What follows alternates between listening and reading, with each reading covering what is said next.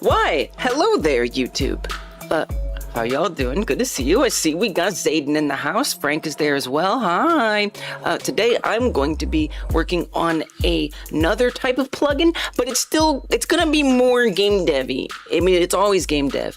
So I've been working on a branching narrative tool, where it's gonna help me make my RPG game just have a lot easier to set up branching narrative situation. But there's more than just narrative. There's visual things. There are the characters that are in different places that you go up and talk to, the NPCs and whatnot. And I realized I wanted a system that will let me say, okay, the player has chosen this path and that choice and that choice. What does this part of the level look like if the player has made those choices? Not only that, but in many games, especially RPGs, areas look different at different times. And so I want to create a tool that will let me switch between those different setups at different times based on different things and whatnot. So that's what I'm up to. Variant of the stage. Oh, yeah, like a variant. Yes, exactly. So I started working on a tool for that off stream, and I'm gonna make it a lot more now. Hey, what's up, Derek? Welcome. By the way, y'all, I gotta say, y'all on YouTube, hyper smash that thumbs up button. Hit that like button, helps a lot. Thank you if you're willing to do that. I'm doing game dev here. I'm working on a bigger project. It's gonna take me years to make. It's gonna be an RPG platformer game. I did actually get the character modeled to an extent. I still might do some changes to it, but this is what its head will look like with its face, and this is what its body looks like. So that's cool. And it's in here. It's not animated or anything, so it's, it's there, but it's not done. But yeah, it's T-posing around. Okay, so see this red border around the edges? This is the primary focus of what I'm working on. This is my event switcher tool. This is part of it. I really do gotta get cracking. This is the main idea. So what is my main idea? Okay, I'm actually gonna get rid of that box. This is kind of a crux of the tool, an event area manager. And I've got a little button on here. So if I press this button, it creates a box like that. And then that box is resizable. It may seem quite obvious, of course it's resizable, but there's actually code to it, because it's using this shader that does stuff, and it's actually two boxes inside. So if I make this editable children, and we hide this one, you can see it's kind of solid now. And actually, if I get rid of the material, I guess I kind of want to show you what this is underneath. So as you can see, now it's just a gray box. It's just a regular box. But there's this shader on here that makes it look a little transparent, fancy, but I didn't want it to have a top. So then it's got this on the inside. So then what the code is doing is it's resizing both of those inner boxes, and it's adjusting the shader to look correct when those adjustments occur. So that's just kind of a visual thing. So what is this event area box? Why is it? Well, the idea is this would represent, let's say you have a town, okay?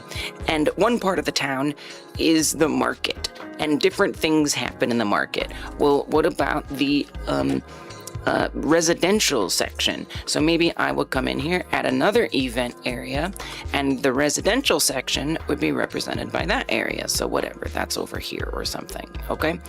And then you would, in theory, click on these areas, and then you could switch which setup is happening in there. So is it the version of the residential area after the player has saved the kingdom, or before the player has saved the kingdom? And then just pressing a button would switch it between those different states. So you could configure them, set them up, and work with them. Hey, Lunar Light School, welcome.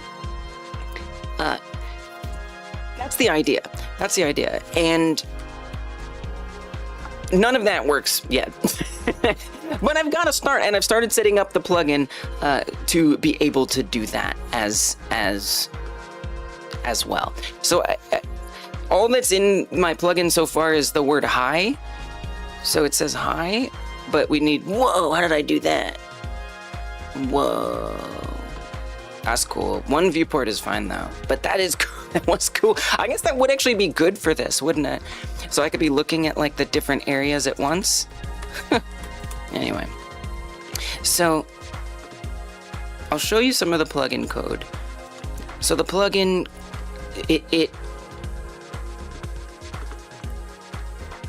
let's go to let's open up the add-on.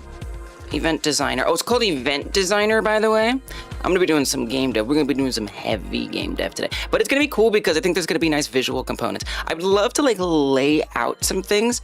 So the plugin script is pretty simple. It's literally just setting up the inspector portion. So when it says hi over there, that's what it's loading here. It's something. It's cool. I'll show you, and we'll make it much cooler over the next few hours. So let me get this VBox up. All right, as you can see, it says hi. We can make it say something else though. We can make it say, hi, I'm live streaming and making a game for real. Okay, we can save that. I don't think that'll update right away, but it'd be kind of cool if it did. Let's see. I might have to reload the plugin for that to show up. Nope, there it is. So we can do anything in here, right? We don't have to only do text. I could put, let's see, I could put a option button in here. I don't know, just something. Something that's something. We could put multiple items. Item 1, add item 2. Okay. Save it. See if it shows up right away again. It does.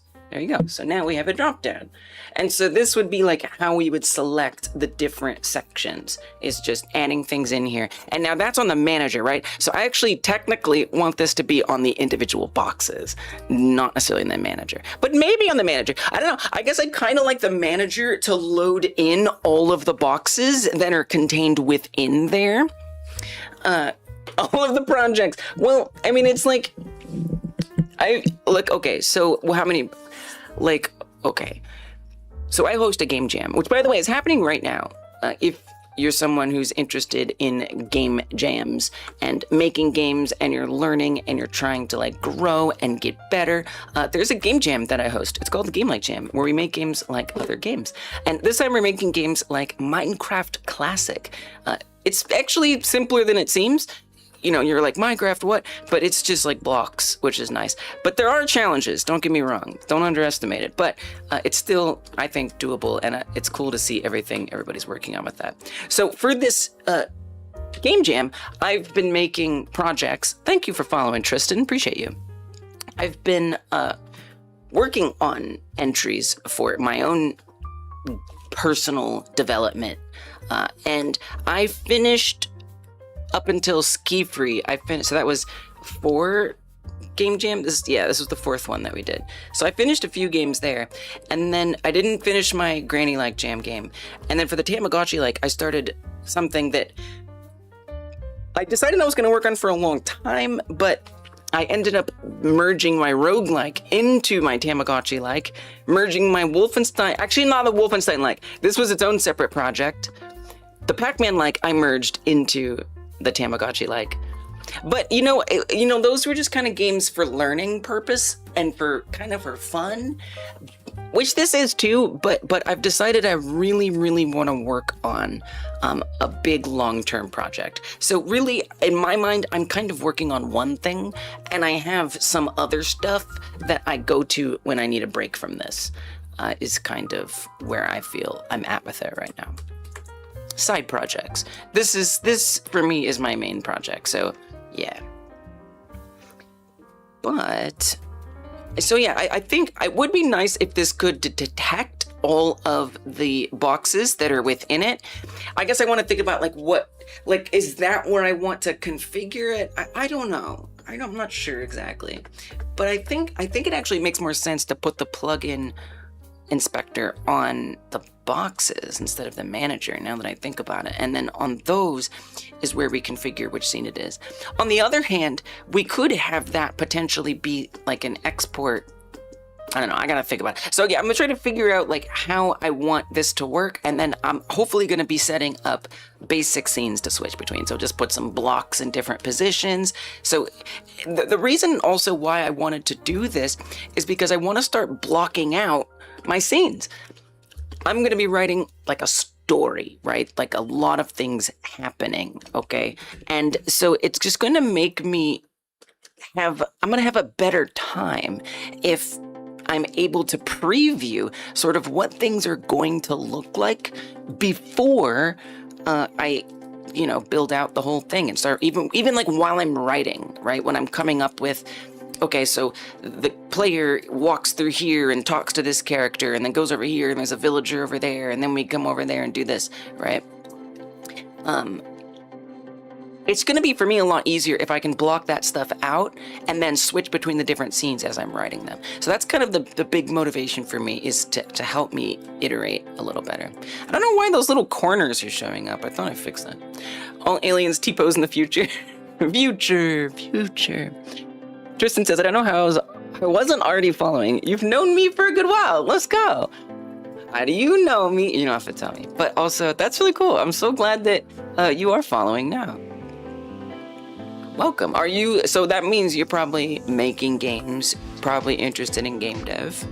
In that case, always interested to hear about what y'all are working on, of course. Oh, interesting. It doesn't show doesn't show those edges in here. But it shows it in the... That's weird. I mean, it's not really that big of a deal. It irks me a little, but it really doesn't matter. All right, well, anyway. So, I guess what I'll start with is figuring out how I'm going to make these boxes have switchable things. So what I'm also trying to do is like write some of my game at the same time. So the way that I'm going to be doing some of this branching narrative stuff, I don't know. This whole system might change, but I'm going to try to frame it as like consequences. So for example, in like the first scene of the game, you're going to be in a village and you're going to be able to walk around and talk to different villagers. And in this scene, you can be like kind of mean to them, you can be really nice to them, or you can be sort of shifty to them. And that will determine whether or not you have advanced your bootlicker pathline, that's the mean one, your comrade pathline, that's the nice one, or the centrist path, which is the shifty one. Or if it's not complete yet, it just defaults to incomplete if you haven't, like, that scene isn't finished yet. So I don't know if this is the way it's all gonna shake out, but I'm just sort of trying to like start sketching how this is all gonna come together. So if it is going that way, where there are these different enums and then some of them, so like this one down here, will be like a platforming section. So this one, you really aren't taking a branching narrative path with this, but you are either going to succeed or fail. So it can have an incomplete or complete. So I'll obviously need ways to detect all of that. But these would determine, in theory, what these results, the enum options, what actually shows up in those red boxes that were in the scene. Unless we use the tool to configure it to say, actually, can you show me what Act 1, Glebus Scene 1, Late Bloomer looks like if the centrist path is taken by here. Now it gets, the more like far into the game we get, the more complicated it is, right? Because when we're on scene 4, well, the way that the level looks at this stage needs to take into account all of the previous changes as well. So it gets really complicated really fast. So I just kind of want to start with these few and think about how I want to just simply arrange them and then show what the changes are like. I don't know. It's gonna be kind of weird, but I'm here for the ride. So I guess I will want to use these enum as like the names of these as the different, well, I don't know, because there's also like the location, right? So I have like this main colony resonance temple, that's a location. Rationing colony, relaxing area, that's a location. I guess the areas would, like the level, I don't know. It's gonna be a lot to think about, right? Like almost like I want layers. Like I'd want like how's the game even gonna be structured? I don't know. Like this is what I'm doing today. What I'm doing today is I am figuring out what components that I need to build out my whole game, what the structure is gonna be like, and then based on that, try to figure out how I can make this system to help me construct that in a sanity maintaining fashion. Yeah. it's gonna be a fun thing because I just am gonna be like kind of freeform figuring things out, which is kind of my favorite. Tristan says, I've watched you since back when you were building some monster runner thing with giant arms. This is actually in that same universe. This is in that universe, except that's so cool. Well, maybe because, so that was, when I was working on that, Tristan, I was only streaming on YouTube. So it's possible that you are following me on YouTube, but since then I started streaming on Twitch. So maybe that's why you weren't following me yet, because you forgot that you had been watching me on YouTube, not Twitch. Well, hello, kitty cat. Welcome. That's so cool, though. You remember the details. So yeah, so this game is me rebooting that. It's not gonna be an endless runner anymore. Yeah, without permission. It's not gonna be an endless runner anymore. It's going to be a RPG platformer, but it's the same universe and the same like kind of character situation. But that was, I miss working on that game. I can't stand not working on that game anymore. So I had to do what I had to do. How you doing, buddy? You don't go okay. You don't go okay. Software engineer by profession, and you like games. Nice. Very cool. Well, it's good to have you here on Twitch, too. Hey, there you are. Already following on you. We figured it out. We solved the puzzle. He's also very interested. Not anymore. Like an ogre? Wait, what? What's like an ogre? I don't know how to answer that question, but I like that you asked it. Welcome, Flip. It's good to see you. Hope you're doing really good. Let's get him a reasonable size. So yeah, I just kind of gotta like figure it out. I gotta figure it out. I mentioned something about layers. I see. Understood. Hey, what's up, better late than never? Welcome. Thus, ogre. Yeah, I mean, if there's gonna be different... Yeah, I really gotta figure out, like, how I'm gonna handle these different, like, locations. Because there's like a couple... Okay, let me break this down. I think it's time to draw. I think it's drawing time. That's the time that it is. Oh, did I put a link to the jam? I didn't. I told you all about the jam. I didn't link to Diddly Squiddly. Go check it out. There's like 20 days left. There's so much time. You got so much time to work on it. Okay. So here's kind of the deal. There are two main locations. Location 1 is Earth.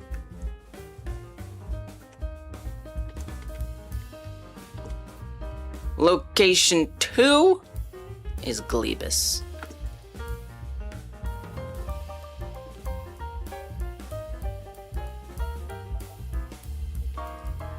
Put in a pickaxe? Prove it. I'm just kidding, I just want to see.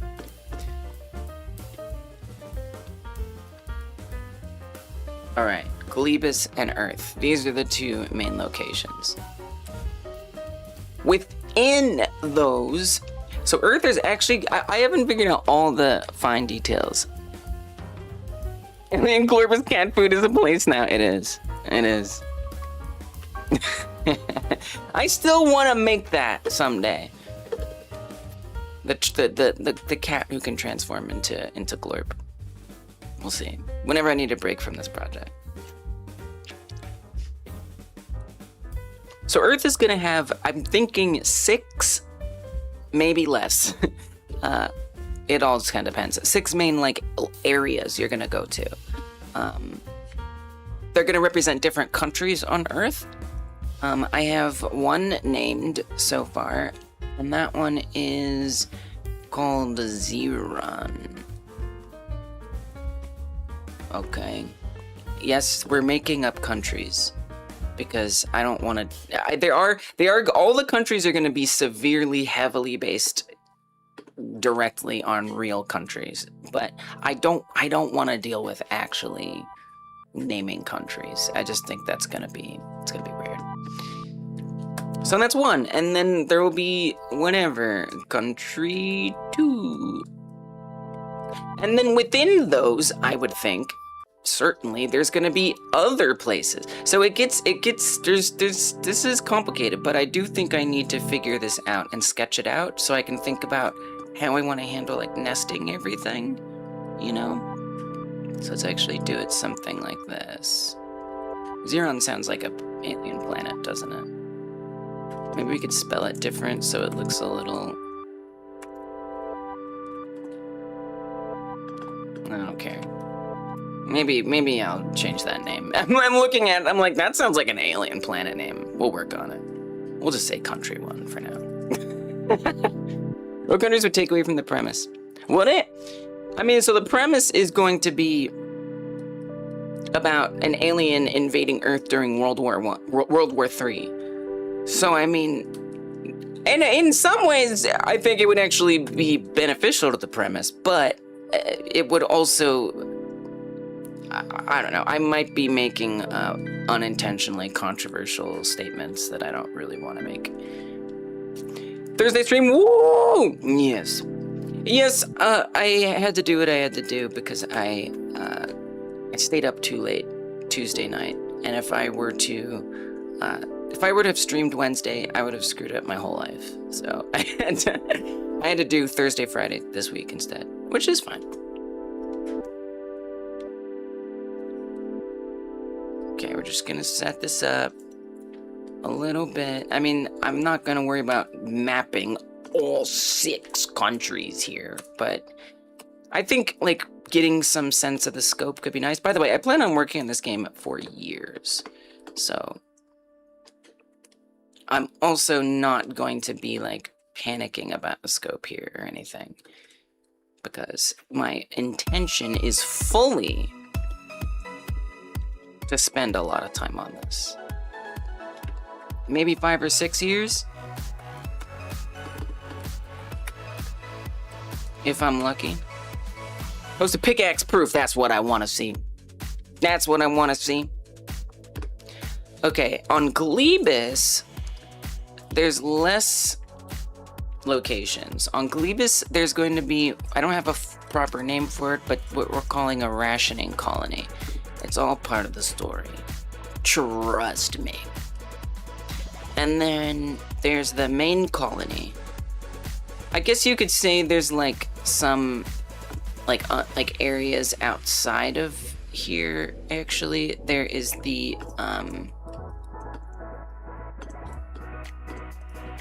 what are we calling it? The orb fields, the abandoned orb fields. I think something like that. Abandoned orb fields. The countries like world's intertraditional platformers? Yes. Yes, exactly. Exactly. Precisely. Sort of. I mean, kind of. On Earth, yes. On Earth, yes. Well, unfortunately, it might even be different than that. It might be that within these countries will be those worlds like in traditional platformers, but it won't be like...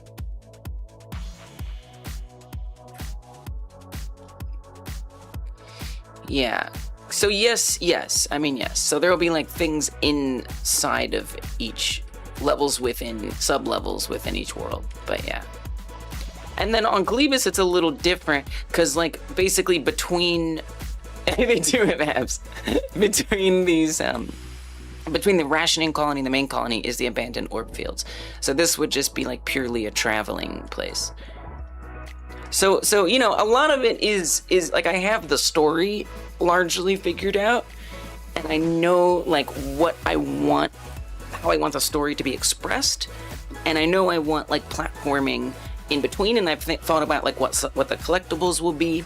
I thought a little bit about what the combat might be like, but I want to iterate on a lot of these kinds of things. So hopefully by setting up, like by sketching this out and setting up some of those tools, I'll be able to more easily figure out what is going to be the exact makeup of all of that. We'll see. Very early days. Okay. There are some like other potential places here, but I'm not gonna worry about it. Well, there's going to be violence? Okay, well, look. It's like optional violence.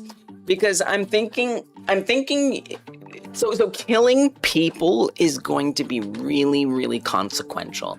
I love violence! No, like killing people will change everything. If you kill too many people, maybe even any people, then you're actually going to completely block out a whole possible like path in the game. So there's going to be like defensive things you can do, right? I'm thinking you can just like orb people, like put people in a little prison and then just leave them there instead of killing them. So like some combat might be just like freezing people. You know, maybe like Pokemon fainting logic. Like instead of like you're not killing them, okay? you're just orbing them. We'll see, something like that. But so where it comes just like real life. So you could kill them, but like it's just that's because you want to do the kaiju like fascist evil playthrough, you know. I'm very intent on breaking conventions of allowing every possible path to be available in a branching narrative game on every playthrough. I'm very intent on making your choices like seriously matter, and you'll just be if you screw it up, you screw it up. I do want to. So the other thing is though is I do want to think about allowing for like a robust saving system, which I'm actually probably really scared of. I'm actually very afraid of that, but I would love save scumming to be a thing. I think that for a branching narrative game, that's kind of important because sometimes you accidentally make a choice you didn't mean to, and you really want to be able to undo that choice, which I think is fair. Because I'm not really trying to punish you for making a choice. I want to punish you for committing to a choice. I want to punish you if you make a choice and you're like, that's definitely the choice. I want that choice. Yes, that's the choice I want. You know, I want to give you the chance to know that's the choice you want to make, and then I'll punish you for it. But save scumming sounds really scary to try to make. Like, I don't know. I just have to have, I don't know. I'm actually afraid. I'm like very afraid of that. But I probably need to start thinking about it as soon as possible, so that way I can build it in carefully. Killing is bad and wrong. There should be a stronger word for killing, like bad, wrong, or but. Yeah, 100% agree. 100% agree. Well, I don't know why my computer doesn't have. I gotta update my emoji set. I don't have that emoji on my computer, and it doesn't make sense. I don't know why I don't have that emoji, but it's ridiculous. Vinge, I have frequently tried to find that emoji to use myself, and I can never find it. It's pointing forward. It's that. Just so everybody knows. Maybe. Well, but the thing is like, that's not here. Maybe, though. So the Lex end isn't here. Work on your phone. I feel like there are some like special emojis. There are some that are like not in like a recent set or something. I don't know. Anyway. Distorted face? Well, yeah, I mean that... What the hell is that? What the hell did you just type? What did you even do?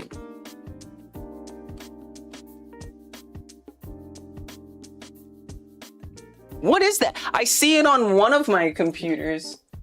Kind of.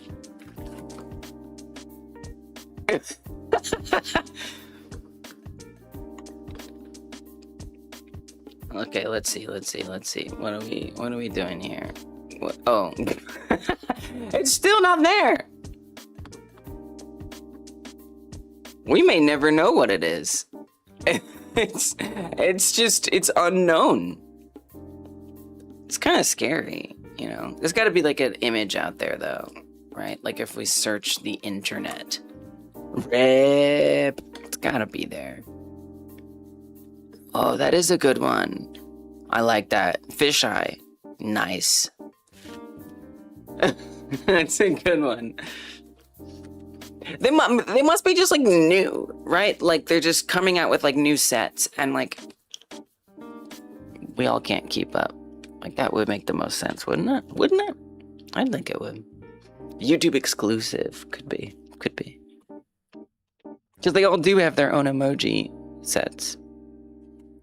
If you kill at the start, then go defensive, you get like overthrown and your early play is shown.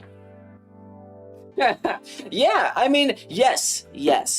I think that would be cool. If you could, yes. If like you could be a hypocrite and that come back to bite you. I would love that. I know I'm in for a lot of pain, but that's why I'm trying to build as much tooling as I can to hopefully make sense of what I'm trying to build as soon as possible. Oh yes, a Go UI. That's some Windows stuff. Google keeps saying you should have all the newest emojis on Windows 11, but I'm on Windows 11! Some random, that's some BS. That's some B crap. That's some real B crap. Hey Michael, welcome! Welcome back to Twitch Gamers. Hope everyone is well. Thank you, Michael. Do you want to be my co-host? It's fantastic. What a wonderful vibe. Welcome back. Thank you for welcoming us back. Wonderful. I want to punish you specifically, yeah. Oh yeah, let's see your proof though. While we're still in a casual phase of the stream before I lock in and do some coding, like really seriously. Because I'm still just trying to like figure something out, which, I don't know. I don't know if I want to waste lock-in work time on that. Pickaxe proofs. All right, let's see this pickaxe. Nice. Oh, it works. Oh, yes. Oh, so much dirt. So sad. There's so much going on. Fantastic. Very, very sturdy looking pickaxe. Nice work. Violence. Thanks for following Coriolis a god. Welcome. Muna exploding is 67 dirt blocks. What's the vibe today? What are we working on? There's a new Bigfoot emoji. Why not? You know what? Why not? Thanks for having me. Coria is a god. So I'm working on an event switcher is what I'm calling it. It's going to be another plugin, and I want it to basically be this thing. You press like this button in your inspector, and it's going to make this little area. And I want this area to detect things that are inside of it. And not only that, but I want to be able to. So let's say you have saved the kingdom. Okay, let's say that this box represents the market of a town. The market of the town is all shut down before you save the kingdom. But you've saved the kingdom, so there's going to be stalls, and there's going to be like people selling things and people shopping, and it'll be wonderful. So you would use this box as the dev to test out, let me see what it looks like before we save the kingdom. Let me see what it looks like after we save the kingdom. Hypothetical mosh with a bunch of cameras in it. Yeah, pretty much. And I want to be able to block out those different scenes, set them up, and also I want that to serve as how the switching occurs. So when those moments happen where you have saved the kingdom, I would want it to be want to check when the player's like around this area. Do I need to load, like which version of me do I need to load in? So I'm trying to like lay the groundwork for that kind of a system, basically. And it's raising questions for me. What kind of like levels am I gonna have? What are gonna be the components? So for example, I'm mostly gonna be probably focusing on Glebus today, because that's the beginning of the game, and I've gotten a little bit written out. So it starts out there with main colony resonance temple. Okay, so within the main colony, there is a resonance temple. That is its own level. Resonance temple. Wait, no. Separate. Resonance temple. Get this. Shrinky dink. Pop it in. And for this, we can finally put it inside of a box. Okay. So that is a location in the main colony. What other locations do we have here? We have rationing colony, relaxing area. So duplicate this, come over here, relaxing area. It's like a park. I don't know. I couldn't think what to call it. So we're just calling it a park, relaxing area. It's all kind of just like temporary, but I want to just get it down, you know? Then there is the rationing colony relaxing area again. Abandoned fields. So that's just out here. And maybe there's just like one area. I don't know. Main path, something like that. Maybe there's other stuff out there as well. Abandoned field crash site. Okay, there you go. We got a crash site out there. Or maybe we'll say like path between colonies or something, whatever that could have its own name of some kind. So that's how you get to these two different colonies, is through this path between them. There's all lore here. It means something, but I think that's obvious, probably. Okay, let's make this a little wider. And we'll say, what was it? Crash site. Crash site. Which technically is something else too, but we won't worry about that right now. Not right now. Okay. Anything else so far? And then there's the other level, the first country. But let's just stick with one. Let's just stick with Glebus for now. Okay. Now within those are going to be different scenes, which we could break it down further, but I don't want to lose my mind right now. Okay. Just in case something goes wrong, I probably should like export this in some way. So let's put this in the project dev docs so I can load it back up. I don't save cookies in my browser, so if I don't save things, bad things happen. I'm gonna say Excaladras. And this would be levels and worlds. Okay. Loading zones have different modes. Yeah, different modes, exactly. Feeling kind of spacey, hell yeah.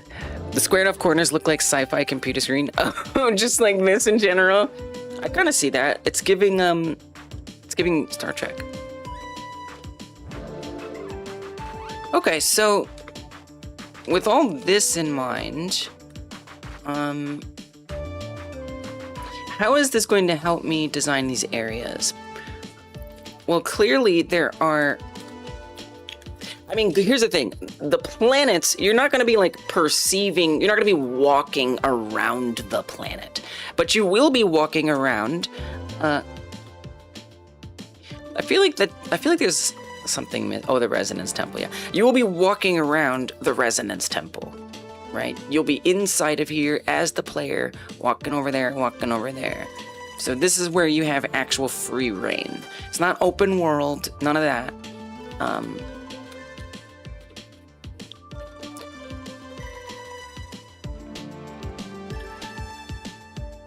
You know, I do want to think about that. Like, could you walk outside of the temple?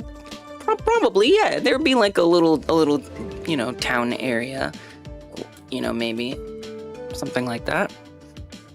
And so it's possible that the main colony itself, like this, could be a traversable area. And it just very much, well, here's the thing. So the first scene is like you're think of like a quinceañera or something, right? Whatever, some kind of like cultural moment that you're experiencing, and you were supposed to be there. So if you go to leave, people will be like, hey, why are you leaving? This is your event. What are you doing? So I think it does make sense to restrict the player at that point.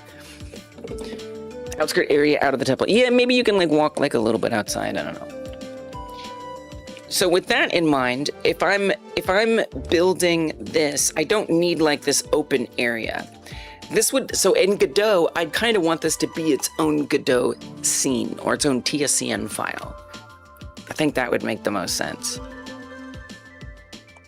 And then the way that I tend to like to do things in Godot, and again, this is a game so much bigger than any other game I've made. So I don't know if this makes sense, so somebody tell me if it doesn't. But I'm thinking what I'll do is we will queue free and instantiate the levels.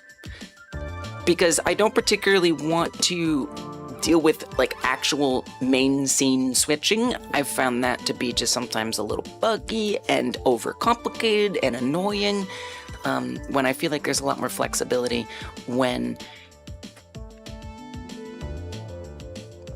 you're queue freeing and instantiating. But I don't know, like, does that mean there's gonna be like loading screens? Like, how quickly will we be queue freeing and instantiating? Will it feel seamless? I don't know. These are definitely questions that need to be answered at some point. But I think for now, it's safe to assume. Well, I think you could always like chain them together. So I could have like, let's say, like this is the play area, imagine. And currently, we're right inside of here, right? And so let's say you're about to exit to this area, okay? You're about to exit to that area. So perhaps, and there's also a way you can go over here, and there's a way you could go over here. So there's all these different places you could potentially go out of that building, that yellow one in the center. And so perhaps all of those are sort of loaded in at the same time, and then like as you get to some asset streaming, like as you get close, it brings them in or not. I don't know. We're just gonna see. I think I'm gonna have to like do tests too, right? I'm gonna have to try setting it up and then find out like, oh, that's slow, that's buggy, that doesn't make sense. It's gonna take some experimentation. So that's why I really want to like start building these tools and start making like a crappy little scene just so I can see what it feels like to switch between areas and what that foundation is gonna be like before, you know, I'm a year into my damn project. Michael says, I don't know anything about game dev, but Q3 and instantiate is how I've done everything so far. It sounds like you know. It sounds like, man, Michael, you know. You take that back. You know some things about game dev. I played your game before. Come on now. Lies. Makes sense to you, Sam. Okay. And Sane says, I'd help answer if I knew what those words mean. But it's surprising because you already told me a while ago, but it's not surprising because I have historically the memory of a goldfish. Is it like loading levels ahead of time? Yeah, kind of. So like in Godot, you always have a main scene, right? And if you've ever used Godot, I'm sure you've hit the play button and it's been like, do you want the current scene to be the main scene? Right? There's always like a one single scene that you're in Godot when it's running. And so there's a couple different ways that people have handled switching levels. Some people will actually switch that main scene. Some people will like instantiate, that is to say, take a file that is saved and like make a copy of that file inside of the scene, because otherwise it's like not loaded in the at runtime. Okay, and if you instantiate it, you're saying, okay, there's that saved file that's not loaded in. Let's load it in. Let's put it over there, and then when we cross over into that scene, delete the one that we were just in. If we go back, do the same thing but reversed. Instantiate that one back in, create that one from file, and delete the other one. Queue free the other one. It's kind of the idea. Queue free instantiate is how you do things, though, in a loading screen. Yeah. I've not tried load on demand because it doesn't work well with web builds, which is where I've been aiming at. Yeah, right. And so that's the other thing. Like, same. Like, I've always been like compatibility renderer. Let's make sure it's like good on web. I'm not doing that this time. I'm going for like I want this to be as high quality, big time, forward plus renderer as possible. So that means I'm not worried about web, like at all. Which is different. That for sure. Your lack of knowledge saves you. And to stop you from backseating. I know, I'm definitely going into some serious big deal territory, which is incredibly thrilling. And I'm sure in like 3 to 10 months, I'm going to be like really stressed about it. And right now, it's very exciting. Okay, so with that in mind, I think making scenes is a good idea. So all of these white boxes will be their own scene. But okay. So then we'll say that the main scene is everything, right? We're just always in the main scene at all times. It's always the main scene. That's the way it is. Main scene is everywhere. And these Glebus and Earth distinctions, these are just theoretical. They don't actually matter, if I'm being honest. Like you could just pretend they aren't here and it wouldn't really matter for the game code setup at all. What is going to matter are these, which I think these can then be the scenes. Well, I guess we want 2 tiers of scenes. I kind of want like an outer scene. So like maybe when we're in the main colony, it loads in like some stuff. It loads in like the shells of buildings. Okay. And maybe we're inside of this building, but all the others are loaded around. But they're not fully fleshed out yet. Okay? But as soon as we exit out here into the open area, now these get more detail added onto them, or they flesh out a little more. And then maybe some villagers who weren't instantiated in get instantiated in, and they're walking around and they're doing stuff. I don't know. Something like that. And then whenever we go inside of one of these locations, it becomes the same kind of thing, where it goes to these being all just husks. And then this is where our detail is in here until we exit again, and then it fills out all of this. Something like that. So then I guess I'm thinking there's 2 layers of scenes. There's the outer husk scene. I'm just imagining, we'll see what actually works out. But there's the outer husk scene. That's what these like boxes here represent, and the countries, that's this. And then there are the scenes within there. Now that actually is going to be different. Countries are going to be a lot different, if I'm being honest, because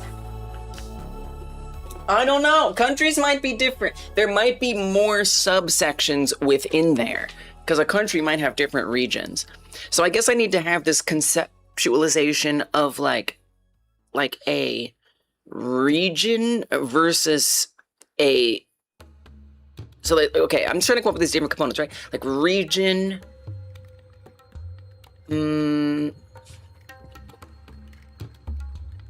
so the region would be the husk that I'm talking about, the full thing. An area would be something within that region. So country one would not be, country one is kind of, sort of like the Earth container. Game code wise, it doesn't really care about that designation.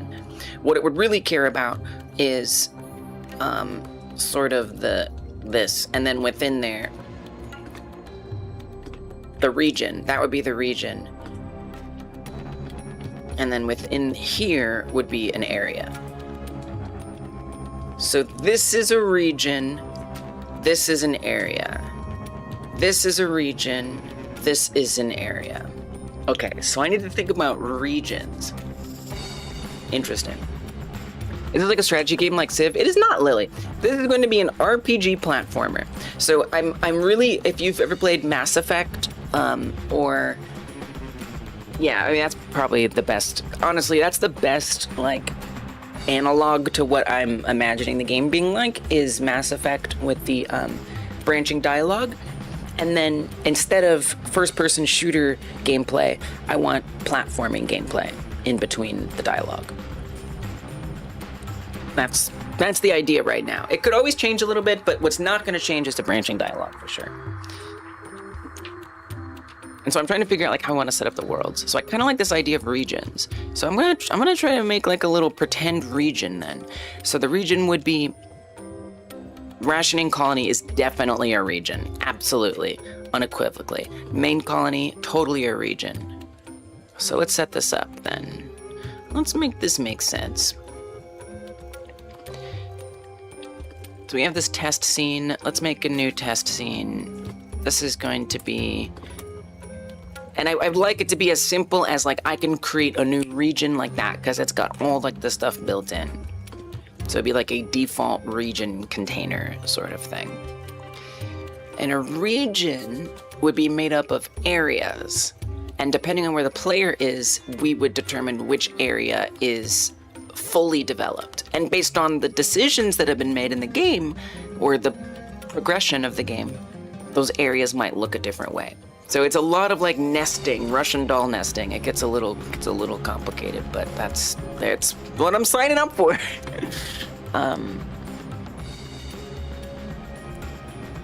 Okay.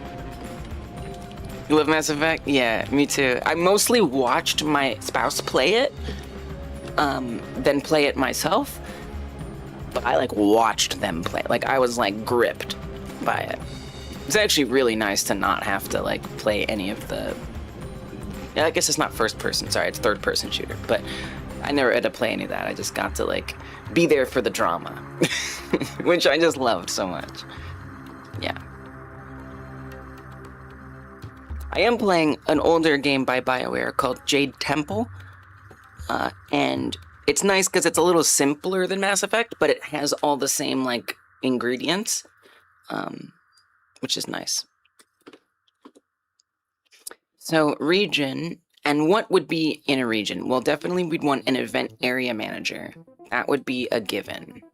So let's find an event area manager, which is not saved as a scene yet.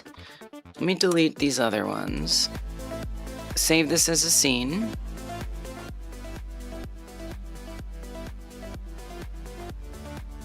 Now hold on, Lise. Wait a minute. This is part of a plugin. So this is the other thing, is organizationally, I'm also keeping a lot of these things separated by plugins. Whoa, there will be raids! What's up there, Wilby? Welcome, how was your stream? Hello, raiders! There will be very entertaining, chill game dev stream. I definitely recommend checking them out. They're doing a very interesting, I assume this is what you're working on today, but correct me if I'm wrong, and if you got a raid and run, that's also okay. Welcome, pun. Raiders be raiding.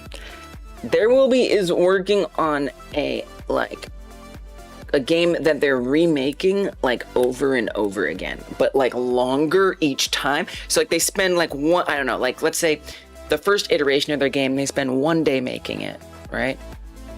And then they finish it. And then the next time they spend 2 days make the same game. They start from scratch and they make it over again in 2 days. Start over from scratch. 3 days, start over from scratch, 4 days. And then, I don't know, last time I saw you're on like 16, 17 or something like that. Well, it's very cool. It's a really cool idea, and I like it.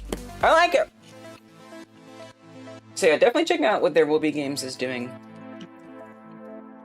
And if you have any links you want to drop in the chat, please do that.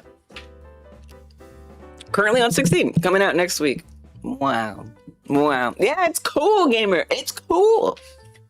It's cool. And There Will Be is like a great streamer. Like, y'all should hang out with There Will Be.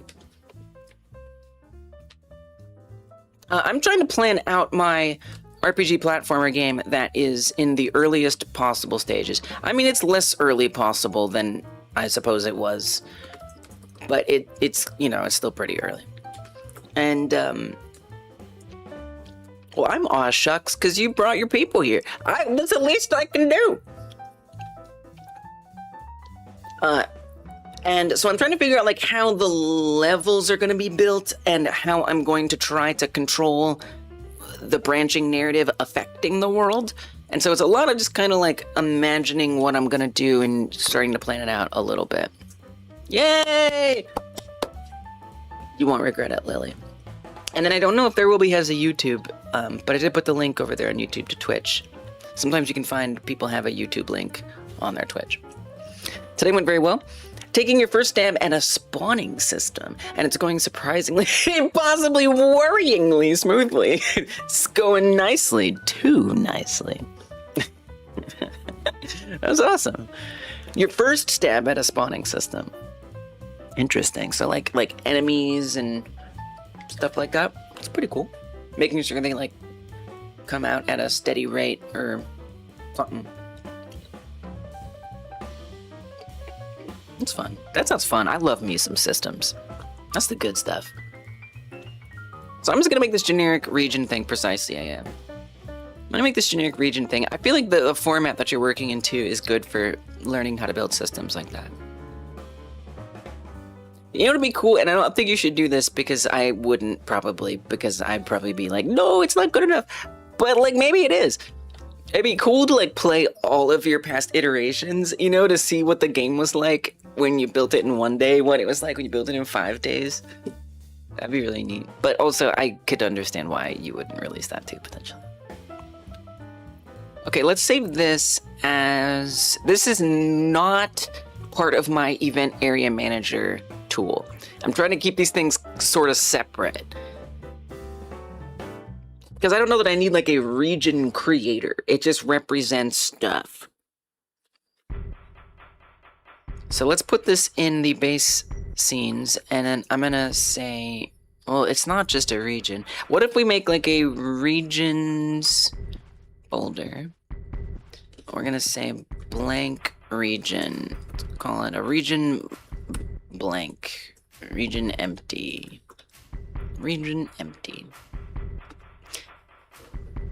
One thing that I meant to do... Wait, didn't I save the event manager scene? I thought I did. Maybe I forgot to... Alright, I didn't do it. Oh, I did. It's right there. Okay, just making sure. Hey, what's up, Steve? You made an active move towards the downfall of A... What? Nice! How? Do tell. We would like to make these moves. I meant to rename this because I want this to... Yeah, this doesn't belong here. This is going to be part of my plugin. So pop this in there. And then I'm going to make sure I prefix it so I know it's part of the plugin. Alright. Good. Because I feel like this is going to be a tool I want for other projects as well.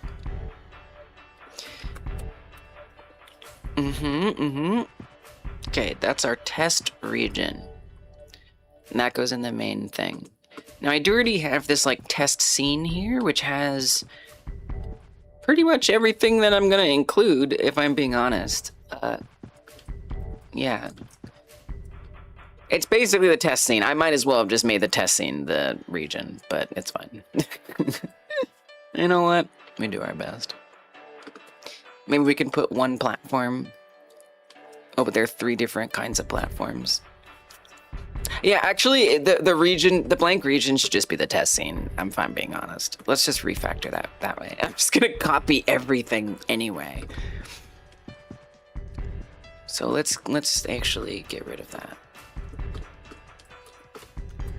Delete. No, it's gone.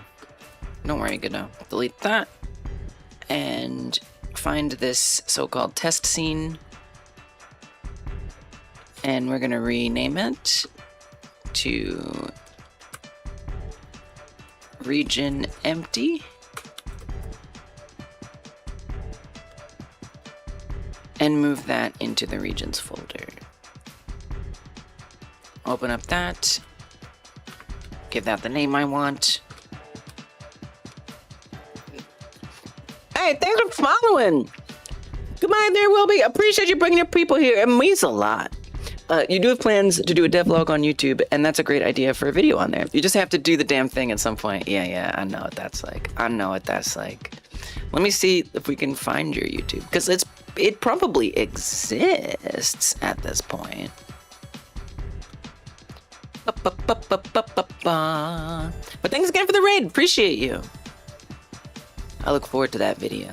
But also I understand, like, trying to like make games, live stream, and make videos is hard. It's hard. Don't let other people who pull it off fool you. They probably hired somebody to help them.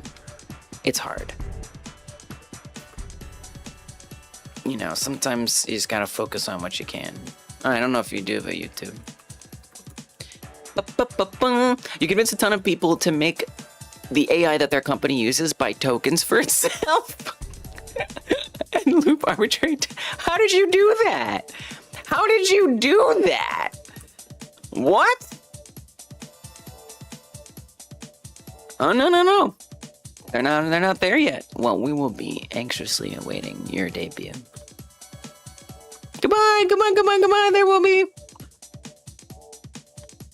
Okay, understood. You convince them to make the AI that their company... That's plural? Oh, YouTube, did I ask you to hit the thumbs up yet? Hyper smash that like button. I think I did, but I'm going to tell you again, because it helps a lot. And if you're watching on mobile, press the hype button. Thank you for doing that. It means a lot. Okay. So I got this empty region, which technically we're already in one. So I guess I'll get rid of my test scene.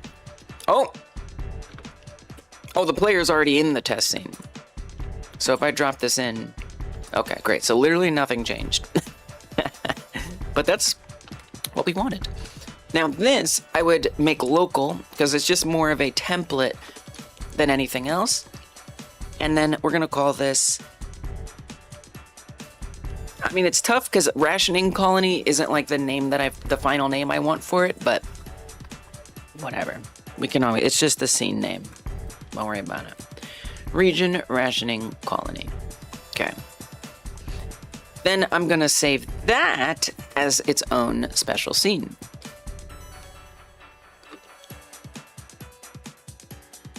So let's do that.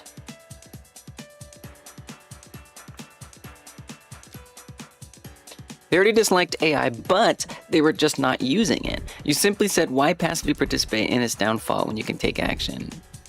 Oh, so you weren't even deceiving them. Steve, I don't know what to think about this story. Is this true? Isn't that gonna cost them money?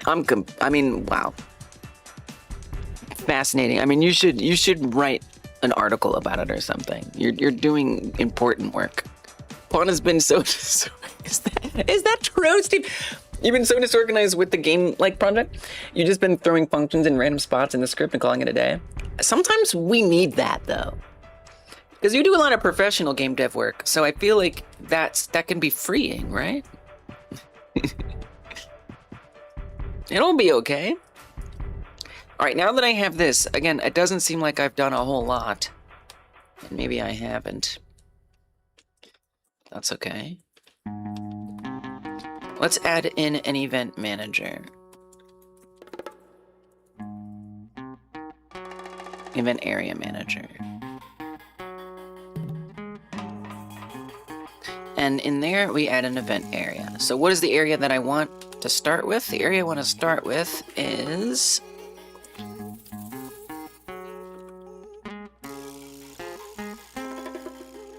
Resonance Temple. Now, I would think you kind of want to save... No, you don't want to save it. I mean, well, but Lee's... See, this is where it gets complicated, right? Because if you're not... I mean, you can still make it scenes. You can put the scene in the event area. Oh god, this does get complicated. I mean, the event area... Oh, this does get complicated, doesn't it? Okay, this is gonna sound kind of crazy. It's a biggish corporation. Damn. 650 million euro net last year. Wow. Thank you. Thank you for doing this important work. Jesus. I hope you're not gonna get someone fired. It's like, hey, it wasn't me. They did it. Okay, I was just the devil on the shoulder. I didn't press the button. Okay, this is gonna be kind of crazy, but what if this is how it is? I want these areas to detect what's inside of them. Okay, so what if I create like my own scene system? So like within here, I put stuff. Let's put stuff. Let's do that. I'm gonna move these debug platforms. I don't really need them right this second. I'm gonna move them out here. But what I am gonna put in here are some little placeholder objects. And what if I put these as children of the event area box? So this will be a simple mesh instance. We're not gonna get complicated here. And I'm gonna make it a cylinder. Doesn't really matter. Just something. Okay. So there's a cylinder sitting in there. Imagine it's an NPC or something, I don't know. Now in theory, I would want this area to see that it has that cylinder in there and then like catalog it. Maybe I don't just add that in there like that. Maybe I press another button, like add event area, and it adds an event object. We add event objects in the event area, and then we have to configure that object. I say, okay, what are the conditions that under which that object appears in there or not? And then I can configure whether or not it is currently there or what. It's complicated. So instead of instantiating, so I'll instantiate regions, but I won't instantiate areas. For the areas, they will know what's supposed to be inside of them. Okay? Somehow. Maybe like every time a region loads, this could get way out of hand, and I know that. When a region loads, it finds all the things inside of each area, decides which one is supposed to be there, and the ones that aren't supposed to be there, it like gets rid of, or stows away somewhere like unloaded but ready to bring in somehow. And when those, I don't know. Well, because if the region is loaded, but what if, this is hard. But that would mean, okay, let's say there's like 10 different possible versions of one event area? Are they just all going to be possible at any one time? How's it going to know which ones are absolute, especially if it's in the past? If the player is already past that point in the game, then there's absolutely no reason for it to keep it. If the player is, 20 hours from it even being possible, it also wouldn't need to be there. Okay, wait a minute, this is getting weird. Maybe I do need to make separate scenes for each area. Yeah, you need to make them separate scenes. Do not put them in the same scene. I command you not to do that.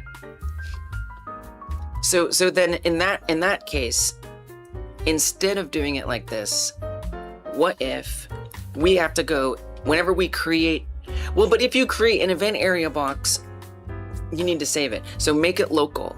Make it local. Now you do have this problem of these two things. Oh, this is tough. This is tough. I don't want those to really be in my way here. I mean, I guess I'd want to save this then as its own scene. It's a little complicated. So within regions, there are event areas. Okay. Event area. Oh yeah, I accidentally dragged my program files into my Godot project earlier today. That was kind of crazy. Forgot I did that. It's easy to do. So this would be event area, resonance temple.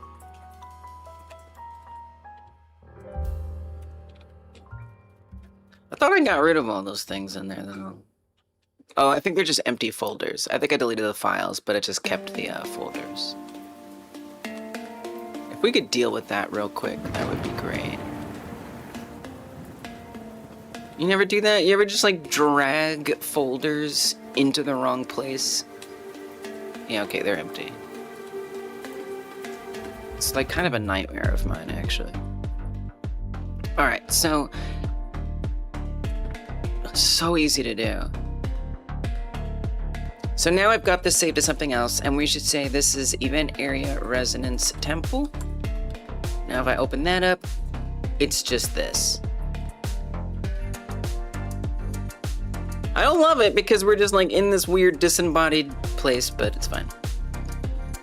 I also wish this was kind of, these two were tucked away a bit. It feels a little messy, just like having these here. It doesn't make me happy. But Lise, you could tuck them away in a node if you wanted, by the way. I do want it to be the top level is the box, so that way I can easily resize it. Yeah, but Lise, if you resize it out here, it's not going to do you any good. I don't think it makes sense for its top level to be a CSG box anymore. I think that made sense, but I don't think it makes sense anymore. I don't think you should do that. I think that made sense before you realized how complicated this is gonna get. Okay, so I guess I will instead make a node 3D and call this event area, maybe container. You just call it an event area. You know what I mean? Then within that, we have the event area manager. Okay. Oh, wait, why is that a node? Oh, no, not the manager, sorry. The box. Hey, what's up, Puide? Who's saving the platformer? Is it the kitty? The kitty isn't saving the platformer, but this tool that I'm making will. I want to make a tool that will let me switch what happens within certain areas. So let's say the example I've been giving, you save the kingdom.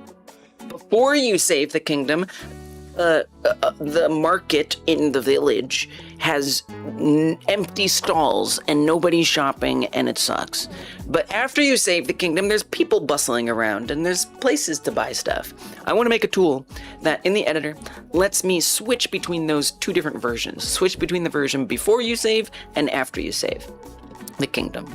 And I can edit that easily in here, and then that system will also play into the gameplay. So the gameplay will detect, has the player saved the kingdom? If so, display this version or that version, depending.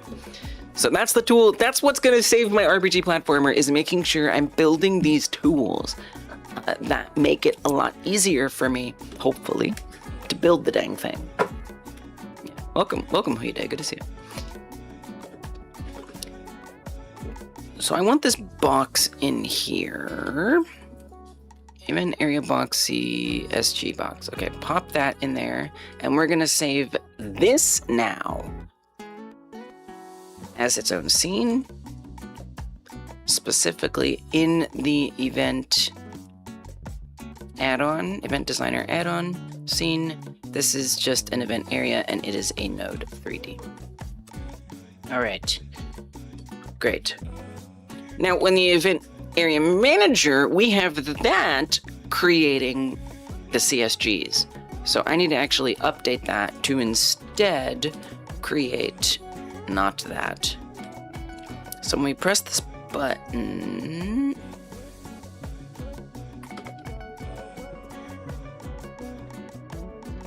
create event area here. Okay, so I'm going to switch this UID. This is what happens when we press the button in the inspector. It's going to now find this. Let's get the UID. I'm going to pop it in here and save. And so I might need to reload I might not. Let's see. I didn't last time. I'm going to delete that. Yeah. If we come here, add it. Okay, no, I did not like that. Let's let's reload the plugin. And for good measure, let's reload the scene as well. Where is it not saved? Just hit save. Reload the scene as well. And now let's try it again. Press the button. Ooh. Oh, are you typing it still as a CSG box? Because that won't do. Right, so I've been typing it as an event area box, which it isn't anymore. Do you really need it to be?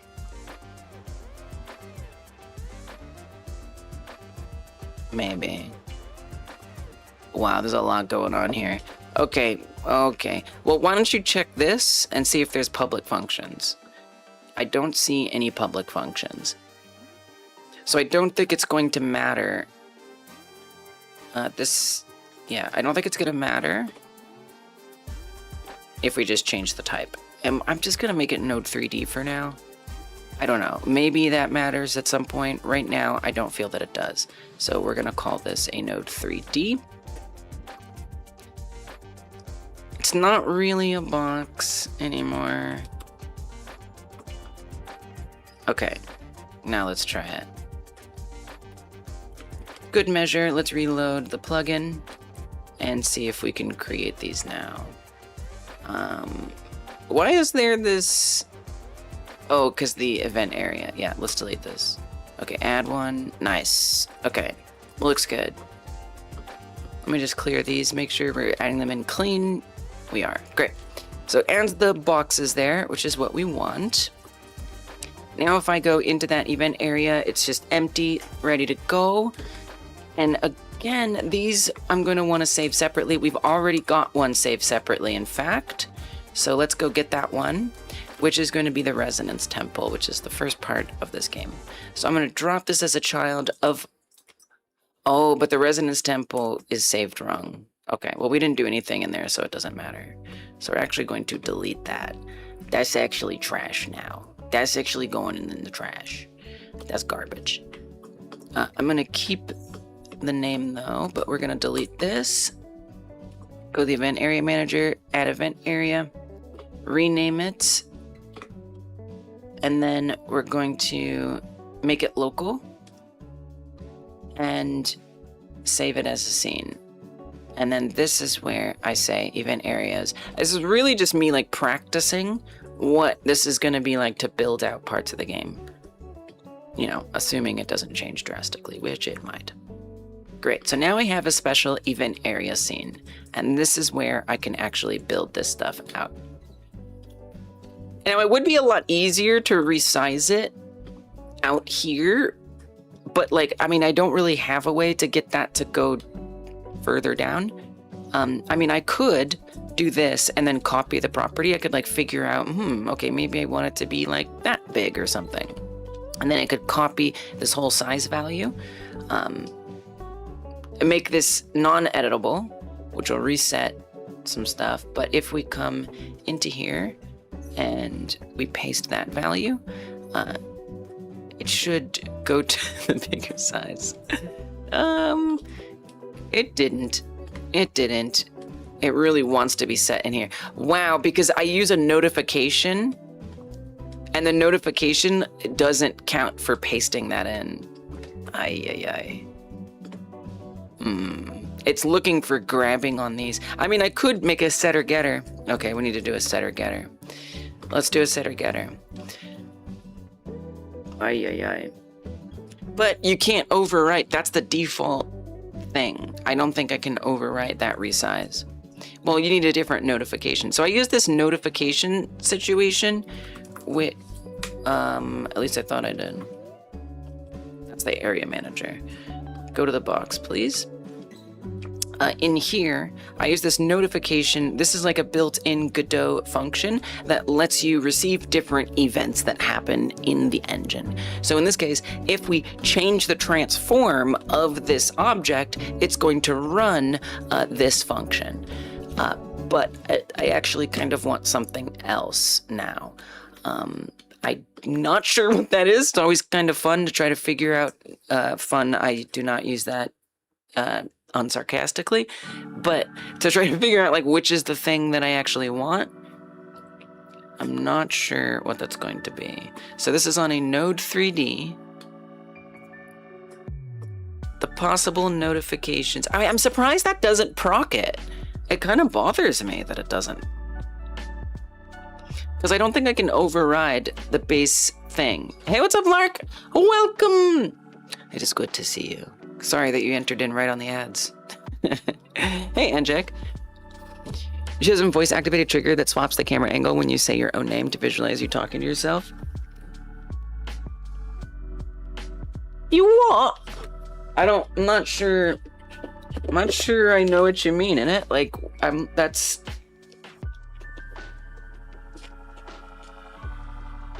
A voice-activated... You want my game to be listening to people? In 2026, Anjak? Damn. Welcome, Anjak. Always good to see you. Okay, so my event switcher. Let's say you... let's say you exploded the town blacksmith. You blew it up.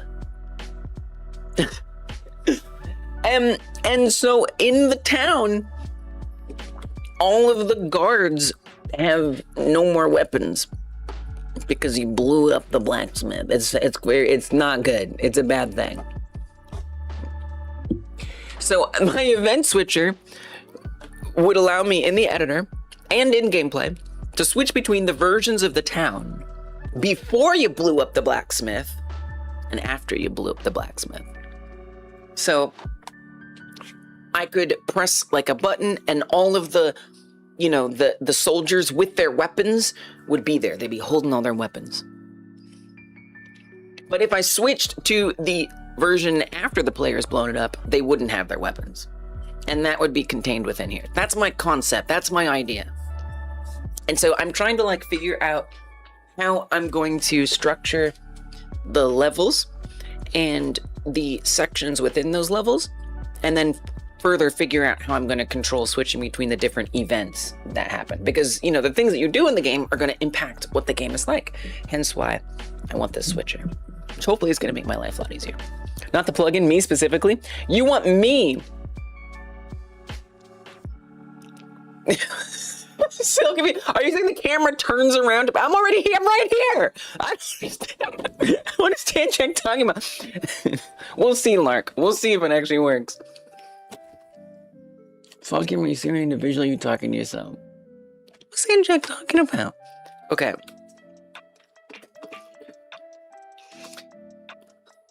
Wow, we got some logistical things here. When I mirrored myself? Oh, wait, that's actually awesome. Oh, that's a good idea. Just like it automatically does that on stream. Okay. It's a pretty good idea. I like that idea.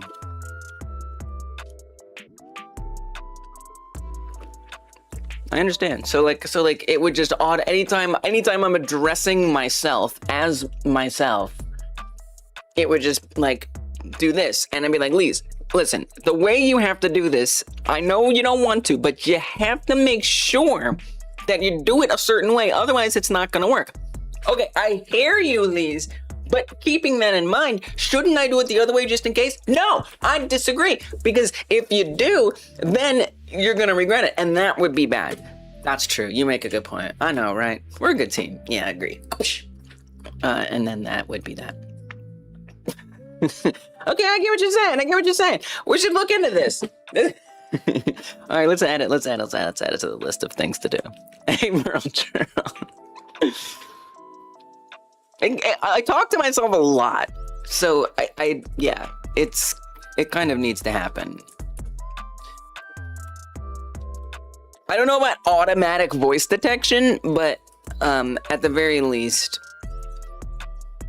way to detect or trigger self-talk leads to Lisa's. Okay, front facing each other. This is a good idea. Okay, so if we're in the Resonance Temple in this area, and I want things to be detected, well, the problem is, Lise, it was your resizing issue. It would be nice to be able to resize it out here. You know that, I know that. All right, the set off. Yeah, I wish when I pasted it, because the reason why it looks goofy like this is because it's not calling that function, which I think is ridiculous. Oh, I just had to reload it. Oh, okay, I see. Okay. Well, then you should just reload it. Okay, is there a way to reload the scene automatically? Reload, like the saved scene. Saved. Get saved version, tag save version. Get unsaved status, resource save, scene saved.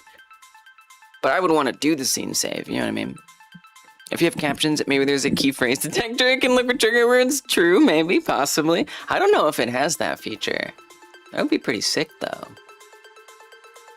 I don't know if it does. Transcripts, open captions, output, text filtering. Well, I can replace things if I say bad words. I can have it replace or whatever. I don't know if it does things. There's file output. Transcripts. I don't think it has that, but that would be so cool. It absolutely should. It should definitely have that. Level streaming lives. Level streaming lives? It has a file name. Oh, true! Output. Oh god, that's getting complicated. But you're right. We could just But then I'd have like this giant text file. That's interesting. I'd have to also automate it, like deleting itself. That's interesting. I actually already have some folders that delete themselves automatically. In terms of searching the document live, that sounds like a heavy operation. But you're onto something. Oh, you set up level streaming pond? Nice, let's go. Is that popcorn? It is not popcorn. This is my classic snack. It is shredded wheat, plain shredded wheat with seasoning on top that makes it taste like Doritos. Seasoning.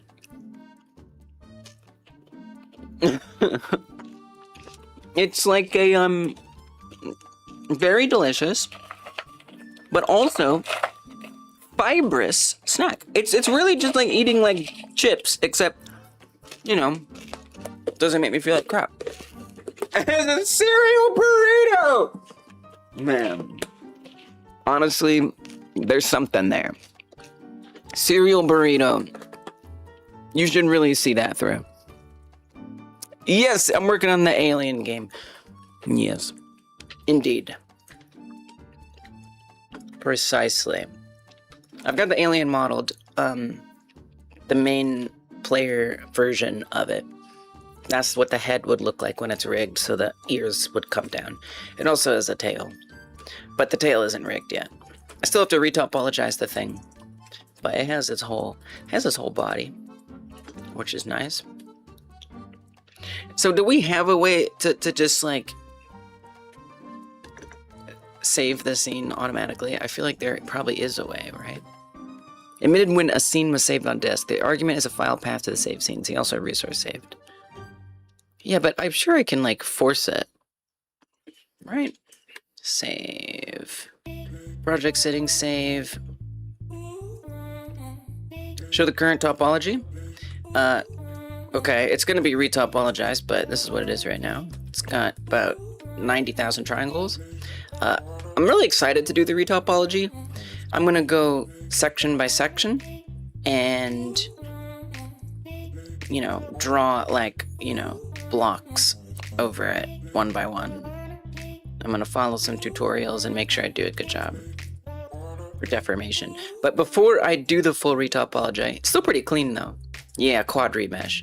Yeah, you know what? I've actually found that quad remeshes has been like kind of OP for modeling, because sometimes when you're modeling, things will get stretched, the quads will get stretched in weird ways and you can't quite model it the way you want. But if I just do a quad remesh, now it moves perfectly the way I need it to. And you gotta do a couple extra things like shrink wrap it around the old version so that way it doesn't lose the detail. But yeah, it's been like an amazing realization for me in terms of sculpting cleanly. Yeah, so that's what we've got now. And then basically what I'm gonna do is I'm going to rig it sort of, you know, temporarily. And then I want to do like a simple walk cycle because I just want to make sure like the tail looks the way I think it should and it just like fits right. So that way when I do the retopology, I know that I've got the actual final version that I want to commit to. I don't really want to, start retopologizing it if I'm not 100% sure that this is the version that I want. I'm pretty sure, I think I should just probably start retopologizing, but really the tail is kind of the main thing I want to double check the armature looks correct with. But other than that, it's pretty much done. Just need to do the topology. If there's time, a twerk cycle. I mean, it could be a good promo tool. It might be. It really might be. I'm sure if you push me enough, it might happen. We'll see. We'll see. Project settings, save. No. Save pack. Save to key, save string. Image save. Resource importer. We might want to do like resource saving. It's kind of annoying, but it just would be nice if I could do it. Resource saver. Does a scene count as a resource? I kind of assume yes. Would be my guess. Save file, display server. Oh, that's a dialogue. Yeah, we don't care about that. Editor interface kit, save. Oh, save scene. Bam. Editor interface. That's what we want. Save the scene. This is what I need. Saves a currently active scene. Perfect. Easy. So easy. We just need to do the editor settings. Have we set up any of that yet? We sure have. You betcha. You bet we have. Easy. Okay, so let's go back to the event area. But I want the box here.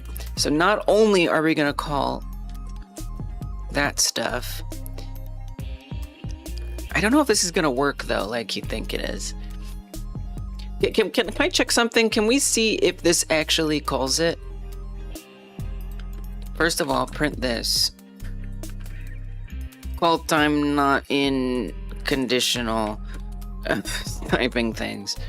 I put this here. Call time, yes, in conditional. Things get weird with plugins, but they're too good. I'm addicted to making plugins. They make me very happy. Let me try. I feel like even just changing this in general makes it work wrong. Yeah, so even if I start dragging this around, well, we can already be sure it's not working because nothing is getting called. But if I drag this, you see they all get called and we get all kinds of prints. But unfortunately, that isn't calling anything else. Most unfortunately. Set size. Okay. Can we check when set size is called? I mean, here's the thing. Like, there's getters and setters, right? But I've found it won't let me. If I try to do set size and like override it, it's gonna pitch an entire fit. Maybe. Set size. Maybe. But that's a function, Lee's, not a variable. Func.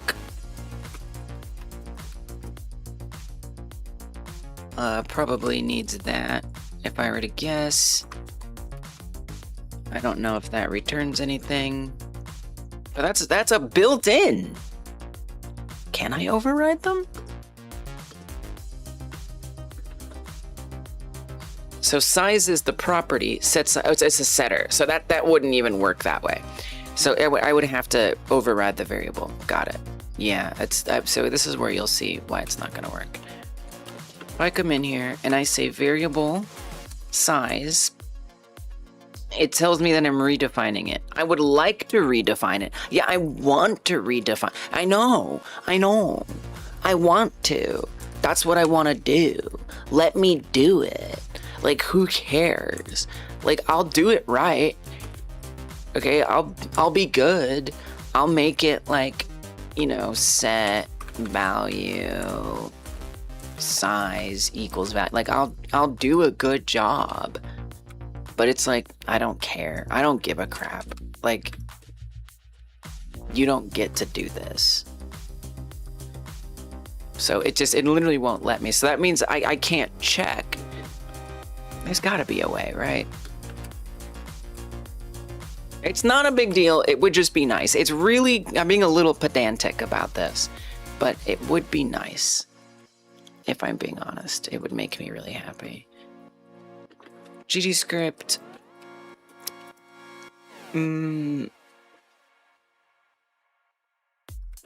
Check when redefine built-in property updated.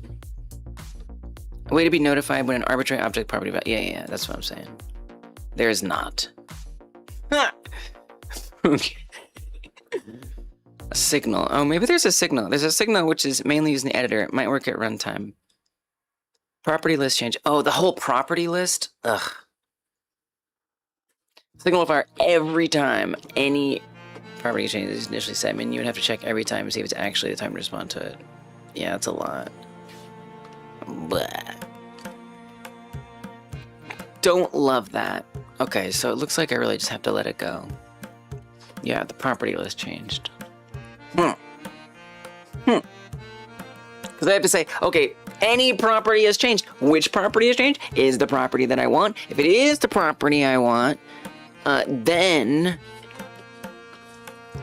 you should show us. Where's the kitty? I just went on top of the kitty. Oh, the retop tool? You need to test it out first before you show it off. Okay, yeah, I look forward to it. You keep me in the loop. I still haven't gone into my big retopo. So, although I do want to learn how to do it by hand. I think there's a lot of value in it, but you know, I mean, if it's damn good, like, Who am I to ignore it? A new animation program has come into Rosa's radar. You want to check out the trial, but it took one programmer 10 years to make. That's promising, right? Looks nice. They made it so you can import your PSD and CSP brushes. It's nice. Oh, nice, right? Because you'd be making a lot of animations. It might save you some time. Interesting. You moping. You moping. You moping. All right, cool, cool, cool. Who's the kitty? Oh, and this is Travi. This is Travi. He's the sweetest boy. Superstar! What's up, Prophets? Welcome. When he's both. Hell yeah. But this is Travi. He's a wonderful boy. He showed up in our backyard. He's the sweetest cat in the entire world. And I love him with all my heart. And he cuddles with Godot. So, I mean, how can you go wrong with a cat like that? I mean, really. $20 for the whole thing versus paying for monthly. Oh.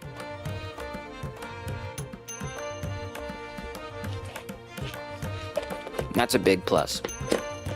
He was. Both of our cats are kitty distribution. I love me some distributed kitties. Oh, he's being so sweet. He's the best, Mertroll. He's the best. By the way, shout out to Mertroll. Shout out to Mertroll. I very much enjoy Mertroll streams. And you might too. Mertroll streams C# game dev in Godot. And other stuff, I'm sure. But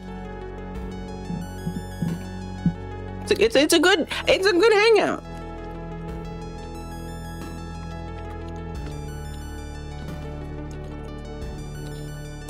Yeah, it's super chill because Mertroll gets up to some really cool projects.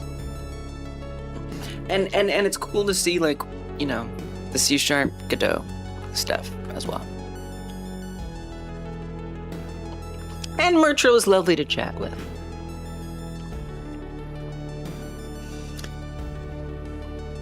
Yeah, do I really care to do it? I mean, I'm a little curious, I guess. I guess I'm kind of curious. I kind of am. We would need to do, like, what, like an enter tree connection? Because, I mean, you can do ready. Ready would be fine. You just have to make sure you restart the, plugin. Maybe. Actually, that's not true. Ready, it's a tool script. Ready, This is like getting into plugin stuff. It's not like the most important, but I want it to be a good tool, you know? Property list changed, connect on property list changed.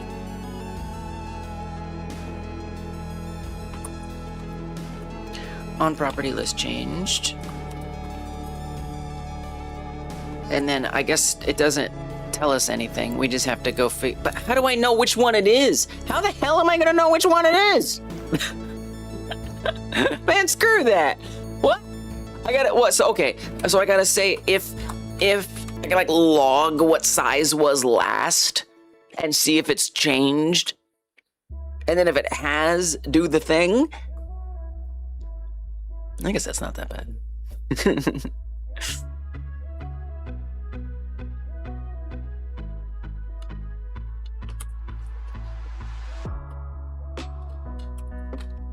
Variable last known size, vector 3. We could say ready size.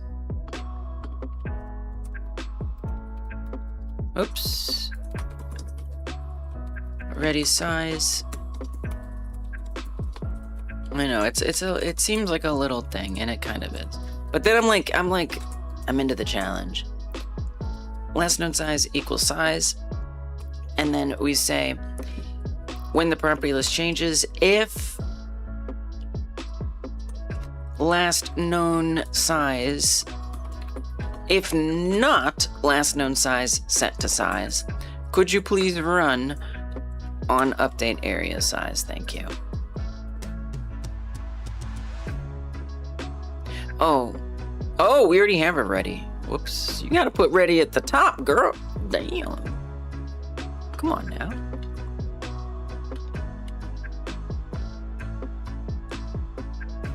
What does it want? It wants the new size. Oh, sure, I can give you that.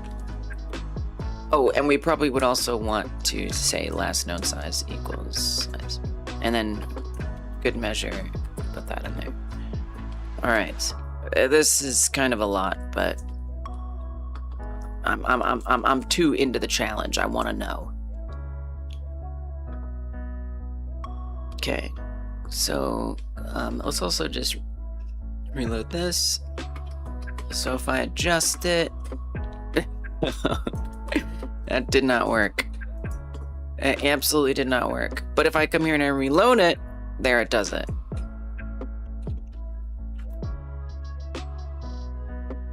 Can we see if this is happening? Print prop changed. Print new size. I'll let it go if I have to. I'm not ready yet. Don't make me. Set size. I mean, I set the size. How is that not a property changing? Is it not connected? Is it, you want to put it in process? I mean, that doesn't make sense.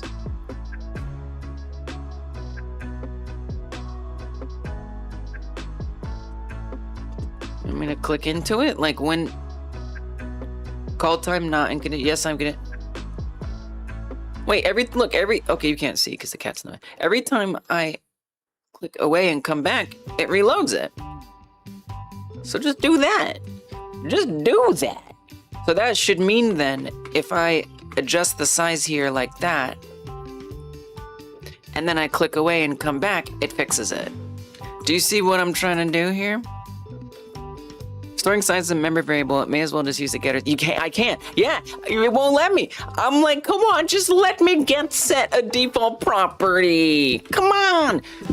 And so something else I could do is I could create an export for size and then pass that down here, but I don't think I should have to. I don't want to do that. I think that's bull crap. But it's probably the best way to handle it, honestly. It's really pedantic, you know. I just, like, again, I can see that big thick section. I don't want that. But if I click here and come back, boop, it fixes it. It's fine, but it's also not fine. I gotta give myself a time limit before I move on from this. I have to. I'm gonna give myself 5 minutes, and then we have to work on something else. This is the way. Sometimes you have to do this. Okay. Not that one. This one. 5 minutes till I move on. Okay? 5 minutes. So,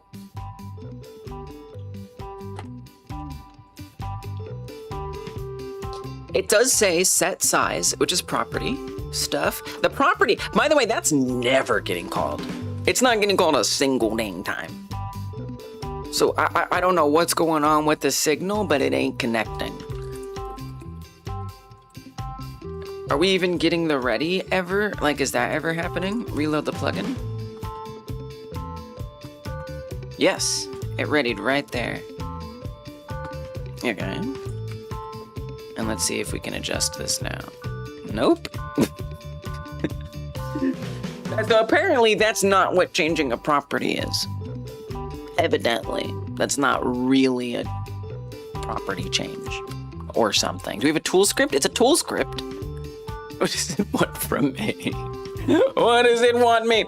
Yeah, seriously, Myrtle, because if I don't do that, I'm gonna get like way too into this. You stumble on a function called static init. What is that? Watching Myrtle fail at grid puzzles for a bit. Sounds fun. What is static init? Where is that? What is that on? Oh, I said, I spelled it wrong. Static init. Wait, what is that? You made that up. When the project loads, it will initialize your values in a static class for you. Kind of neat. Oh. Interesting.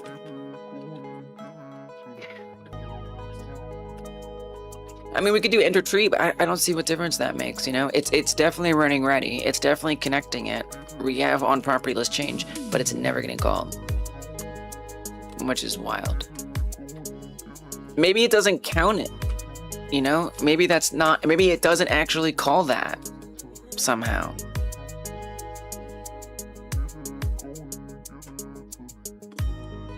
Let's check out the docs. Emitted when an object script is changed. Note when the signal is emitted. Oh, that script changed. Emitted when notify property list is called. Emits the property list signal. This is mainly used to refresh the editor so the inspector and editor plugins are properly updated.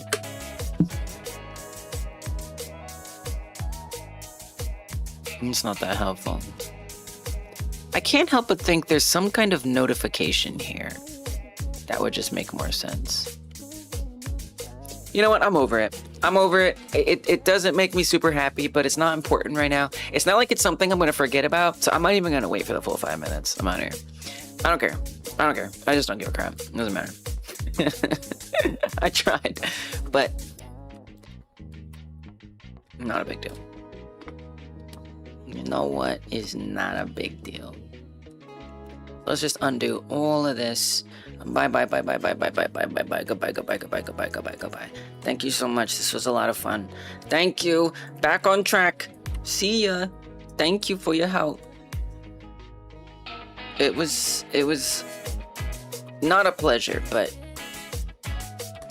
we did learn something maybe. All right. Back to normal. Not worried about it. So anyway, let me close some of these things. Rationing colony, resonance temple. So the reason why I wanted to do that was just so I had like an easier time like resizing this. So if I'm thinking about the full area of the rationing colony, which is a whole region in the game, and if I'm specifically going to be focusing on this one temple, I don't know how big it should feel. Let me actually play it and we'll see how big it seems like it should feel. We have this main scene. Look, should already be ready to go. So, okay. We're just T-posing around. That's it. Yeah, this is a size. I have no idea what I want it to look like. But it does kind of seem like it could be a little larger. So I'm going to make it a little larger. Let's come into here. I can probably do like a runtime update. So if I pull that out like that, save it, see if that changes. Yeah. So we'll see. Maybe that's a little small, but for now, we'll imagine that's how big our resonance temple is. Okay. Now, if I wanted to detect things inside of it. Oh yeah, I had that cylinder like 25 years ago. So let's make that mesh again. You don't want to give me your big yogurt. Yeah. Wow. All right. Sorry about that. I was sharing some of my snacks with my spouse and they were very excited. Okay, so I'm going to add a cylinder in here. We have to share snacks sometimes with each other.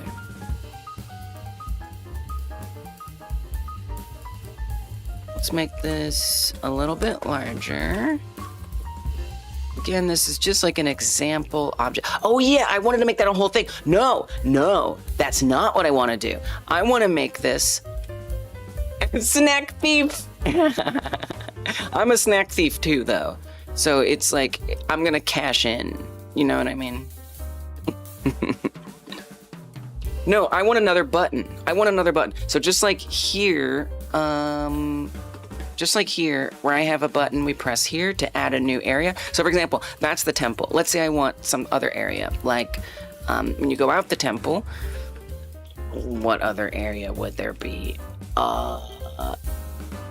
Well, there's the relaxing area. It's also interesting to think about, like, if there's like somebody just like an NPC just like walking around out here. Yeah, I guess I kind of would want there to always be areas everywhere, you know? Like every like square inch. Oh, his head's a little cut off there. You're standing too tall, young man. He's like, okay. So I guess we want to make sure that they line up just right. Also, let me get rid of some of these prints in here. We're kind of doing the absolute most on accident.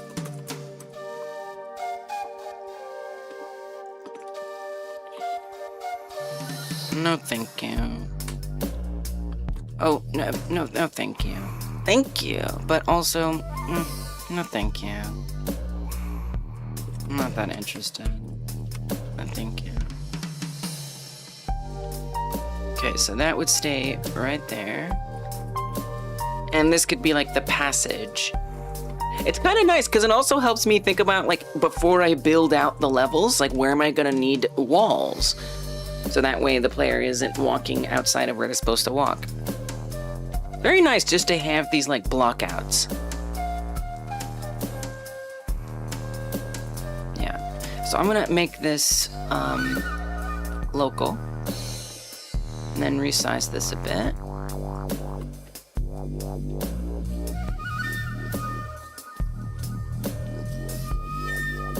So like you exit the temple. I guess, where's the player facing? That way?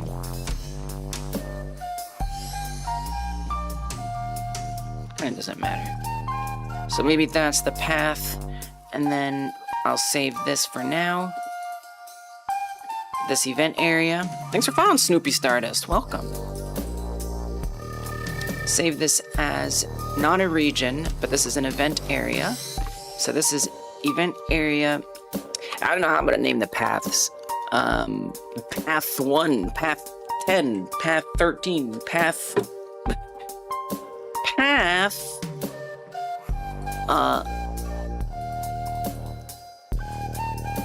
relaxing area to Resonance Temple. I'm not sure how I want to label these. That's awful.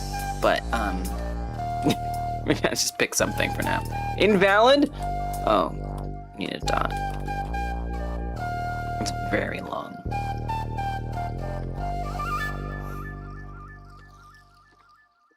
Okay. Let's actually put that up here, horrifyingly enough. Save it, close it, come back over here, paste. Now I'm gonna make a new event area. It'd be kind of nice if I could like modify these as part of the plugin. You know, like the name and whatnot. That would be convenient instead of coming over here. So that's, I think just as I continue to build, I'll start thinking of ways I can make it more convenient, but for now, we'll just get it done. Okay. Make this local. And then I'm gonna stretch this out. So, for the relaxing area. Again, just like a park. I don't know.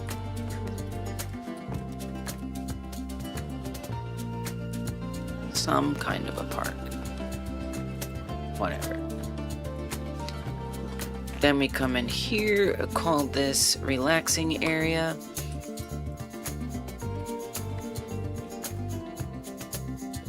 Save it as its own scene.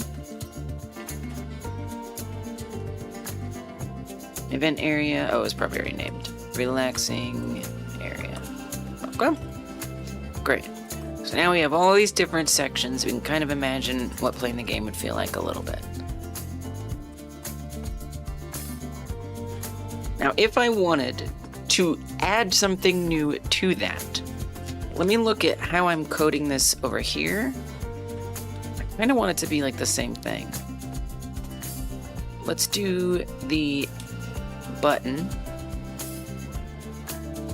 And I'm going to copy the same button code. Oh, we want this as well.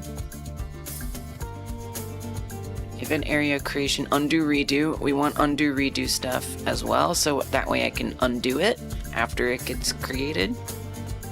Select new area and scene tree. Yes, so this, when we have to do all this stuff. So whenever I press that button, when I add it to the scene, it doesn't automatically have it selected in the scene tree. It doesn't automatically allow me to undo and redo it. That's like the plugin dev life, is I have to make sure that that tool handles all that stuff itself. Adding it to the inspector, I'm not gonna worry about that right now. Okay, I think, right? Yeah, this is work in progress stuff. We're not gonna worry about that right now. So, notice none of these have a script yet, which sucks because that means I have to add it for each one, but that's okay, work in progress. So this would be our event area script. So let me go to the base one and set it up there. Hey, welcome back, Coke. We're a 1 mile run, nice. Good and healthy. We like healthy people. I mean, we like people who are not healthy too. Okay, let me be clear. I love that you're taking care of yourself. You know, anyway. I'm not that healthy, but I could be less healthy. Just stop. No one wants to talk about that. So let's go to the sorry. I gotta focus on game dev or I start saying weird things. Eating Doritos? Nice. Let's go to the event designer scenes, and specifically I want to open up the area node, and this is going to now have a script attached to it. I'm going to put this in my plugin specifically, so it's going to have a little special naming convention and stuff.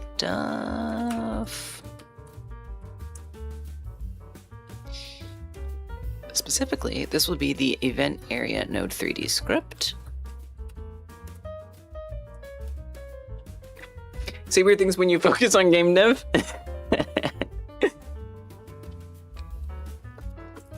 Paste this in. This needs to be a tool script, and its class name is going to be event designer, event area. I like to prefix all of my plugin classes and files and everything with the name of the plugin.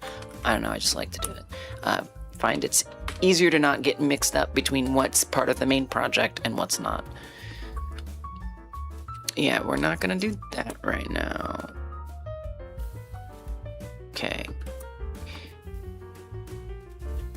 So instead of being create and get an event area, this is going to be create and getting an event object.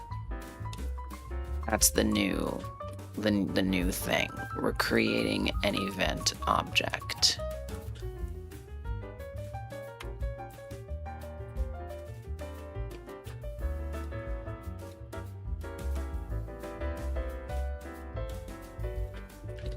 So underscore event object. And I think there's still one place where it's still saying area, event area scene. Yes, replace it there. Yes, replace it there. Yes, there. Yes, there. Event object scene. Your brain turns off, so your answers tend to be half processed. Nice. No, you could, because you know what? Your brain is busy. It's not off, it's busy. It's buffering.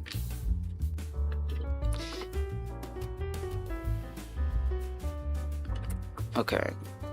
So I need to it says add event. Add event objects. Any more area words that you forgot about? Oh.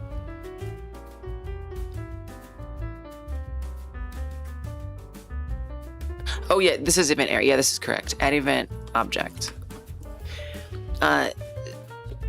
This will not be a CSG box 3D icon. I don't know what icon it'll be. It could be anything.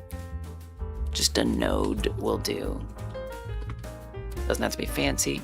So now when I click on that, we'll have an add event object button. Now it's not going to spawn anything I actually want, so we need to make what I want it to spawn. So these objects would represent NPCs. Again, you know, if it's the blacksmith example I gave, you exploded the blacksmith and all of the guards lose their swords, one of the objects would be a sword. That seems like not a good idea. I feel like you want it to not be that. That's where it gets complicated. Like, well, you just want to load a different version of the character. This gets really complicated. I don't know. Let's start simple. We'll just put things in different positions for now. And then I can start thinking about different properties. One thing at a time. And position is a property, but... Okay. So let's make a new scene. No 3D is fine. Event, area, object. I'm sure I'll want it to have a script.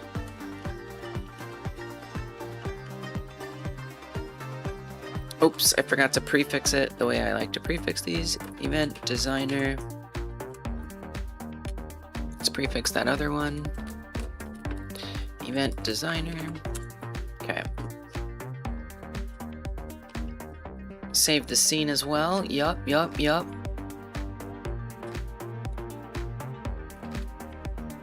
Same thing, event designer. Okay. Now, I don't know what I want in this yet, so I'm not going to worry too much about it, but I definitely want it to be a tool script with the class name event designer, event area object, and then we'll see what we want from there. So going back to the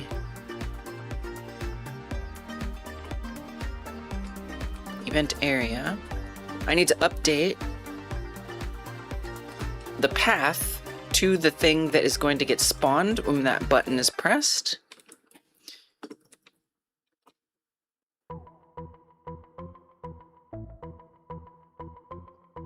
Here, right there. So let's see what happens. Should be fine.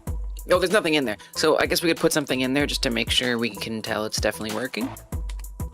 So we'll do my cylinder.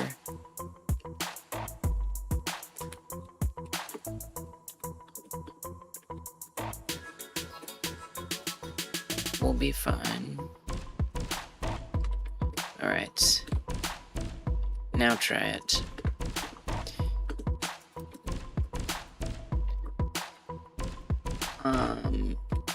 In an event area.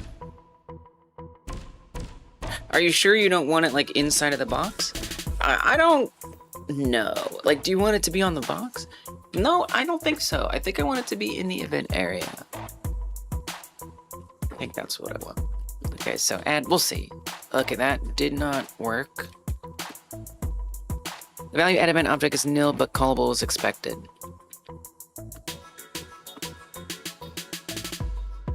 Do you want me to reload the plugin? Because that seems untrue. Let's try again. The value of property add event object is nil. That is nil, you say. Okay. I think that's interesting. I think that's really interesting. I think that's a bold claim of you to make.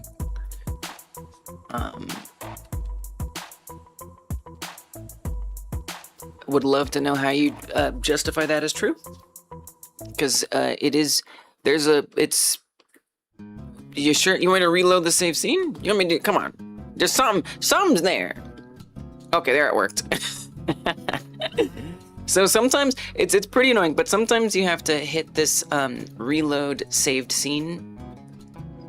I probably should put it like on a hotkey, but doing like this plugin dev stuff, sometimes the scene itself hasn't been reloaded in Godot, so it hasn't gotten the memo that things have changed. All right, so that looks really good. We can now move this object over here. And an event object, we got a bunch of stuff. And I can undo them. So, and just because I think it's super cool, here's a little more just digging into like that undo stuff. So see how this says, not that, undo redo, right here. This is the undo redo stuff. Godot has built in ways for you to set up ways to undo something that you did in your project. So that way it's easier to feel like a natural part of the engine. And it's pretty simple. So see how that says add event object? I could say add event kitty cat. Okay, so if I save that, and then let's reload the save scene. And we come over here, and I click on this. And I go and I add an event object. If you look down here, it'll say add event kitty cat.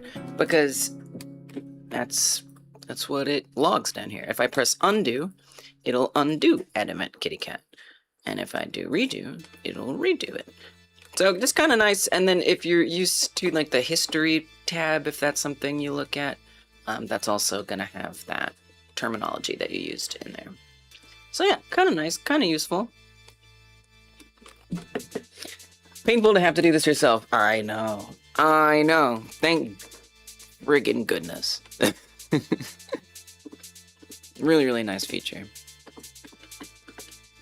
Alright, so I've got objects, but so what? How do I say, well, we're switching between events, so show objects differently, or don't show this, do show that? I don't know. Well, I do have my consequences, so I want it to be linked to that. Where would be the most convenient? I mean, it'd be convenient to be in the main region, right? Which is out here. So here's like the whole region where we can see the temple, the path, and then our park. If I'm clicking on the event area, it sure would be nice if I could switch right then and there and like see the whole spread of what everything looks like. That would be super cool.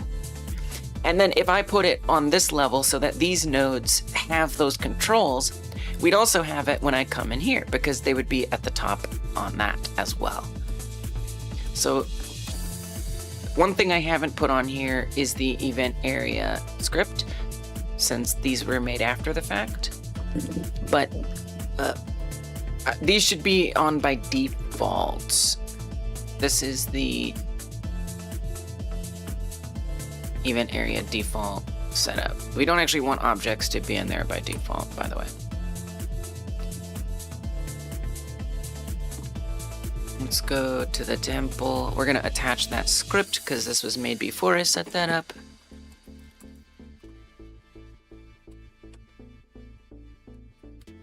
Event area node 3D. Should be that, which should have the... Oh, that's the wait, what? This? Is that? Uh-oh. I might have named things wrong here. Ah, okay, I see what happened. This is the event area object. This one is the right one. Event designer, event area node. Yeah, leaving a like on YouTube is nice. Thanks for reminding everyone, Pun. Helps a lot. Maybe you meant to hit the like button. And you just forgore. I got you. Okay, there's our event object. You can add it. Looks good. Let's do... There's that one. That has the script. So on each of these, I need to add that in. Save it. Come back here. That's got a script. Now I want one on here as well. We have to go into the scene to add it. Otherwise, it won't persist in the way I want. Great. So now, on each of these, it gives me the option to add an event object. I don't want to do that, because that's going to add it in here, which is not great. And so that what that means is when I open up this, it's not going to be inside of there. So I kind of hate that that's even possible. Don't love that. I would love if that was like disabled, if it knew that it wasn't. You can do that. You can check to see what the current main scene is. So we could say if the current main scene is not the node itself, then don't let that option be available. That is absolutely doable. I don't want to do that right now. I want to try to figure out more of the process stuff, but that's doable. I can always make that later. I'm not gonna worry about that right now. But yes, we can definitely check to see what the active scene is. It's actually not that hard. 7 streams straight. That's a good streak. Thank you. Thank you for being here, Coke. Appreciate you. Dang. Let's go. Even though I streamed on a weird day, you made it.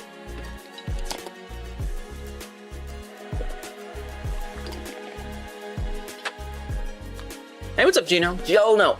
Am I ever gonna not say Gino the first time? Could it happen? It might. Good to see you. Glno. Glno. Good luck. No. Good to see you. Now, what I want is to be able to manage those objects. So not only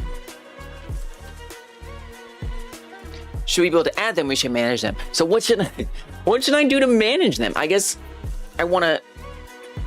You sure you want to manage them? I don't think it's what I want to do. I don't think that's what I want to do. I think I want the objects to be associated with a certain event.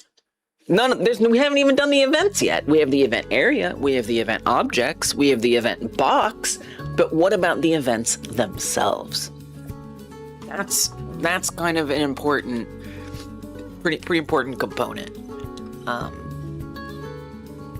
Do I want to mandate if you create an object, you must associate it with an event or it's invalid? That could be interesting. So it's not just a little tool button, but it could be an actually like built-in thing, and you have to like type out what is the associated event. But where's the list? Where does it find the list? Well, I think you need to make a script that has the different lists. So let's do that. I'm gonna go to my managers. I have my consequences, but I think I need my manage events. This is gonna be kind of nuts. We're scripting it out. I'm scared. I'm scared because if you think about it, okay, if it's like a freaking, I don't know, 20-hour game, 30-hour game with friggin' 30 different levels, each with 30 different regions with no, not 30 different 30 different regions with 30 different events per region. There's math there. That's a lot of events. I don't care. I don't give a crap. Do you know what I mean? I mean, maybe I'll set up an event manager plugin. Oh wait, that's what I'm making. Oh. Okay, so maybe my tool should handle this, and it could serialize everything. But if you serialize, you gotta parse too. You ready for that? Make it longer than 2 hours so they can't I know. I've noticed that. I've noticed that with some games that I get on Steam. That like clearly they made it the best it could be in the first at least 2 hours, and then the game just kind of drops off after that. I'm like, sad, but I guess smart. I guess. Hey, what's up, Function? Welcome. Hello. Mostly sad. But it may not even be intentional. It may just kind of be like, the publisher is just like, come on, is the first 2 hours good? Whatever, just ship it. Paddle is having issues with people refunding me because the game was only about 2 hours. What do you mean issues? Also, I don't know what the game is. How do I want to do this? How do I want to do this? I mean, to me, having the tool is everything. I want this to make it easier for me. I don't want to have to come into a giant freaking dictionary and type out the data for the next new thing. People refunding when a game is less than 2 hours, that's sad. Yeah, that is sad. Refunding the game so it hurts, I'm finding. Oh, I see what you're saying. Yeah. The game isn't longer than 2 hours. Yeah, unfortunately, you kind of just have to make your game longer than 2 hours. It sucks. That is crappy. But also, why are you making a game that's less than 2 hours? What kind of game is that?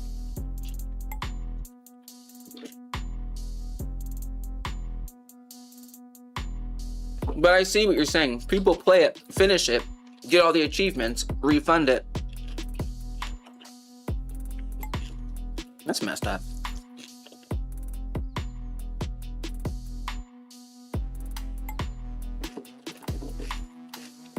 It better be 2 hours with exploits. It just seems so short.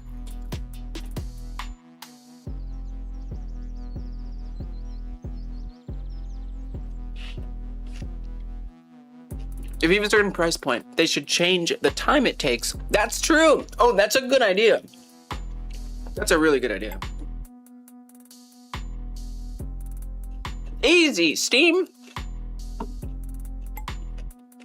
Troll game that didn't troll enough.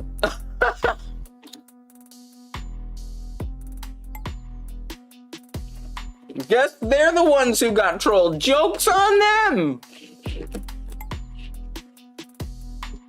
If you put any amount of time into making a game that's only got 2 hours of content, then you're not trying to make a living making games. You're proud of shipping it. Call it a day. Maybe we're being insensitive, Strofe, but also, hi. I kind of on some level agree. But I'm open to being wrong. Laser the coding Weezer. I do have asthma.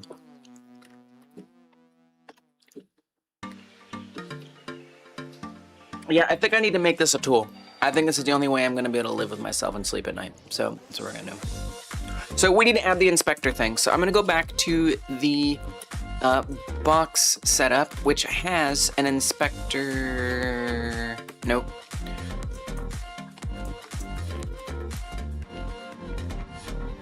Has an inspector adding in situation. Here? No. Here? No. Hey, what's up, Squid Pie? Hello! Sorry, not sorry. It's scummy, but at the same time, I don't want to pressure Steam to disallow refunds. Yeah, that's fair. Comes back to money and how, I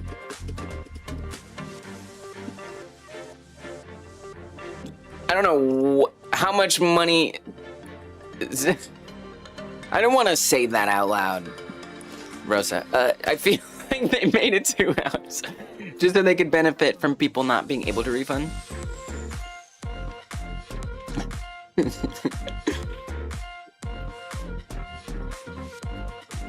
Yeah, it's very unfair. Well, yeah, I mean, it's rude. It's rude, but people are gonna be rude. That's why you have to have rules, you know? I mean, sure, like, it's scummy to not stop at a stop sign. Real scummy. You know, but if we didn't have stop signs, or an intersection, if you don't stop at an intersection, but if we didn't have stop signs, people would not do it, you know? And it's not to say, it's not like, you know, you know what I'm saying. You know what I mean? Like, it makes sense to have a rule, even if, you know, on some level, you should know better. Yeah, just make it longer. People do want to keep their money. Trying to understand how to do face culling and voxel meshing. Oh, nice! In Bevy? Hell yeah. I see your brain wrinkling. Sympathy farming? Oh man, that's conspiracy level stuff. I don't know if I can go there. But I hear you. You've been heard. You've been listened to. Okay, this is the one I need.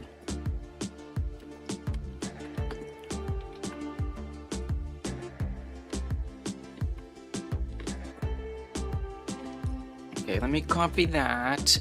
We are on the event area manager, right? And then this is going to go on the actual area node. So I knew I should have kept that. When I was copying all the code, I should have just copied all the code, but, you know, it's okay. You know what? It's okay. So I'm gonna want this as well. This all just, what this will let me do is add a plugin section to the inspector to help me be able to design these objects the way that I want to and stuff. Or set up the different events. I gotta serialize in code. I can't help myself. It's gonna be tough, Lee, because if you're gonna serialize in code, that means you have to access the user's freaking file system. I mean, a part of me thinks this is gonna be mostly a tool just for me. But, because it's gonna take me so long. Like, with the branching narrative tool, I feel I can make that in a vacuum and ship it and share it. But this, I'm gonna be developing this over a long period of time as I discover what I need as I go.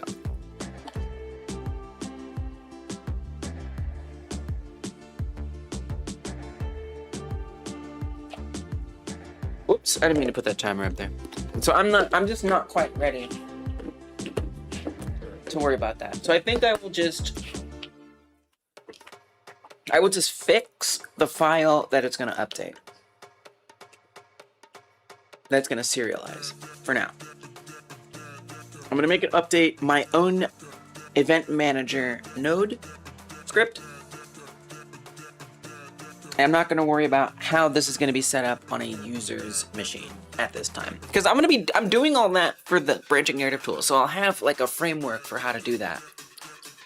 But for right now, I just want something good enough so I can get my own thing done.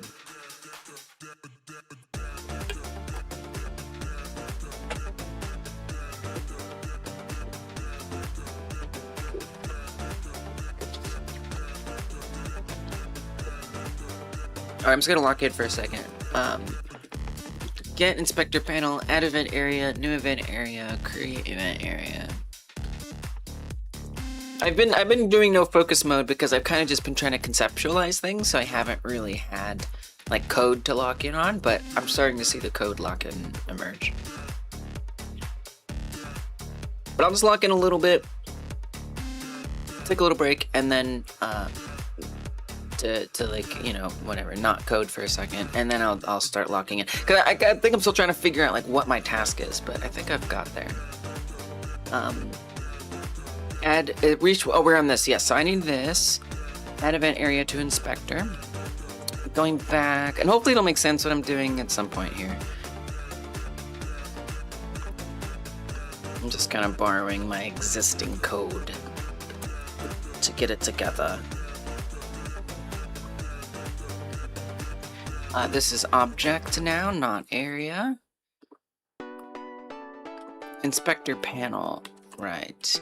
Boop-a-doop-a-doop, inspector panel. Boop-a-doop-a-doop-boop-boop.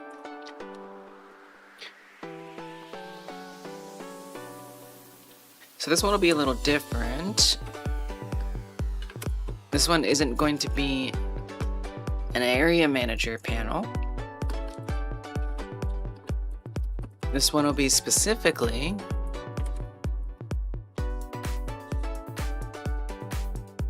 V-Box. Sweet area manager plugin. There's a lot of things there. A lot of things going on there. Okay. I'm just gonna copy this. We're gonna make a new script.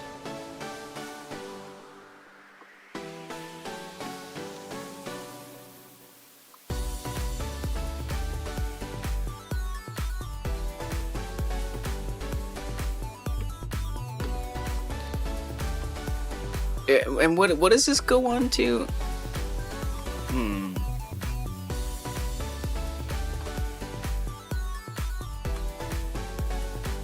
Oh, right. This is just floating around in space. Yeah. Okay. So they really want it to be quite similar. What if I just duplicate this? And then this is just the event area inspector plugin. That would be a lot easier. Okay, and what makes it different code-wise, really, if much?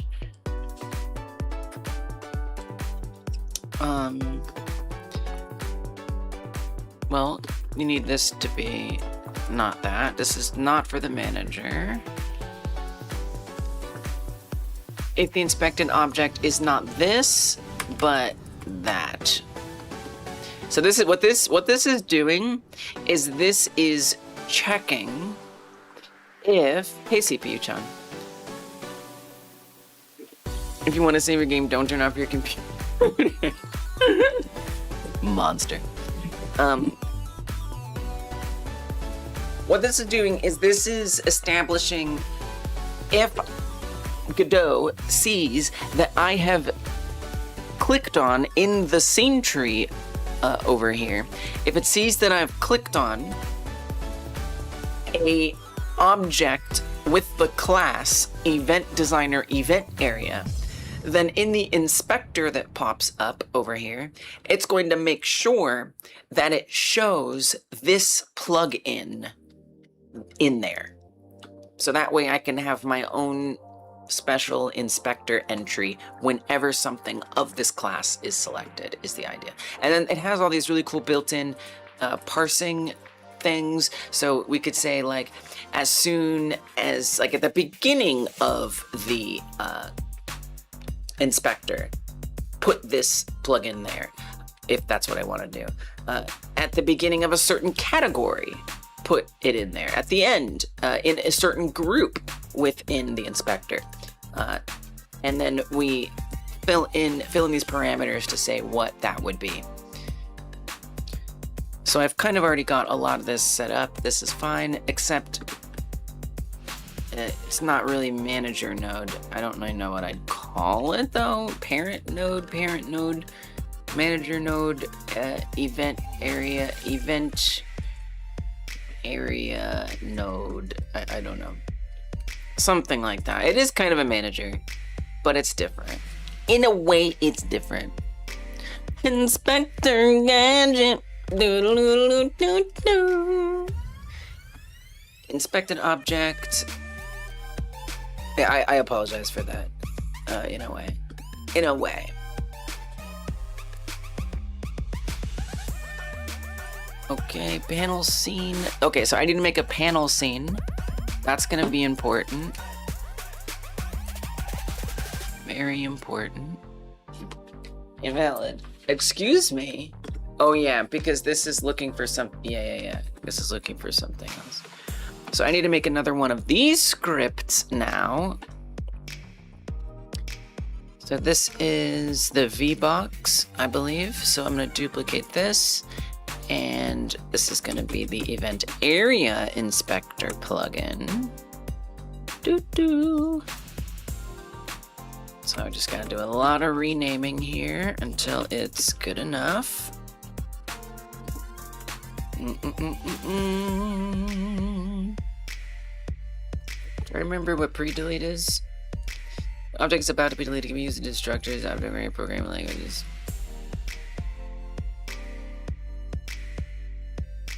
Forgot why I did that. Event area. Obviously, I had a problem and I looked it up, and this was the solution. Event area. Not manager. You're really just getting rid of manager everywhere.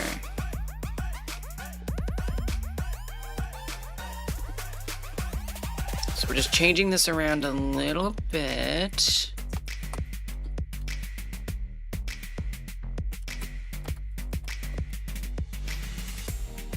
Don't want any references to that. Event area box. Add event area row. Okay. Yeah, so the idea for this was different. This what I was gonna do for this was every time I add a new area, it automatically sets something up. I don't really need that for this, so I'm probably not gonna keep that here. Okay. So now I need to actually make this scene. Let me go back to the node here. Now that that exists, should be okay. And find the last spot and rename that. Okay. So let's make this VBox. I have a other one. Nope, that's GD. We want scenes. Duplicate. Area inspector plugin. Okay. Very good. So there's really nothing here yet, but what I want to be here is essentially just a way to set up the dictionary of data that represents the different events. So if I'm clicking through a different event, what's the active event? What's the one we're currently looking at? This would let me do that. So I'd kind of want like a row for adding a new event and a button and things like that. So if I pop like an HBox in here and let's put a button in, and the button can be add new event. But the button will depend on our, we'll say line edit being filled out next to it.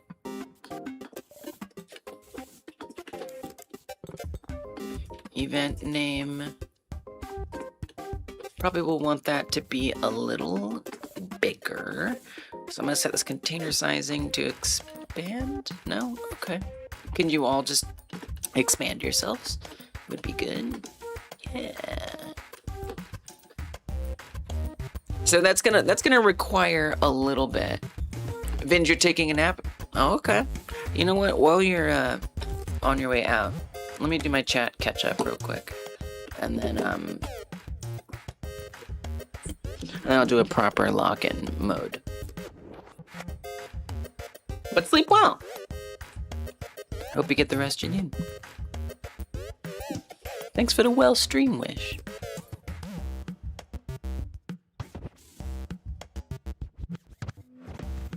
Abusing the refund system is unfair. If they're open about the length of the game, it's a reasonable price buying the game. Oh yeah. No, but yeah, you gotta have those rules though, right? People are gonna be jerks. Definitely unfair. Squid Pie is vibing. Shoved an entire System C textbook into your brain meets today. An entire System C textbook. I don't know what that is. I assume it has to do with the language C. When you say you shoved an entire, you mean you read an entire textbook? That's impressive. It's actually very, very incredibly impressive. What are you saying, CPU? Is that non-English? Do I have to moderate that because I don't know what you're saying? I don't know what that says. What if it said something awful? I can't read it, can you?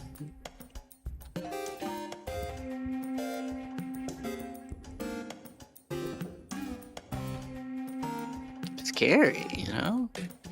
You just never know these days. System C is C++ library for simulating hardware. Interesting.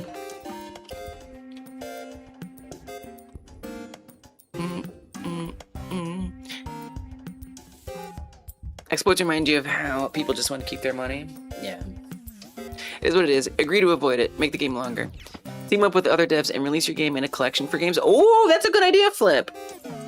For games less than 2 hours, if you're worried about it. That's an interesting idea. Or even make your own collection. Shoot.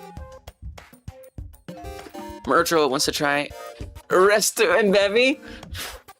You're brave. I mean, I see that for you. I feel like you're at a level that would be good for you, honestly.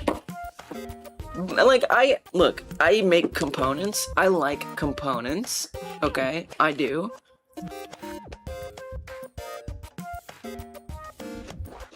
Do I want everything that I do to be a component? Hell no.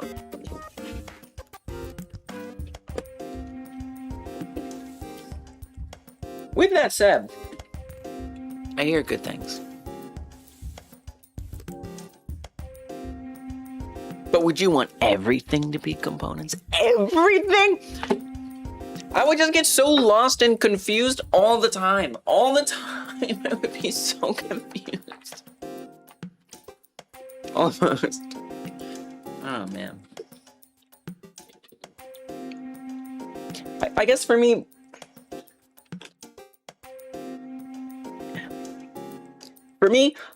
object-oriented feels more iteratable. Like I can sort of just like feel things out and try stuff and experiment and be wrong and tweak this and tweak that. But when I have to build like tons of components on components, I really have to plan everything out and actually understand what I'm making before I make it, which is just like, I don't know, stresses me out. With that said, it seems like everything would like run better and stuff, and you could, I mean, modularity is awesome, but man. Major and rudimentary entity component system in C a while back. C was fun and simple. It's nice. I hear good things about C. Bad things too. But also good things. A little bit of both. Ask yourself this question. Is it necessary for your creative vision to make a $5 game that people don't feel a need to play for more than 2 hours? I hear that. Is this a hill we need to die on? Or can you make more content? Certainly sounds click-worthy. Which I guess goes to your theory. Working on a $5 to $10 game, but specifically you're making it roguelike to increase playability. Yeah. Sounds cool. Drip was tired, but then Drip realized they had a Red Bull for this exact case where the latte wears off. That was my impression. The dev ended up walking his tweet back a bit, saying he was just frustrated a bit when he made it. Oh, gotta love that honesty. Hey, sometimes we're just venting. I always want to say Merle Churl. Merchurl is so sad. You had games in your cart from sale for a week. Oh, yeah. Yeah. Oh, man. Today, Merle, I was like, right up until the timer. I thought it was going to end later today, too. But I was like looking at my cart this morning and I was just like, I saw the timer ticking. Like, oh no. So I like hurried up and I like was searching up games, just like trying to find stuff and like watching trailers and reading reviews. Like, okay, is this good? Oh, I don't know. Oh my God. I was like panicking, trying to beat the clock. I like added games.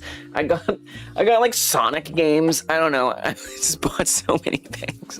I bought a lot of games this summer sale for real. But it was kind of a thrill. But I know. I like immediately after the time ran out, I was like, I just had an idea of things I should have searched for. Dang it! Why didn't I look for those? I think I bought Epic Mickey. I bought so many games. How am I gonna play all these games? I don't know. At least I have them. Went from 60 to 300. Oh, that sucks. That sucks, Merchurl. I'm so sorry.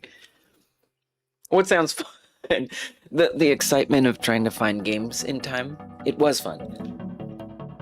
But yeah, I'm trying to find games that I'm studying for this project. 3D platformers that ideally have a little drama, a little story in them.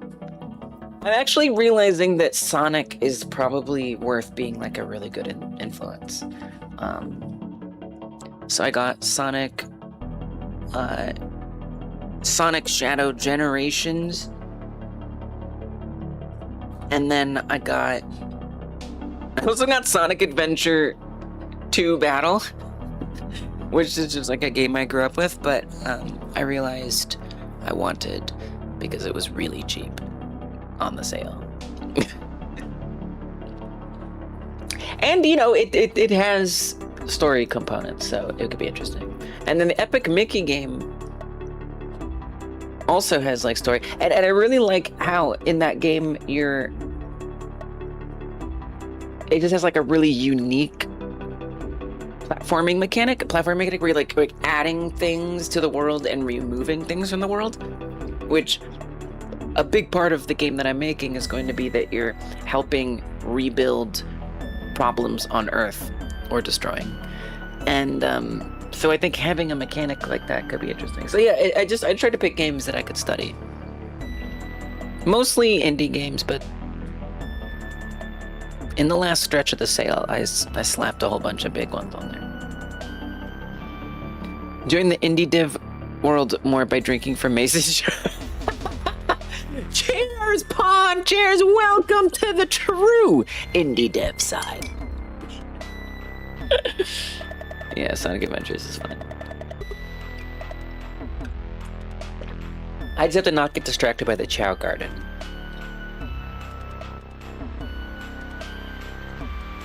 There's no research for me there. That's just wasting time. Well, I do one thing I do like about the Chow Garden in Adventure 2 is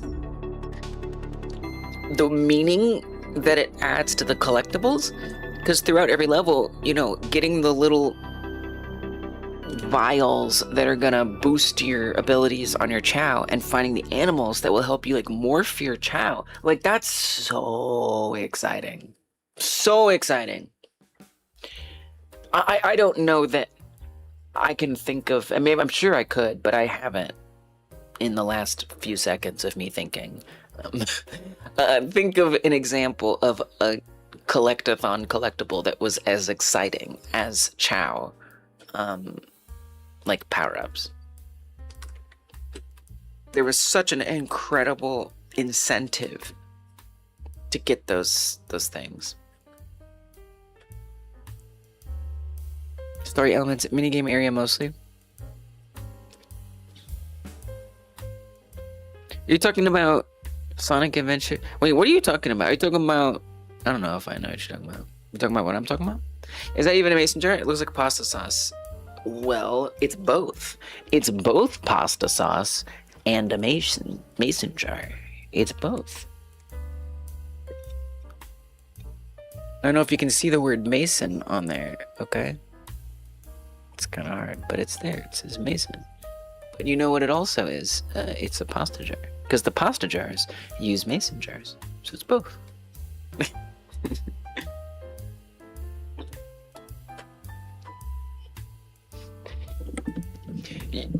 You might be a random ship question. Is it fine to ask? Maybe. I mean, it's possible that your question isn't fine.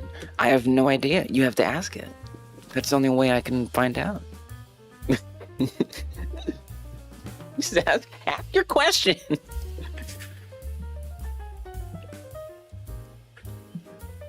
Spent more time playing the Chow Garden than did the main game. Yeah, me too.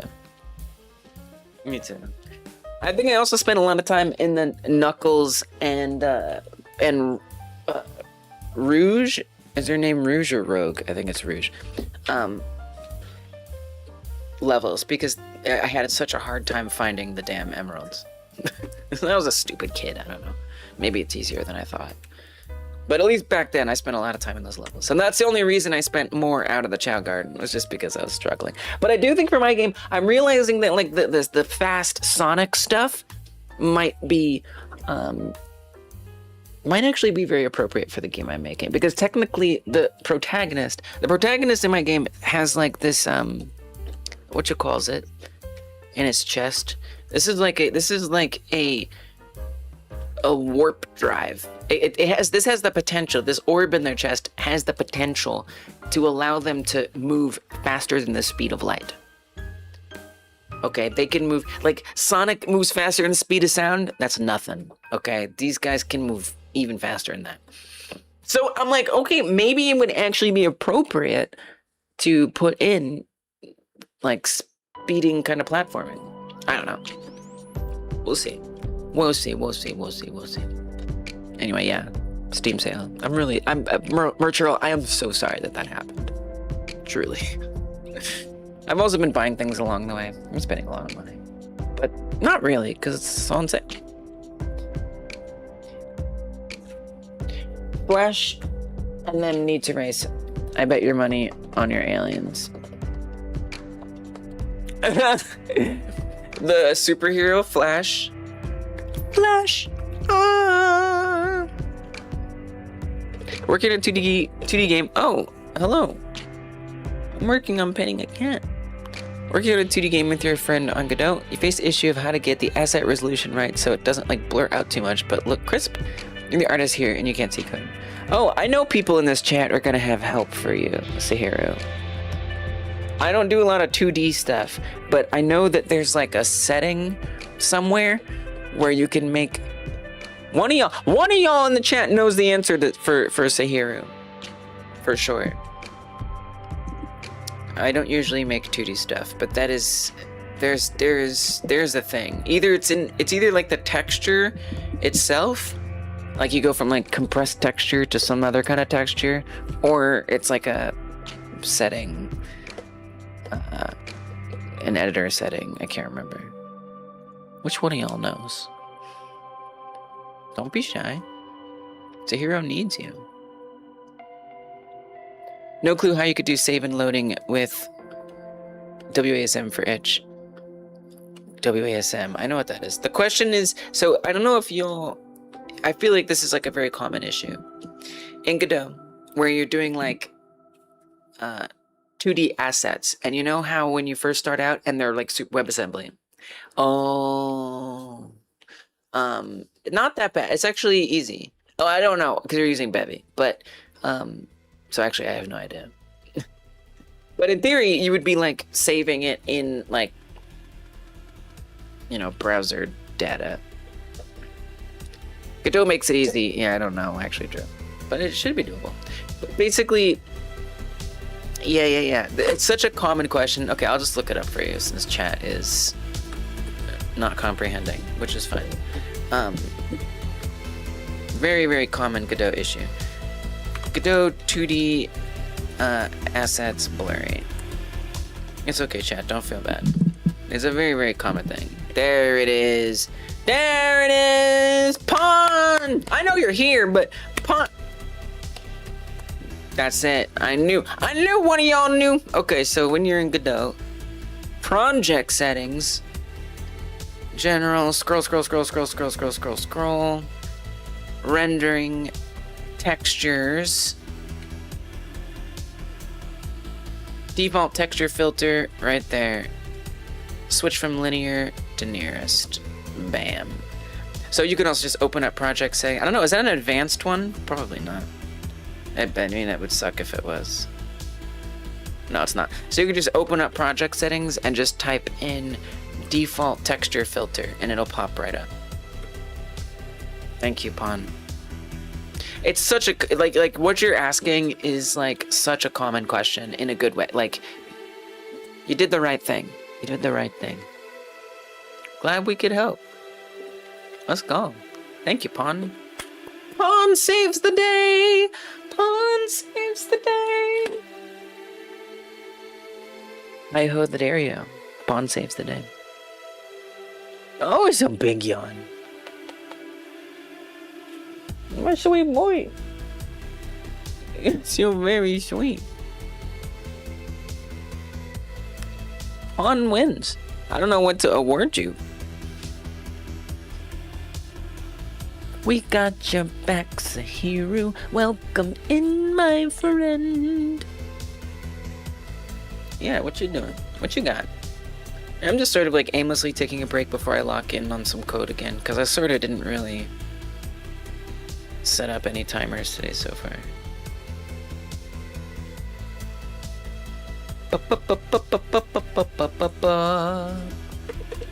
And Unity, there's a similar thing. You want to select point filtering on the texture. Otherwise, it tries to blend pixel art. Boo. Thanks for following, Pricora.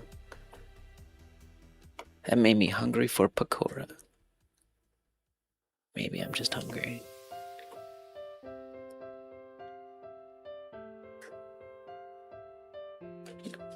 This? Wait, we already saw this.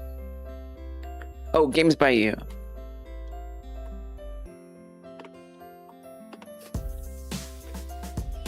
Diner game. Another story adventure from Derek. I mean, Coke. Love your story projects. Unity was hell. A sequel to the previous games. Oh, the boyfriend one? Waiting for him. Nice. Nice. Yo, it'll be cool, cause like I like how you're like working on like different stuff, but then like also continuing this other one, cause you could like put them all together. It'll be like one whole thing. I mean, that's pretty cool. I like what you're getting up to. If you return a game that you got achievements on, do those achievements go away? I don't know. No, okay, they don't. Unfortunately, it kind of makes sense. Sadly.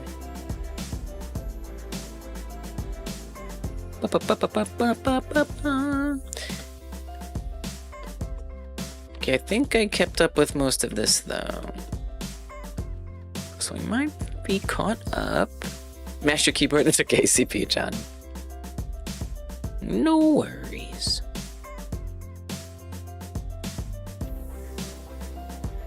Trying to follow your component system. 100% performance along the board on my Minecraft leg using the component system. 100% performance, like the performance is good, or it's like you're using all of the performance? Even state machines are a bit much for me most times. CPU Chan says, it's kind of hard to find a place where a state machine is easier to read than some if-elses. I don't know. I mean, maybe it just depends how you make your state machine. I just like using enums. And then match statements, which are very similar to an if-else.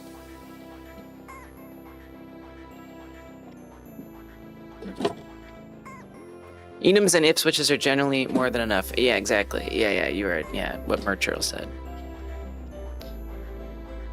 Yeah, right. A state machine might not even be what you think it is, necessarily.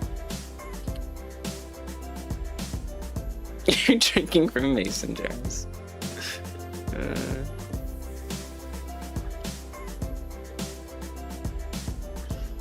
Derby's gonna go to Fire Wings anyway. The friend you were going to go with is asleep and you can't reach them. Their sleep has been hella wonky. What is this word situation? You're going to go to Fire Wings. Is that a restaurant? The friend you were going to go with is asleep. The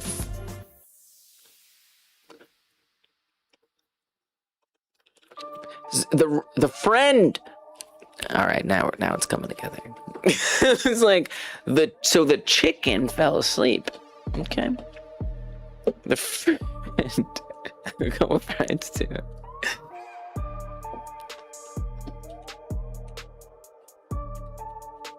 That sucks though. I mean, I guess you can still go. Yeah, go by yourself if you want to. You don't have to have a friend with you. But then again, is your friend gonna be like, "Oh no, I missed it"? It's kind of a tough thing. But you should. If you want to go, you should go. Maybe you could get your friend something, and they could have it later.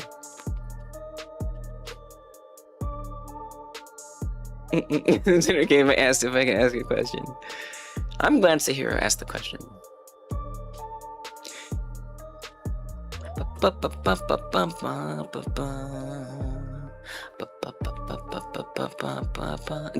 He is goofy and majestic.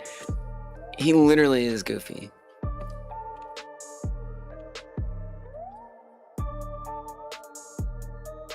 Suffering from panic attacks. Your game is gonna, your story is gonna be so cool, Coke. It's like exploring real stuff. I love that. I feel like this like art style, the PS1 character art style, I feel like it needs to be associated with more than just like cheap horror games. So I love that you're giving it something a little more unique. Oh yeah, that's true. The Discord. People are so willing to help. People like Pawn. Animations, complex UI flows, etc. are all great applications for state machines. Hell yeah. Pop on in. The goat of wings in your part of California. Thanks for following, Sahiro. Reworking an old Game Jam game. Refining and giving it another shot. Nice. It's very visual oriented and you gotta cook good. Hell yeah. I mean, that's so good. Like if you made a game jam game, a little game, this is the best way to do game dev sometimes. Is to just make a little something, put it out there, see what you think about it. Step back, ask yourself, okay, now that I've got this game, I've seen some people play it, I've gotten some feedback on it, what could I do to make it better and expand it? This is the way.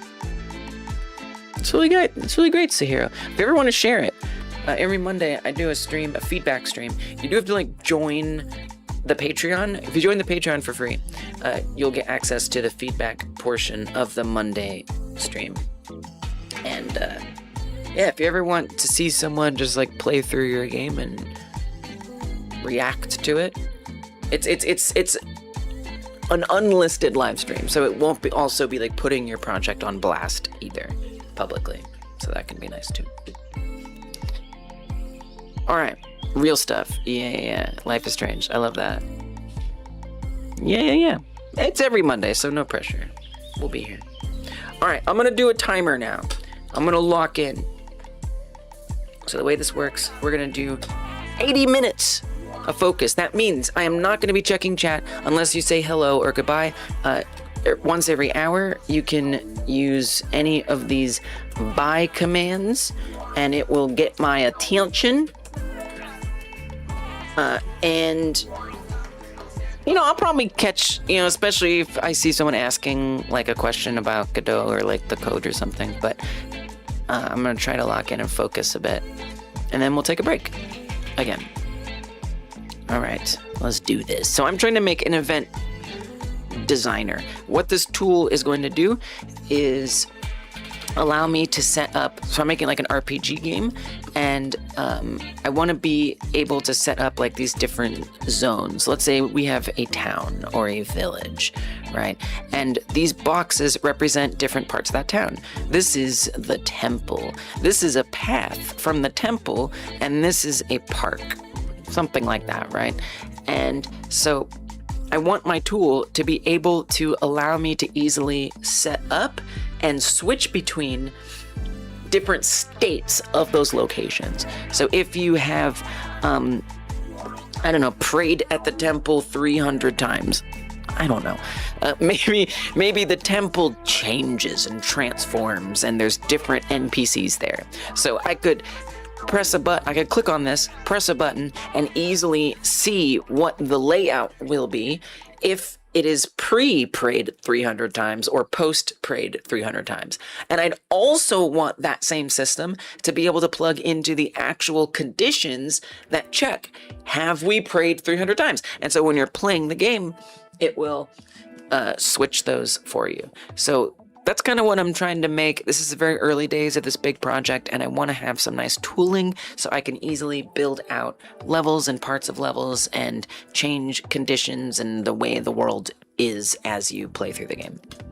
So I am currently trying to make this little like plugin inspector portion that will let me label those different events. So this event in theory would be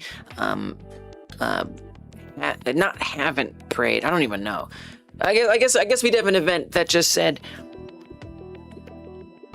It's complicated. It's complicated.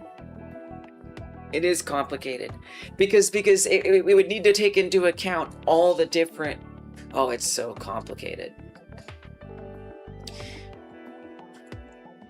Because what you would really want is to check to see what combination of stats the player currently has. Like, has the player done this, done this, done this? I don't even know that I need, and I don't even know if I want events set up that way. Like technically, I think I would want to be able to configure a profile of a player who had made certain choices, who had accomplished certain things. And based on those accomplishments, based on those choices, the event box would set things up differently. Whoa. So that almost makes me think, do I even want this inspector tool? I mean, maybe. But like, now I'm thinking what I really want is to figure out how I'm going to clarify what the player has done along the way. That's complicated. And this actually takes me back to my branching narrative tool. So I have this other tool I've been working on. Oh man, it's tough because it's like I don't see the full end of how everything ties together. So I have this branching narrative tool that I'm working on that will allow you to make conversations. So Sahiru got some help. We're gonna add that as a new conversation. So it creates files in your file system. So as you can see, there is now a new GDScript file with Sahiru's name on it. So it's creating stuff in real time. And then you'll be able to add nodes. So this will be for designing branching narrative, nodes that you could like attach to each other to decide, okay, this dialogue leads to these branches and these choices the player can make. And then I want you to be able to add like a dialogue box. And so Sahiru says Ayo, right? Now if I open up this script and we search it up, you can see it is already added in the string Sahiru says Ayo in there. And so this tool is already allowing you to serialize stuff and add stuff. And so part of this tool that I do want it to have is you can set up what conditions need to be met. So for example, if you are talking to an NPC and you haven't prayed to the temple 300 times, there's a dialogue option that won't be available. If you have prayed to the temple 300 times, then a new dialogue option could be available. So this also needs to be aware of how things have changed, what the player profile is. Now, I was planning on making player profiles like one of the things you can set up in this tool. So now I'm thinking, is that what I want to do? Do I want to start laying out how it's going to keep track? I was thinking JSON for that, but no, make it a dictionary. I mean, we do need to save it because no, just make it a, why would you want to make it JSON? I remember writing down that I was going to make it a JSON. I don't know why I did that. No, it should be serialized. Wow. So here's what I think, Lise. I think you should not worry about the branching narrative tool. I think you should come over here and you should by hand code what you think you want that dictionary syntax to look like, and then we can have the event designer parse that. Honestly, I think it's possible this event designer plugin will just be a part of my branching narrative tool. It might actually just be the same plugin, now that I'm thinking about it. So yeah, so here's what I'm gonna do. I'm gonna set up a dictionary that matches with this. So this is me writing out like what some of the consequences will be. So in my game, there's like 3 different main paths. If you think about Mass Effect, you have like the Paragon or the Renegade paths. So in mine, there's horrifyingly a 3rd path. You can do like the good path, the bad path, or like a shifty path, like a sort of like a, I don't know. You're bad, but you're not super evil path. And those are called bootlicker, that's the bad one. Comrade, that's the good one. And centrist, that's the shifty one. So knowing that, and there's also incomplete, like you haven't finished a section. There's also a complete, so potentially if it's just a simple like platforming level, you're not moving towards one of the 3 paths. It's just either you completed it or you didn't. So I'm going to want to track these in that dictionary. And I'm going to want to make sure things match. Okay, so let's imagine it like this. We're going to make this a tool script. Class name, manage events. This is complicated. Manage events. Yeah, I think this does need to be a part of my plugin. Manage events, extends node. And we're going to create the... Really, this is doing 2 things. One, it's tracking all of the possible conditions, and it's going to track the current player's states through those positions. So like for now, before I make the whole tool the way I want to make it, I'm just going to manually plug in, because we're only dealing with a few scenes right now at the beginning. I'm just going to manually plug in, has the player done this one, has the player done that one, and then figure out how that will make the events at the temple, the park, whatever, look different. This is going to be a lot eventually, but for now it's not too bad. So variable, do you want to be constant? No, I think it would be variable because we want to update it at runtime. So variable event tracker, I don't know. And I don't know what kind of dictionary it is, so we're just going to make it not particularly typed. And how do you want to organize these? Strings? Do you want them to be like UIDs? You probably want an enum names. So yeah, that tends to be the way that I handle these things, is like enum names. Because it's not like we're going to create new events. So let's have an enum for events. And so is an event the same as a scene? I feel like it's really like consequences. Which is it? Is it consequences? Is it events? I mean, the enum is these different scenes. Is a scene an event? The event is like what is happening, okay? The event is what is happening. The scene is what determines what your consequence will be that will change what the event is like. So in the events tracker, I would want... I don't think you want to say events. I think you want to say scenes. But how will it know? Maybe we need to do it by like locate. This is hard. This is confusing. Can I just like run around the level for a second? Okay, no. Can I just like run around the level for a second and like try to let my brain not be mush? Or like just 1 second. I don't have any animations on my character yet. So like you come over here, you talk to somebody, it's a box. You're like, hey, blah, blah, blah, blah, blah, blah. I'm really mean to you. And then the world changes. You've done that. You've had that interaction. Somewhere that needs to be, we're T-posing. Somewhere that needs to be logged. That needs to be tracked. What you did. So is that an events tracker?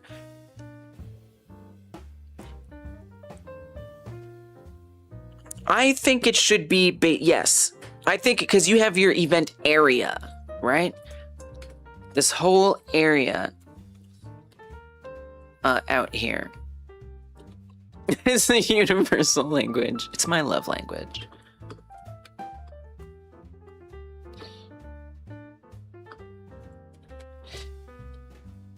I think it needs to be like event area tracker. And what...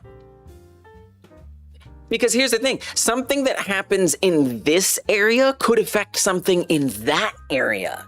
it's not all within the same area. So it doesn't really matter where things happen.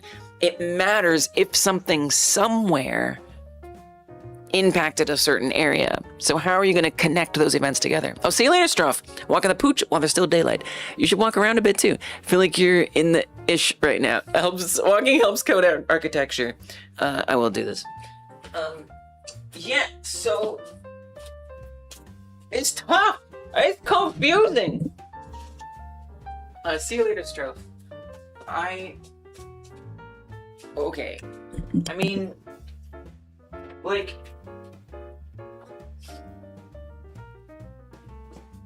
I guess what I'm trying to figure out is, like, what is the tracking going to be in that dictionary? If an event happens any old place, how does it know, well, we have the scene, we have dialogue, we're interacting, or we're completing a level, or we're killing too many people, and that's bad, or we're saving the princess, I don't know, whatever it is.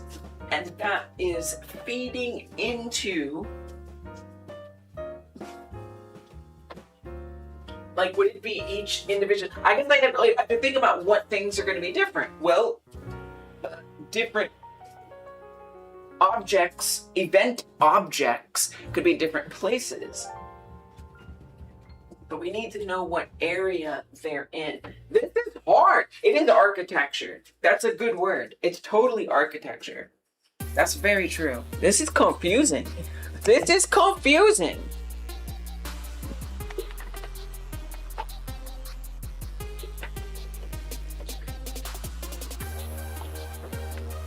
What if we just take whatever it is and push it somewhere else? SpongeBob reference, okay. Damn, this is hard.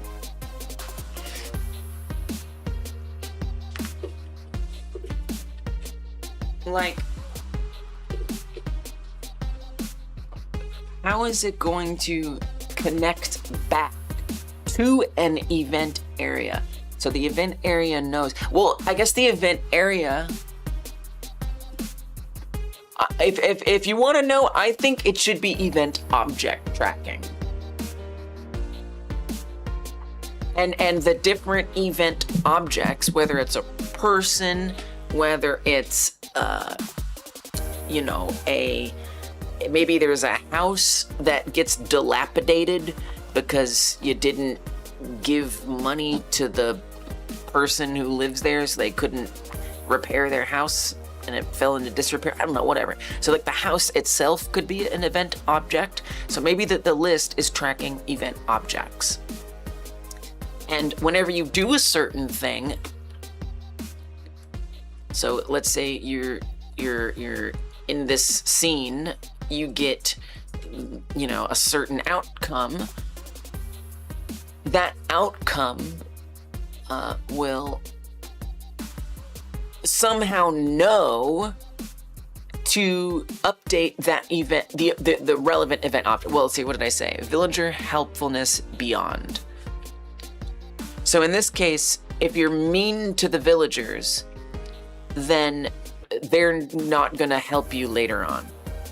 So it would just set like a flag on the event objects that are certain. The villager you is mean, you were mean to, whatever. And so if I'm looking at this area and I have some tool that lets me click something that says, okay,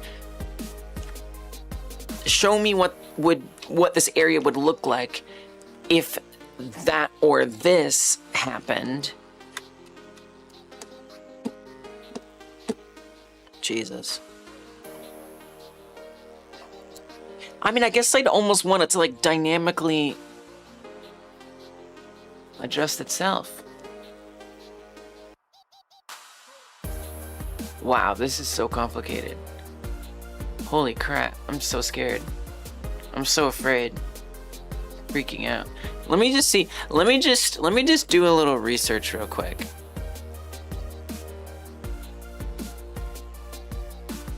Branching narrative. Or like RPG, cause effect, Game dev architecture. I need something. Game design patterns you wish you knew earlier. Architecture performance games. Oh, this is not helpful. Or actions have side effects. Design of a turn-based game. Or actions have side effects. Action cards, treasure cards, and victory points are accumulated into player's personal deck. Either cluster turn sequence of players is governed by a very simple state machine. Turns pass clockwise, and a player can't exit the game before it's over. Problem is that during a player's action phase, she can use an action card that has side effects, either on herself or one or more of the other players. What kind of program model should use to encompass the fact that the general pattern for taking turns can be modified by actions that take place within the turn? The game object keep track of the effects of every action card, or if the card should implement their own effects? That's a good question.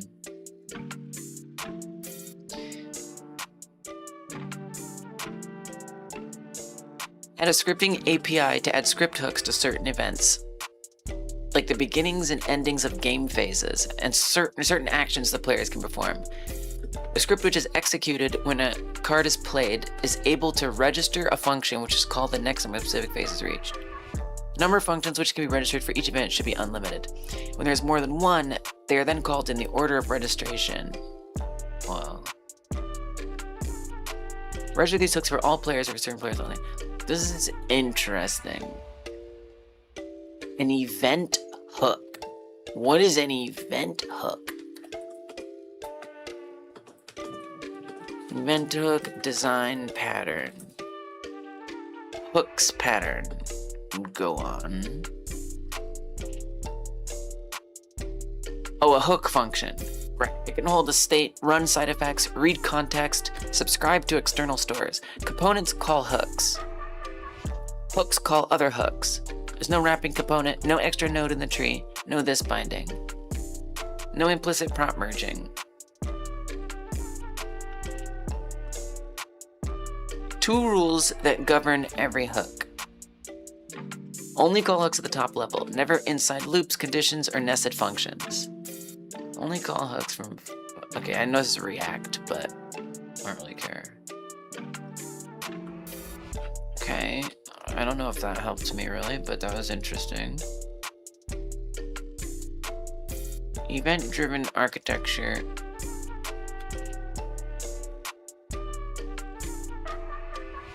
This is kind of complicated. Dumb callbacks.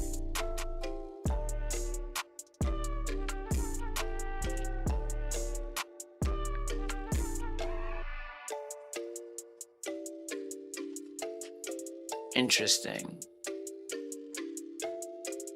Observer pattern. In software design, the observer pattern is a software design pattern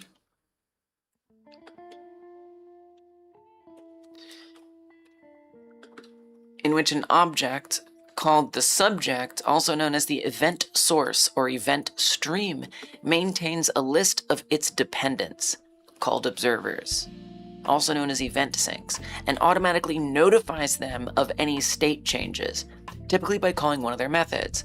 The subject knows its observers through a standardized interface and manages the subscription list directly.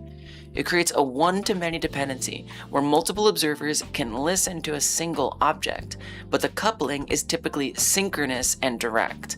The subject calls the observer methods when changes occur. Unlike the publish-subscribe pattern, there's no intermediary broker. The subject and observers have direct references to each other. Used to implement event handling systems in event-driven programming, particularly in-process systems like GUI toolkits or something else, MVC frameworks. It makes the pattern well suited to processing data that arrives unpredictably.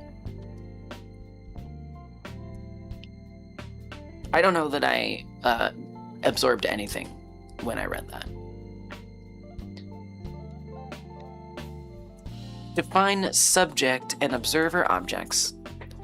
When a subject changes state, so that is to say, I have the subject or my event object or something. So the subject is that I was mean to somebody or nice to somebody. That's the state that has changed. All registered observers are notified and updated automatically. Okay, what the heck is an observer in this case? Well, I don't know. Well, I mean, my tracker, right? So if you're mean to somebody, what are all of the things that need to change because you were mean to that person? What are all of the other characters who are now going to not be happy with you? What are the things that are going to happen because you did that? Okay. So, but here's the thing. Okay, so the subject doesn't know anything about the observers. The subject has no idea, right? So being mean to somebody, the fact that I did that, it's not like it says to itself, since that's the choice the player made, I'm gonna do this and this and this. It has no knowledge of that. That's handled by the observer. The observer says, I just saw that the player was mean to this person. That means that I'm gonna do this. And maybe there's another observer that says, I also saw that the player was mean. That means I'm gonna do this. And they all update themselves based on that. Okay. That is helpful. It knows it's observable, but it's decoupled from any actual observers. Yeah. Okay. Yeah. Cool. This is helpful. This is very helpful. I mean, it's obvious in Godot. Signals. I could use functions too, but signals really well set themselves up for use here. Potentially. It's like an obvious choice. We'll see if that sticks, but it's an option. So here, the event tracker would be...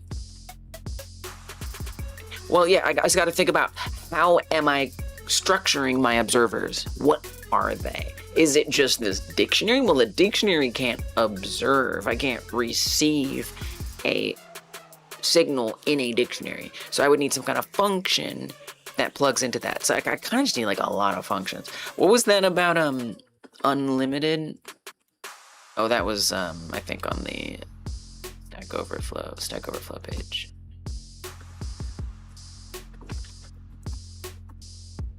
The number of functions which can be registered for each event should be unlimited. And there's more than one. They're all called in order of registration. I mean, I don't care about that.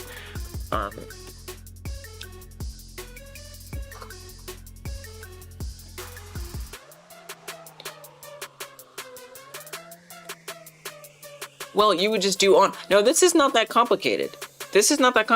So what you would need then is an automated way to connect these signals, which is actually very doable in Godot. So let's say I create these event objects, right, that I was working on. The event object would have in it a, we could do export would probably be nice here.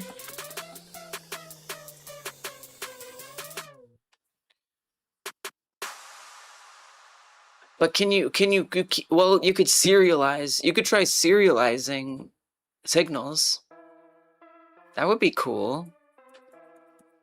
Man, I might be working on my other plugin here at the same time, if I'm being honest with myself. Okay, this is gonna get a little crazy today, but I think I'm going to start working on my conditions setup. I think it's time. So an event object, we would have to define what are the different event objects, right? What are the different event objects in the game? We would have to tell my branching dialogue tool, because right now I can set up conversations. I don't even have NPC lists, but we could say event objects. So what if these subjects are definable in here, and when that subject gets set to one thing or another, it adds a signal to the subject script.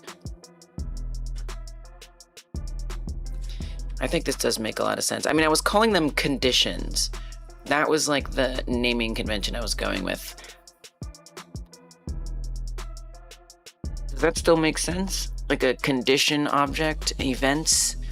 I kind of like events though, so maybe I'll just refactor that from conditions to events. So an event occurs, an event object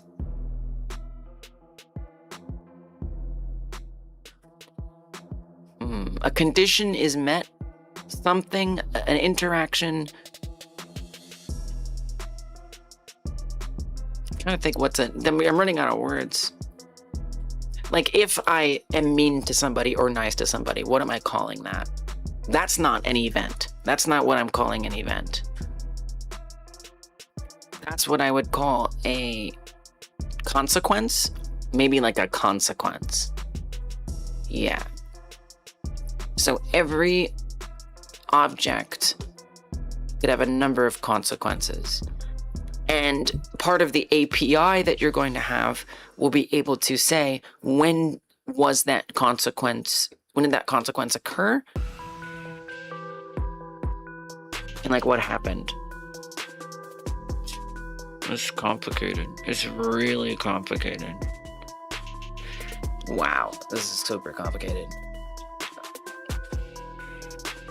All right, well, I'm gonna want something kind of similar to this where I can add a new conversation, except in this case, it's going to be adding a new event object.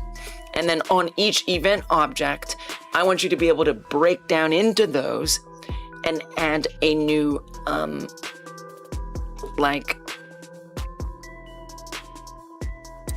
observable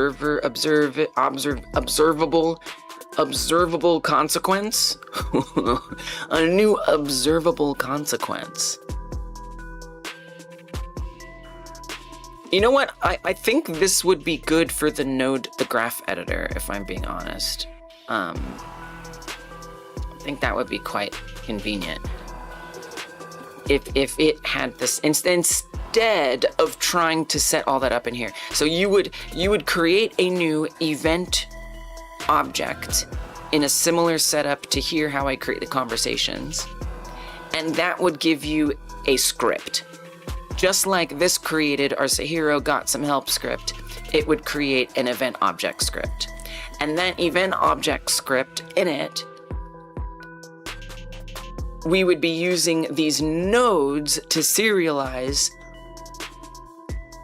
what are the I mean, it doesn't really have to be nodes. It could just be, I don't know that it needs to be a node system. Well, you know, what's convenient about that is you can also set up the observers that way too.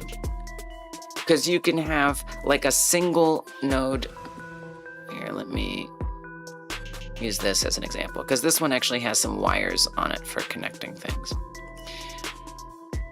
So if for whatever way you say that the signal name is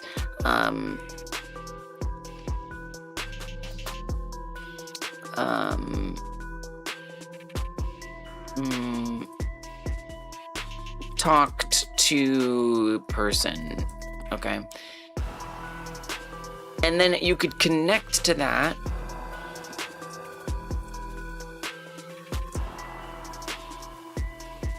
if you've talked to the person, different things can happen. We'll make a few different things. Either, and this doesn't support multiple wires yet. Oh, it does. Great, never mind. Just kidding. So whatever it is, so this is the signal that gets emitted. And then these would be the observers, these three. So you'd create special observer nodes right in there, right? And those observer nodes would say, after you've talked to that person, either, and maybe within here, you would define what those options are. So in my case, it would be like bootlicker, centrist, comrade. And depending on those,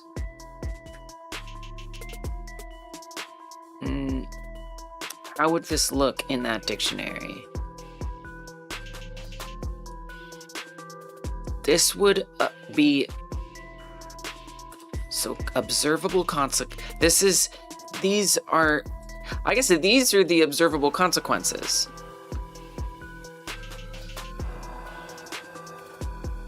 It's tough because, you know, you'd want this to be like a function, right? So like on talk to person,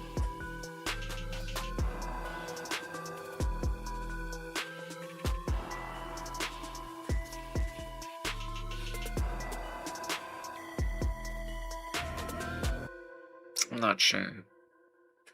I guess this doesn't really make the most sense. I think I wouldn't want it to be that branch. I feel like what I'd rather it do is connect to... It's tough. Like another event object. So an event object. Because this is not an event object. This is an observable consequence. Okay, that's different. This is an observable consequence. This is the event object. So the event object would be, if you were, or person's house. Whoa, state of person's house. I don't know where that just went. Where did that node go? Okay, I've never seen that bug in my life. We're gonna pretend that didn't happen. I'm gonna say, oh, I think I know why. I think it's because I think I know why that's happening, actually. It's because, the reason why that happened, so I've been this blue node here, I've been deprecating, and I've been moving to these orange ones, and basically there's this system that when you see how when I click in the, so I've got this orange one selected, right? When I click in the text box, ooh, so that's actually supposed to deselect that. But the reason why it's not is because, okay, this one, it should work. If I click on that, there you go. So see how when I click on this text box, that one gets unselected? I set up a new system for how it deselects them when you click on an input that's inside of a node. This old deprecated node doesn't have that logic. So it doesn't deselect them when you click on it, which means if I press backspace, it deletes the one that's selected because it never deselected it. So it's actually not that big a deal. It all makes sense. Anyway, so talked to person, whoever they are, and then we have the state of that person's house. So all we're saying is state of person's house is the observer. That's the event object. It observes, have we talked to person? So let's say there's some other observable consequence, which perhaps is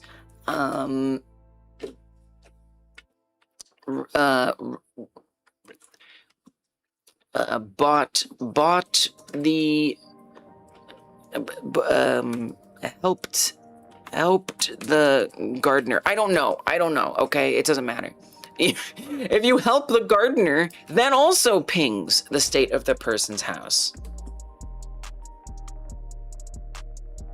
So the state of the person's house, the signal would run, there would be somewhere an on talked to person that would run, and then in the dictionary state of person's house,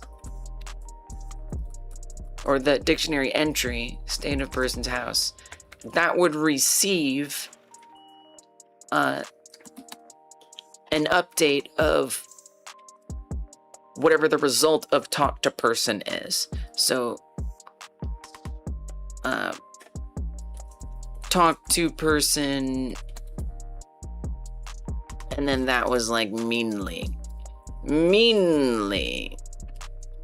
as opposed to nicely. Whereas for helped the gardener, on helped the gardener, whatever, on helped gardener. I know I spelled that wrong, I don't care. That would also go to state of person's house, except it would go in as, not even helped gardener, but like did help or didn't help, right? So it was like didn't help or whatever.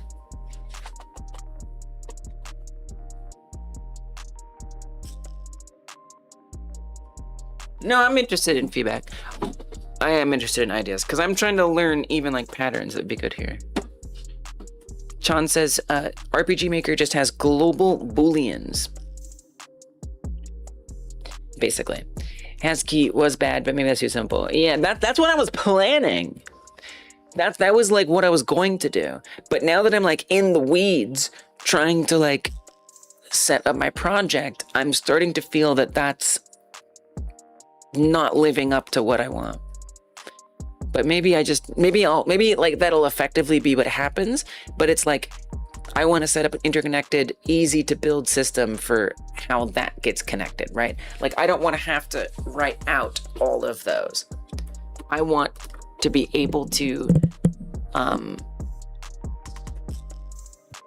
easily build those systems. I don't know. Back from walk, not prescribing what you should do, but you're describing is like verbatim a hierarchical state machine. I'm interested. A hierarchical state machine. Thank you. This is very interesting. Hierarchical state machine. Let's learn some stuff. What's up, Code Drift? Welcome. What are you getting up to? I'm in a focus mode, but I will make sure this little box is there for you. Welcome, Kawaii. Oh my goodness. Oh my gosh. Look at all that energy. Look at them coming in with the energy. Holy drift. Oh, wow, we got some enthusiasm coming from the Code Drifters. We love to see it. Welcome, welcome, welcome. How was your stream? And if you got a raid and run, by the way, all good. I understand. Ain't no problem. It's a raid. I am learning about some things because I'm trying to make a rather complicated branching narrative system. I want to make like an RPG platformer game that has like a lot of things that change in the world if you do stuff. You know, I want the world to evolve, but that means doing some things. That means like seriously doing some things. By the way, drop any links you want to drop if you want. I'd love to check out whatever you're working on if you have something like that. We're all about lifting others up. Hey, let's go. Let's lift each other up. I love that. We're good. We tried to build some marketing work for our software as a service product, but chat wasn't having it. What was chat having? But yes, welcome Hazelnut. Welcome. I tried to be creative. Fox with tacos. That fox knows what's up. Velociraptor lightsaber. And Kawaii Kit Kat. Good to have you all here. Hello, Techno How. You made it. Chat was having cat. We got a feed bot. Even a feed bot is here. We got it all. The enthusiasm from your community is beautiful. Used to be a state machineer, but then you took an arrow to the knee. So, okay, so I'm like working, like I said, on this game that is going to be like a branching narrative thing. It's about aliens who invade Earth. I literally just started this project too. It's going to take me like years to make. It's like going to be a lot. So I don't really have tons to show yet. But this is going to be what the alien looks like.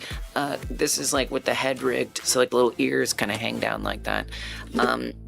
And I want to set up a system that's going to let me, with some relative ease, design my levels and stuff. So I'm making this, in addition to a branching narrative plugin, I'm making this plugin that will let me like design the areas of a level.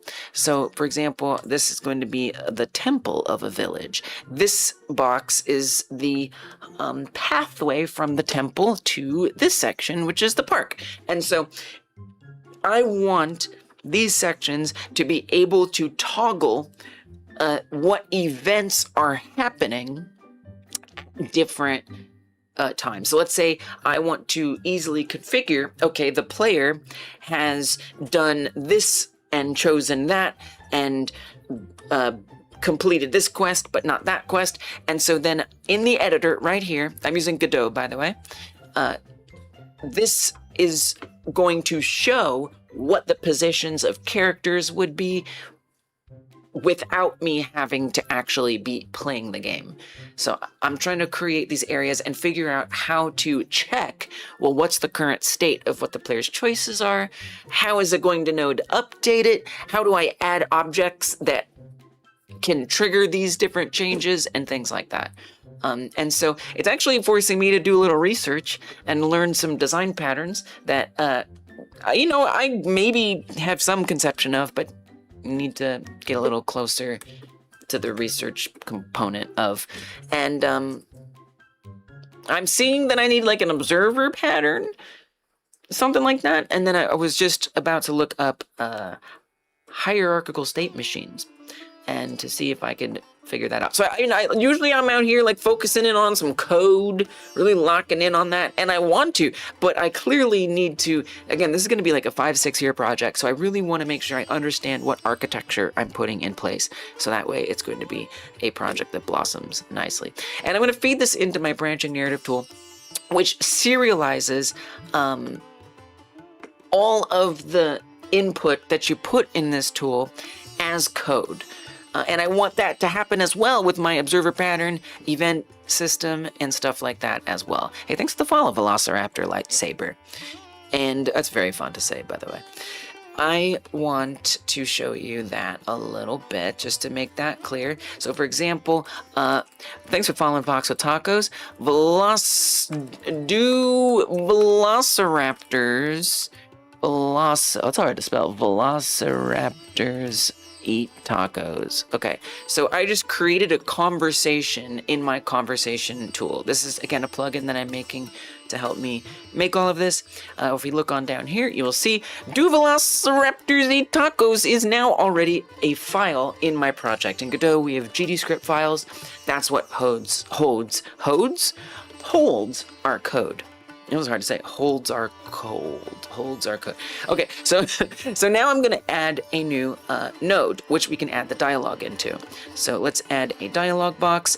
In that dialog box, we will say, Velociraptor with tacos. Code drift. Code drift is a real one, and that's just what it'll say. So now if I open up that script and we scroll down, you will see it has already added code drift is a real one into there. So literally, as I am designing things in this plugin, it is creating code, and that's exactly what I want to happen with this event system, where if you've been nice to this character, this other thing will show up. I want to be able to, drag around things and type in stuff, and it's going to write code for me that I can then, with an API, fetch that different stuff and make things happen. So anyway, it's kind of a lot, and it's stressing me out, but in a good way, because it's exciting and I'm learning new things. So yeah, we'll see if I can somehow make this observer pattern hierarchical state machine fit into this,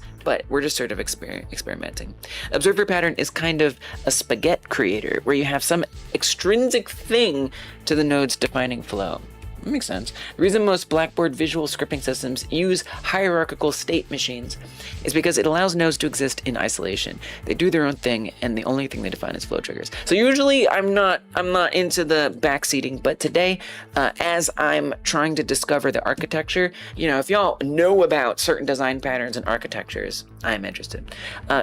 Gonna amend that statement. The issue with observer in this application is it'll create spaghetti.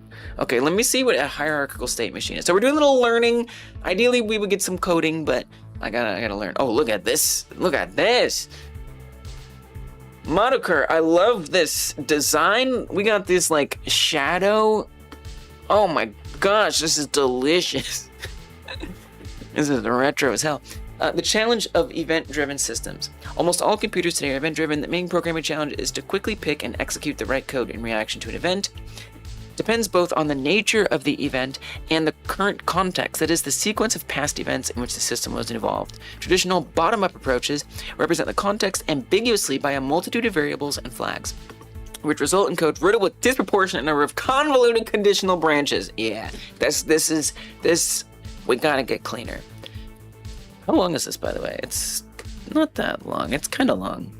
It's kind of long. But this looks also good. You know what'd be dope is if I could like have it like read it out loud. That would be super sick. I could just listen to it, and that's okay. I don't care. I don't care. It's probably easier to listen to if I read it. Or digest, I should say. State machines make the response to an event explicitly dependent on the nature. Yeah, I get that. Yeah, I know, I understand that. A state can abstract away all possible event sequences and capture only the relevant ones. Okay. When properly represented software, a state machine radically reduces the number of different paths through the code and simplifies conditions. In all but the most basic coding technique, even the explicit testing of state available, this is something to polymorphism. Okay, got it. Yeah, state machines, yeah, I got you, I get that. But what about the hierarchical state machine part? Translating a finite state machine the wrong way. Can you just tell me what a hierarchical state machine is, though? Can you just tell me that? Limitations of traditional finite state machines, introducing state charts.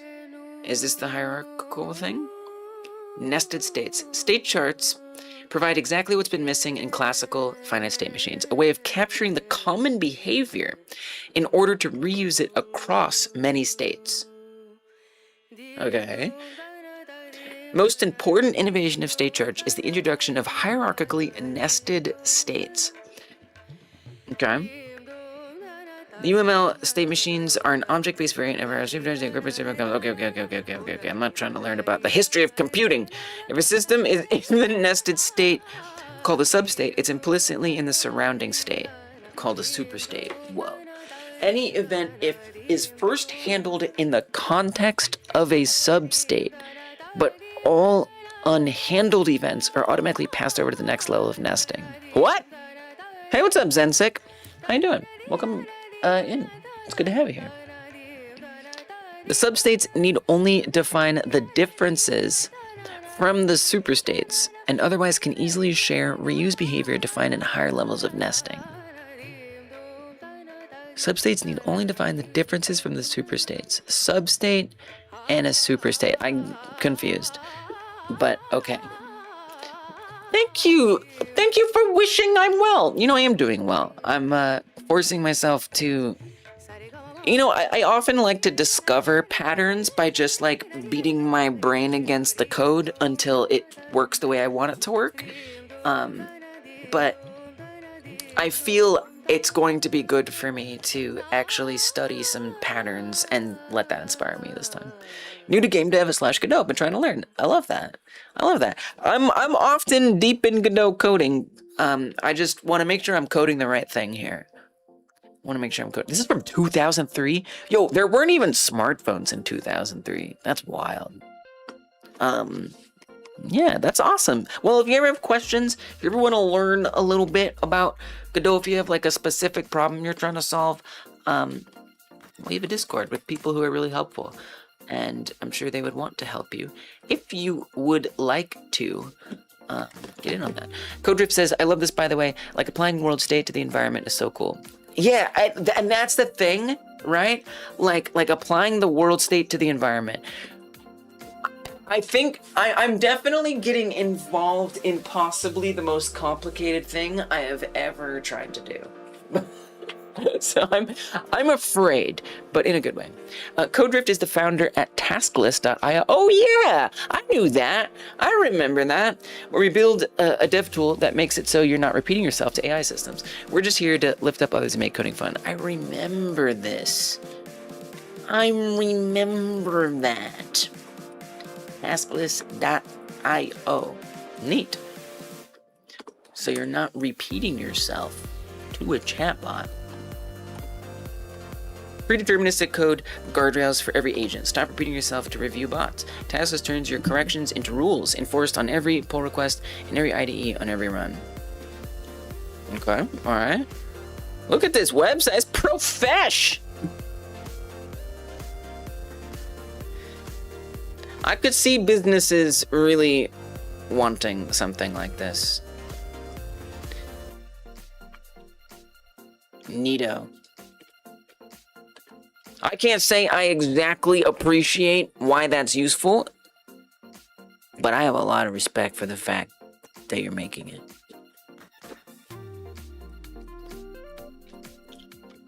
A task list. So, because if you don't do this,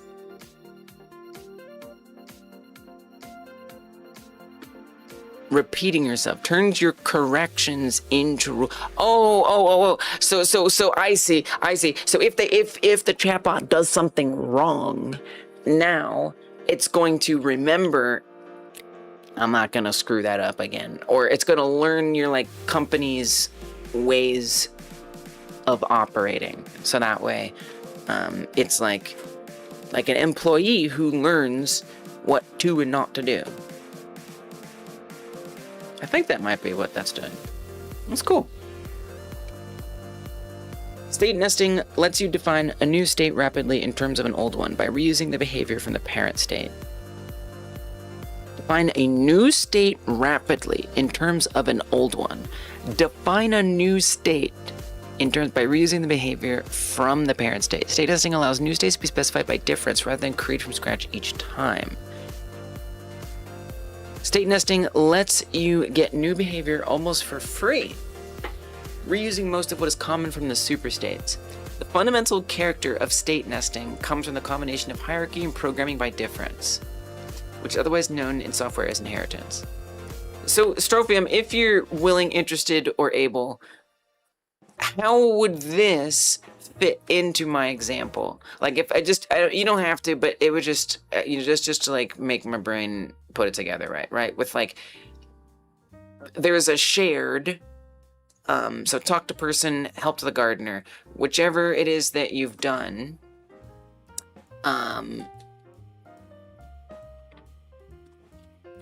if those both feed into the, quality of person's house, right? So if you help the gardener, that makes the person's house better. If you were mean to the person when you talked to them, that makes the quality of their house worse. So we have two different observable consequences, and then the observer is the quality of the person's house.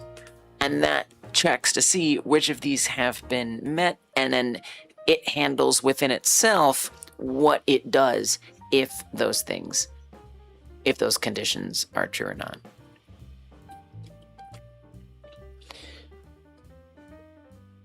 By the way, for those who don't know, when I'm in this focus mode, I am going to be ignoring chat largely unless it's exactly what I'm asking about. But then after that, I take a 30-minute break and we chill and I catch up. So don't worry. Just so you know. Liskov substitution per states. Let's go universal. This is very, I mean, it's interesting. Can we get some examples? Implementing the goal of this HSM implementation is to provide minimal and generic event processor that you can use with any event queuing and dispatching mechanism. Addresses nested states with full support for behavioral inheritance, guaranteed initialization and cleanup with state entry and exit actions. Support for specializing state models of class inheritance. I don't know if I'm going to figure this out. Hey, thank you for the 5 bits, Dark. You bought a 36 by 24 inch frame. How's it going? It's going really good. Can you steal a Godot plushie? You can try it. The main difference in hierarchical state manager is subtrees, which is essentially the exact same thing as a finite state machine, but with subtrees, which you can think of essentially like side quests to a more broad goal.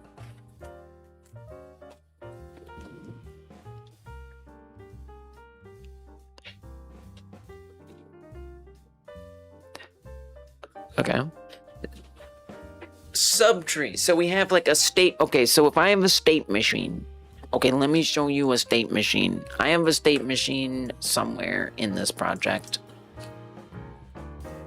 The way that I've made a state machine before in this project. There's obviously a lot of different ways to do it. but I've got an enum. We have the gameplay state, the paused state, the main menu state. And then I change that state, right? I say, hey, I would like to change to new state, and it'll update it. Sometimes I set up like a request situation where it says it's only allowed to update that state if certain conditions are met. But in this case, it just does it. And then we match depending on which state we are now updated to. If it's gameplay, well, we change how the mouse is captured. If it's paused, we change it a different way. If it's the main menu, we changed it another different way, and that's it. So 3 different states. When that state is changed, it checks to see what it changed it to, and then runs different operations based on which state we're in. Now you're saying that this has subtrees, side quests. What would if a finite state machine could go on a side quest, what would it go on? Yeah, exactly, Zen. Yeah, it's like Switch. Exactly. Precisely. It's lagging your brains. Welcome, Dazo. How you doing? Good to see you. Welcome. If you have a honey to-do list that involves going to Lowe's, the grocery store, and Petco, the grocery lists for each of those stores would be a subtree of go to Petco. A honey to-do list? Like the stuff bees make? A honey-do...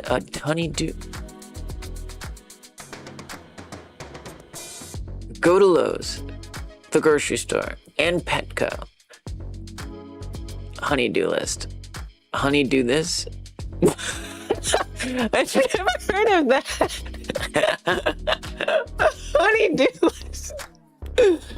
Oh, the news for the Buddha new. I've never heard of that. Now I gotta use that.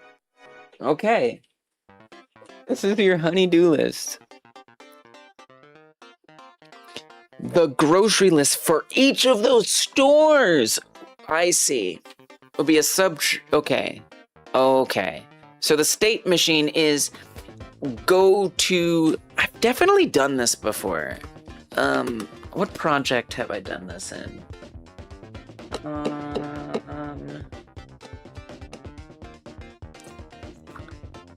Was it the Pac-Man like? Maybe. I don't remember. I've definitely done something like this. The root tree would be do Petco shopping, do Lowe's shopping, get food for the week. Then each of those would have their own trees. And so how does this help me? This helps me how? This is interesting. But you said that's exactly what I'm describing. Honey do list.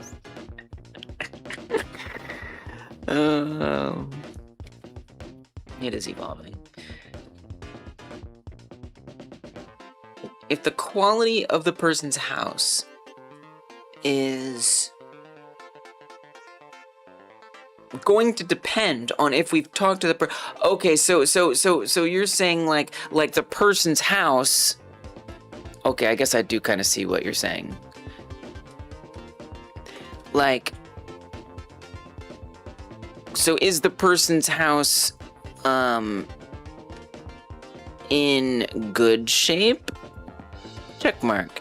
Is the person's house in bad shape? I'm just trying to get an example for how I might use this. Is it in bad shape? So 2 different states. Obviously we would want more, but for now we're just gonna say 2. The bad state would depend on if we were mean or not. And then the good state would also be mean or not. Like they both check mean or not. So like they would have those as the subtrees. or something else. Node is when those subtasks are met. There's 3 nodes. Oh, this one here? When those subtasks are met. So it would be more like, house, state of house, it may be something else, person's well-being. Okay. So the person might say dialogue like, I'm sad, or I'm happy. The house will either be in good condition or bad condition. This is the first layer of the state machine. And then the subtree would be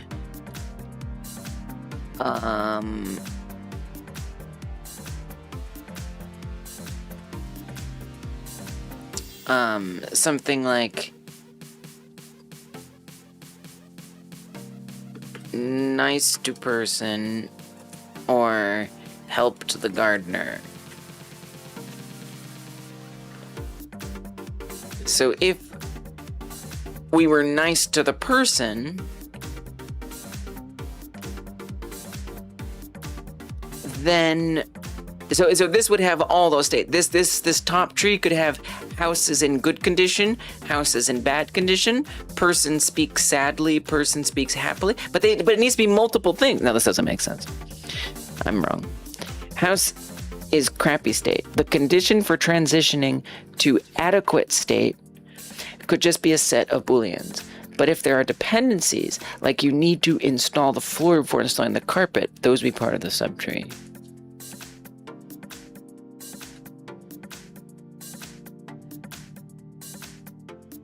I'm confused.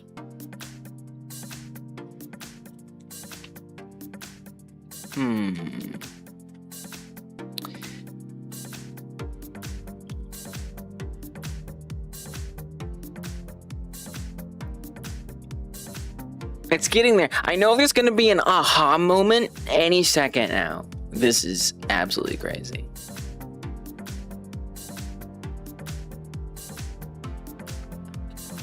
Okay, let me look for a different source. Can we get some pictures? We love pictures.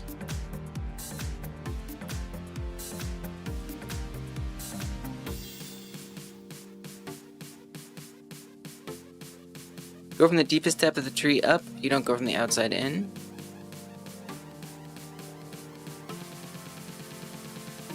No, you're being helpful. You're being really helpful. Honestly, it's just like there's a way to explain it that's gonna click for me, and I just don't know what that is yet. State A declares V as outer output. State A declare. I want to be overwhelm me. Declares V. What is V? V here. Integer V. That's the output. State 1 is on an intermediate level. I hear you, Zen. You go from the deepest depth of the tree up. Famous usage is something called GOAP, which stands for Goal-Oriented Action Planning, famously implemented by the Fear developers.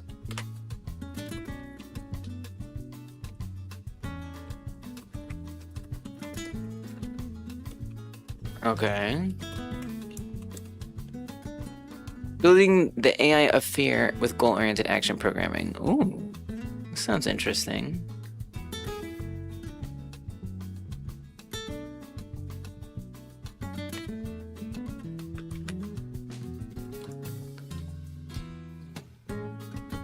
Automated planning.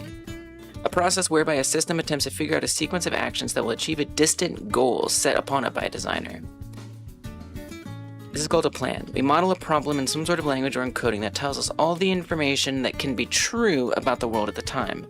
These are known as facts or predicates, where a simple fact tells us something we might need to know at a later point in time. We store all of the predicates we have, about how the world looks at any point in time within what's known as a state.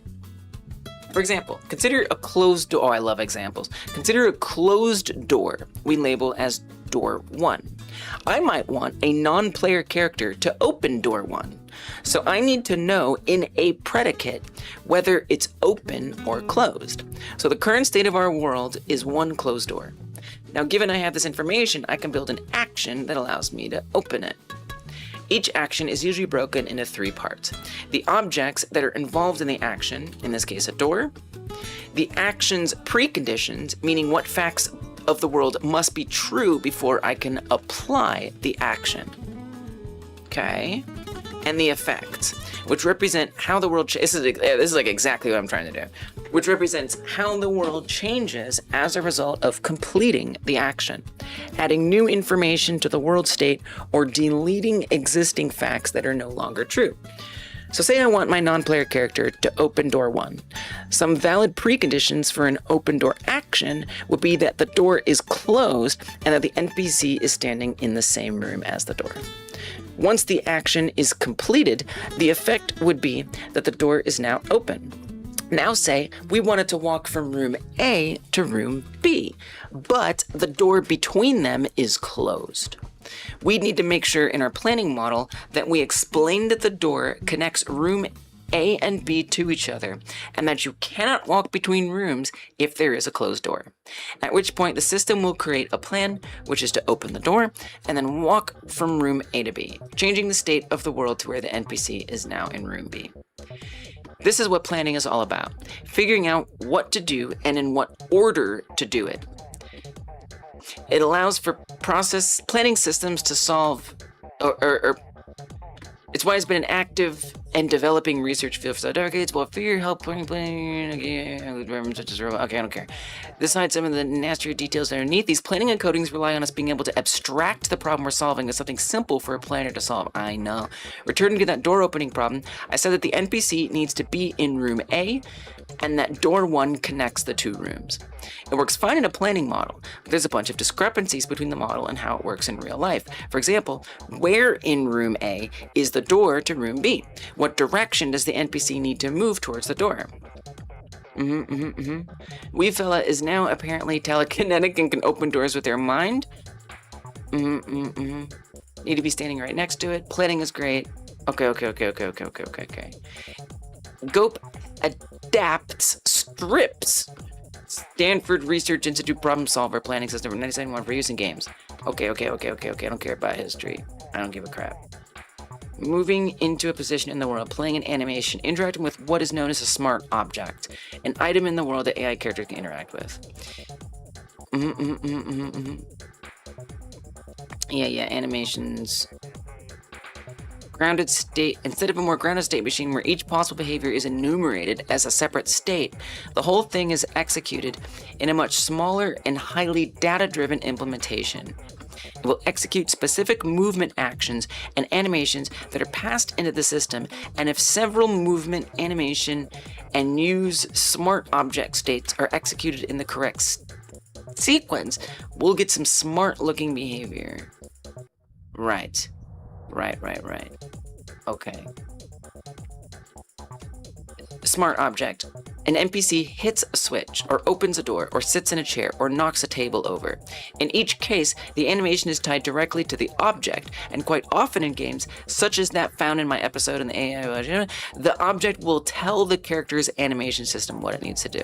It's fun. Is it? It seems fun. I just need, I need to, read the right explanation that's gonna make it click. I'm not getting there, but I'm not there yet. How does it know what states to be in what order, and what information to pass into each state? If you have any, literally overwhelm me with explanations that you think will make it click, I will be here. I'm so game. Using a planning and coding like we talked before, the system creates a plan that solves specific problems in the planning and coding and uses A* search to find the best actions. The actions within the resulting plan are then translated into specific finite state machine states, with data being passed of locations to move towards, animations to play, and smart apps to interact with. Okay. Crack open the hood of fear and explore how Gope is in the game. Publicly available. Cool. Each AI character has any sort of AI. It needs to have goals assigned to it. These goals are ones that the planner will run. You know what I want to take a break from this for a second to do? Can I look at goal-oriented action planning Gope? What if I'm like branching narrative? You know what I mean? Like what if there was like a specific discussion about that? Would be great. I'm seeing a lot of not connected. They're not like connected. Like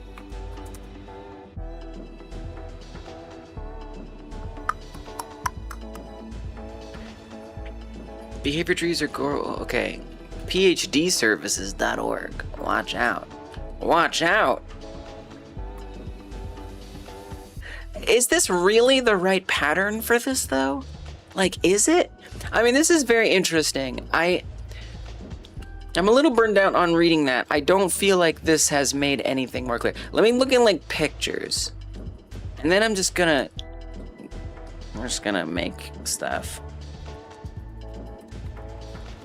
Because, I'll be honest, I'm not picking up what's being thrown down. Because it's not really AI stuff that I'm trying to do, and I'm just trying to see, like, how does that apply to branching narrative? The first branch of the tree is fed into a recursion. Essentially how the Sims function. Right, but, like, what does it have to do with setting up a system that detects what choices the player has made and then making things happen? I mean, I guess that does make sense. Like, as if the game itself is the AI. The game is the sim. And it's deciding what actions it's going to take based on... Okay, actually, I see the connection now. Each available action has an effect that defines how a state is mutated because of that action.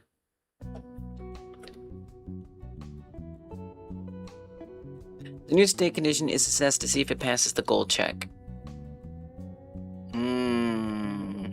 Okay, this is kind of helpful.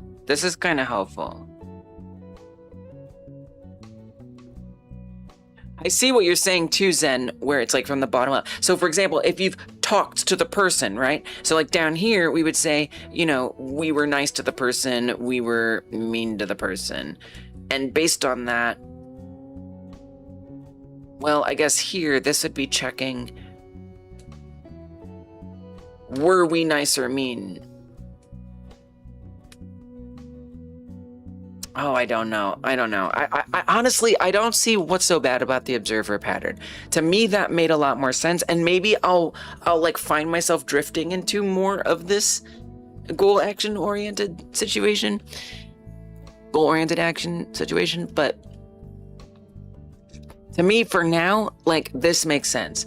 To set up an event object, and the event object in this case is the quality of a person's house. And then we have the conditions. Have we talked to the person, and how did we talk to that person? So this would have, in and of itself, oops, I deleted it. In and of itself,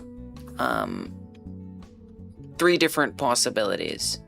And we would define those, you know, in some of this. This is not the most elegant setup. It's just for the sake of explaining. Let's make 2 more of these. I think it's gonna be fine, but it's interesting. I'm really glad I looked at that because I have a feeling it's going to kind of come together. Yeah. That's what I'm thinking, Zen. That's exactly what I'm thinking. I'm right there with you. We have the other cat now. We'll see if she hunkers down. This is very interesting. I love this. So whatever, talk to person, and then that feeds into that feeds into, you know, which was the outcome.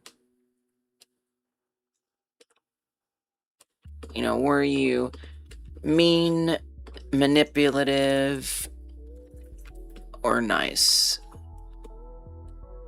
And then whatever that result is, so we have result, whatever that might be, that gets collected. And then that result is fed into our quality of the house in this example. Then there's another thing. There's, did we help the gardener? Whatever, right? 1, 2, 3. Yeah, I see. I think the graph nodes are going to be a useful way to actually design this. It's much easier to visualize this way than to be writing in a dictionary. No one wants to do that. I don't remember how to delete wires. I might not actually have a setup for deleting wires yet. Actually, I don't think I've set that up. So whatever, don't worry about it. So one of these 3 options, well, you know what you could do? Just delete that. There you go. Talked to gardener. Or helped gardener. Or yeah, yeah, you could even say a gardener subquest. Whatever that might be. Okay. So either you sabotaged the gardener subquest, you manipulated the gardener, I don't know, you stole the gardener's thing, or you helped them. Then that would also feed into what does the state of the house's quality turn out like. Oh, wait, I forgot. This is very useful. I need this very much. This is gonna help me a lot. Alright, just a second. Sabotaged. Must take a break after all that, though. That is very warranting of a break. The brain demands a break. Okay, plug into this. This would just be whatever the result is, and that goes into here. Okay, unfortunately I can't zoom out further than this, which is a little disturbing. Why? I guess I never tried to make this much. I need to deal with the UI up here. This is way too much UI. But that's okay. Or at least have like a full screen option. So yeah, I think this actually makes a lot of sense to me. We have the I mean, yeah, so there would be the things in the game. Whether it's an NPC, whether it's a quest. I would say it should be like some kind of challenge, some kind of, maybe we think about it like as like a challenge. Oh, I like that. I like that a lot. Okay, I'm gonna call this, I'm gonna label it. I'm gonna screenshot this so I have this for eternity. Because this is gonna be the system I wanna build, right?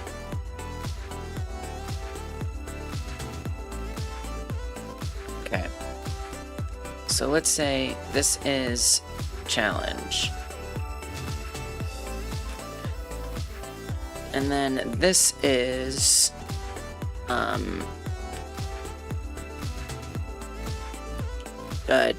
choices, the choices in that challenge. Okay, this is the result of those, or the really this is the well, kind of. I mean, it's the result. Hey, what's up, Tawny? It's going good, it's going good. I'm having to wrap my head around what architecture I'm gonna be setting up here. And then this is technically the consequence, which is going to be an observer. So it's challenge slash subject. So you have the subject, the choices that you make are states, the result, the state, right? So this is slash states, this is the state, and then the consequence about what happens. And then there'd be another challenge, like down here, right? There's other choices down here, another result, same kind of thing, right? Noya! Hello, welcome. Okay, I'm gonna screenshot this, because this is helpful. And this is now a dev doc. Because that is what I wanna make.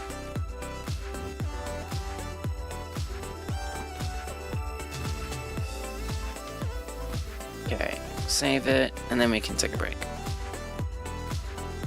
Wow. I love this stuff. I love this stuff. This is so fun.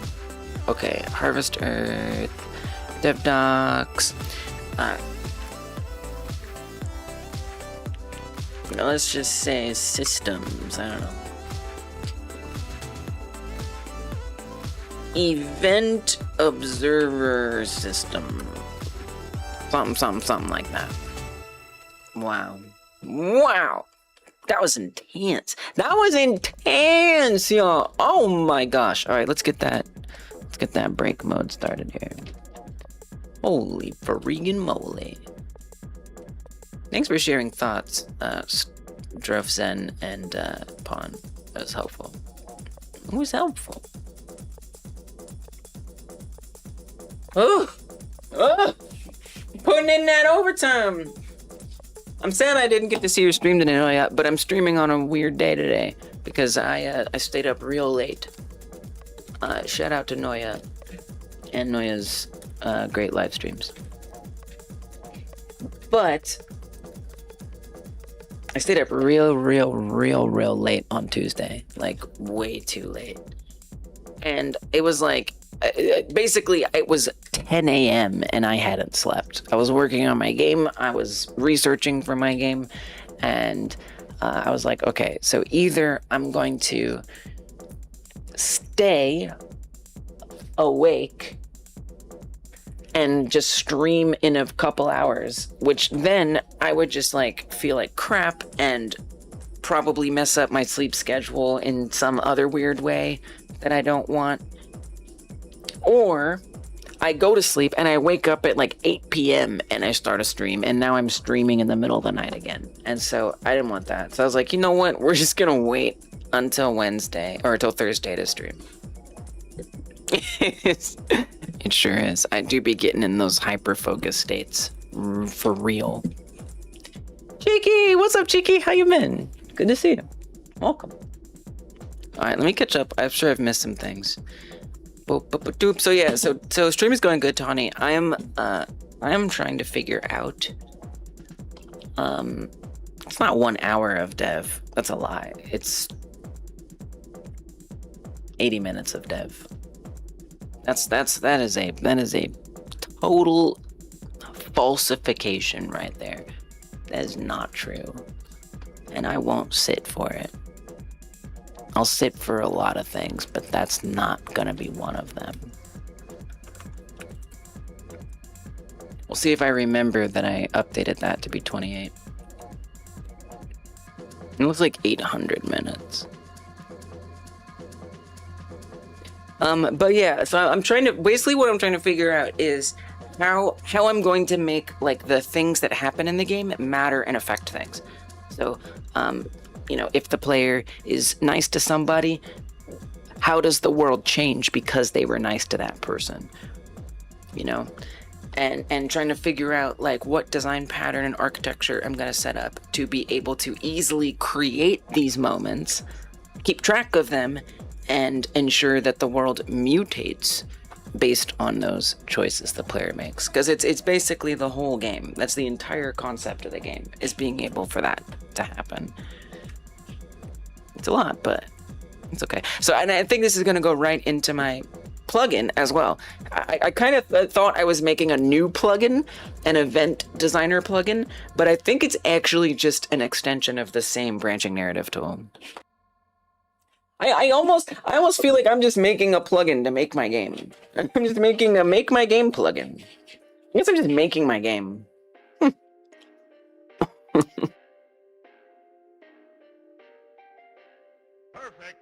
But it's different, you know, it's different than like doing a jam where it's like, look, we gotta get the characters, we gotta get the things, just make it happen.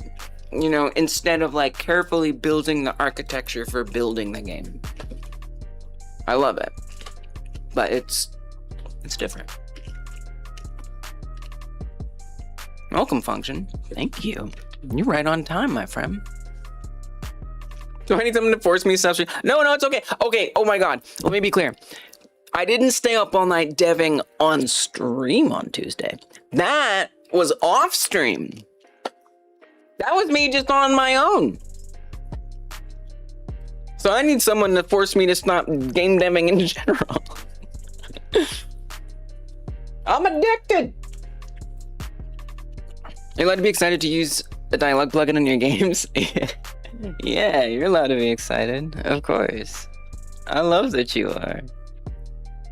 Yeah, it's a little bit of a break time. Look, that was a lot of brain stuff. There was a lot of brain stuff happening there, okay? I was reading friggin' PowerPoint slides from 2003, okay, about the history of freaking hierarchical state machines. For me, that's heavy.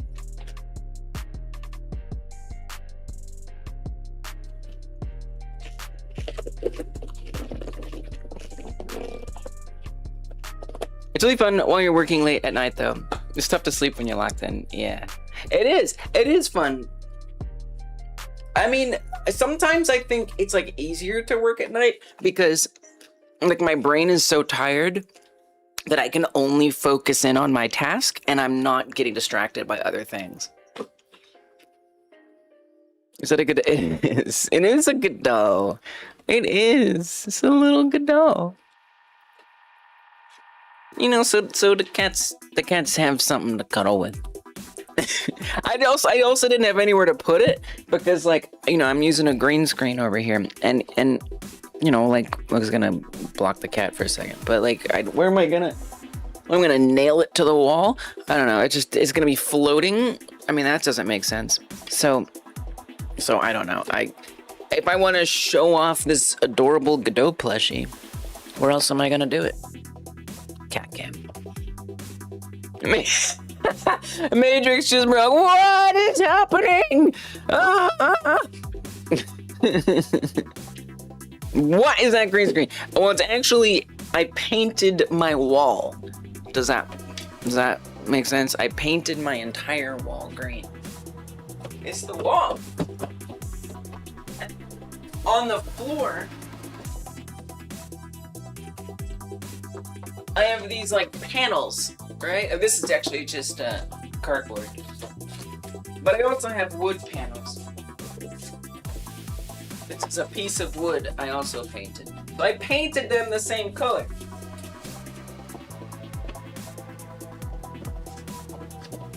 So it's not really a green screen, it's kind of a green corner of the room. Just fully committing. Well, let me tell you, Arg, it just made my life a lot easier because before I did that, the green screen is always moving. You know what I mean? It's like moving in the wrong places and I gotta like adjust it and I don't know, I was bumping into it. It was just a mess. But like this way, it's always in the same. It can never move. It never changes. I found it to be much easier to deal with if it just was fixed. So, it may be dedication, but it made my life a lot easier. I never think about it. I never have to deal with it. It's just always there, you know?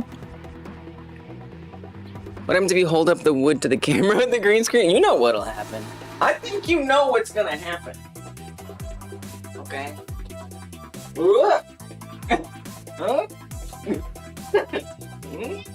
Am I here? Am I not here? You know exactly what's gonna happen.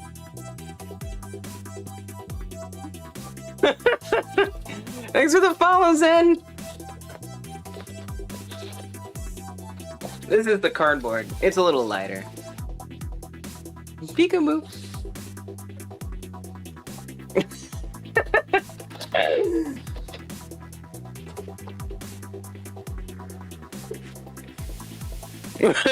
Where did I go? I became absorbed into the stream.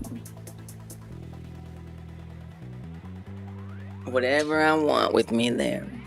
If you get that set up, sometimes you would just sit in the green corner and think about life. I mean, it is kind of a nice little corner. It is. Yeah. The green corner. Well, now you forgot when you did. Ooh. Is there a way to like touch them to like tell how far along they are? Is that a thing with eggs? Probably it's boiling. Yeah, it's probably hot. That sucks. Maybe just guess. Maybe you could check chat. Maybe you remember what we were chatting about, and you could use that as your timer. No, don't touch it. Don't touch it. Hey, what's up, Stone Python? Anyone think ever will be there with what you think? With that what? What is they talking about? What is it that they is saying with the words?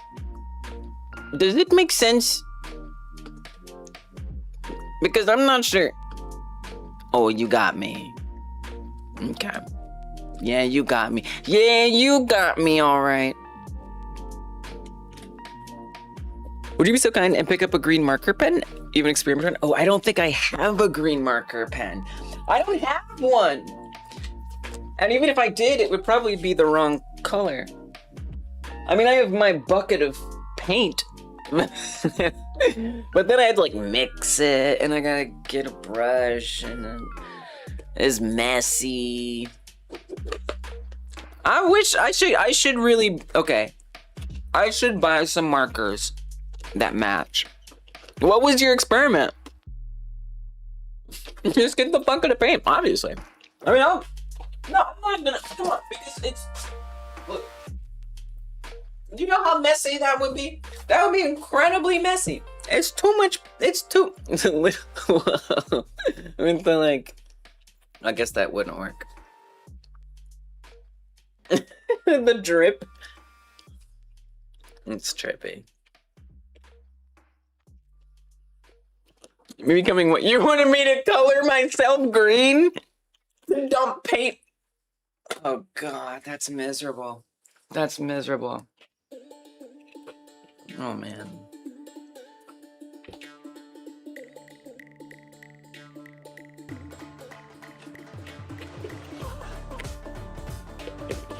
So what your Minecraft world look like for a bit?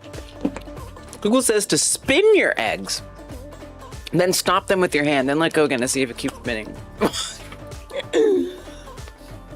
But they're boiling hot. Interesting. If it keeps spinning, the egg is wrong. Okay, that's a chatbot would say that. Okay, no, Sahiro says no, I can try that. Okay, hey.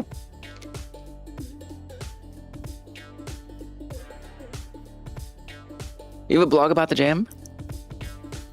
Post it somewhere. Yeah, or a green suit. True. True. Could get like a skin tight one, like a filthy Frank style. That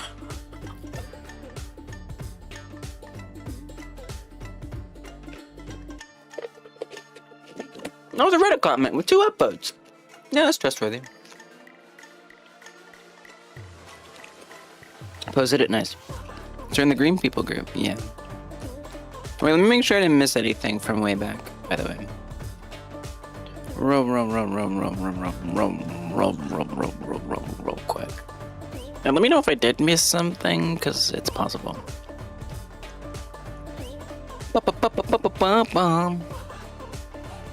The reason most Blackboard visual scripting systems use hierarchical state machines is because it allows nodes to exist in isolation.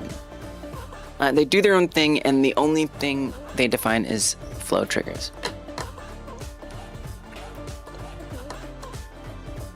Issue with an observer pattern is it kind of creates spaghetti. Zen has been in web dev mainly, trying to figure out a day-night cycle. In web dev? Like have like JavaScript detect like what time it is, and then like the website changes based on what time it is? That sounds cool, Zen. Sturfrium created a scaling table of insults and added a rule for my AI that whenever it detects one of those words in a response, add it to a correction document with the associated severity weight.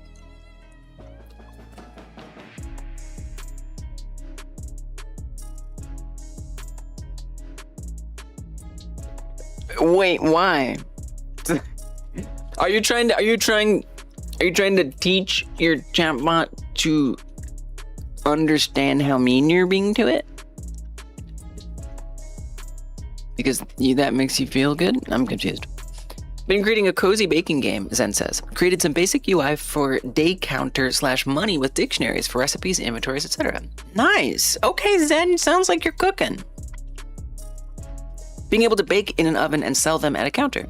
Also added scene transitions where you can just set somewhere you want to go with the UI and the markers, and you don't have to code anything about it anymore. Okay, Zen, you got some skills. I see you. You're new to game dev and Godot, but you know about building systems and stuff, so you're gonna take to it like a fish in water. Love that. Wait, do I know what dark meant? A 36 by 24 inch frame? Do you mean like for hanging things like on the wall? That's gotta be what that means.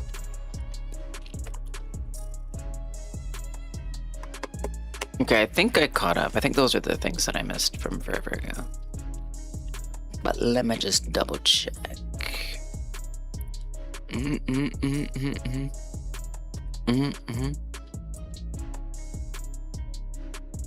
Yeah.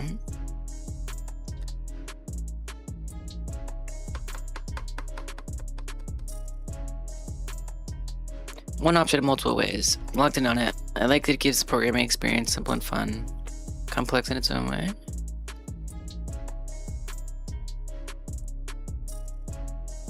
Is this how you do dialogue in Godot? Wait, where was that? Wait, where was that responding to? Oh, right there. Haven't looked at it. Yeah, that's how I want to.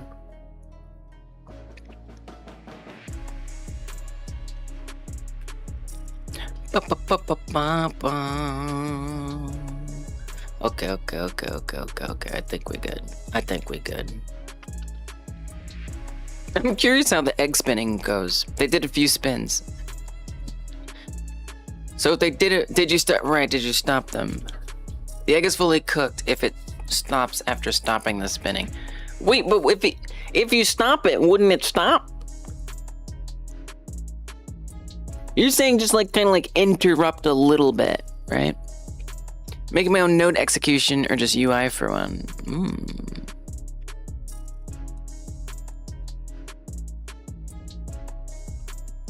Let's do this the easy way. Start spinning again. Oh, that makes sense because like the yolk in there is like sloshing around. I see you stop and then you let go and it keeps going. Oh, that makes sense. I get it. They stop themselves. Nice. That sounds like you got a cooked egg there. Okay, Tony asked, are you making your own node execution system, or are you just making UI for an existing one? I have a lot of opinions about making node systems, from seeing many ways it can go wrong. Yeah. Well, so Godot has a built-in thing called a graph editor and a graph node. And it's quite nifty. So I could literally just make this, add a graph edit, make it big like this, and then add a graph node on here. and then it has it's a node, and we can add different stuff in there. So let's just add a label. This is a thing, and then we can clarify if that has wires on it or not. So now I've said that's where a wire would go. I could create another node in here, and we could make this one be a receiving one. So I didn't code any of this. This is just built-in Godot tools. So let's say that this has one on the left. I'll just save this temporarily.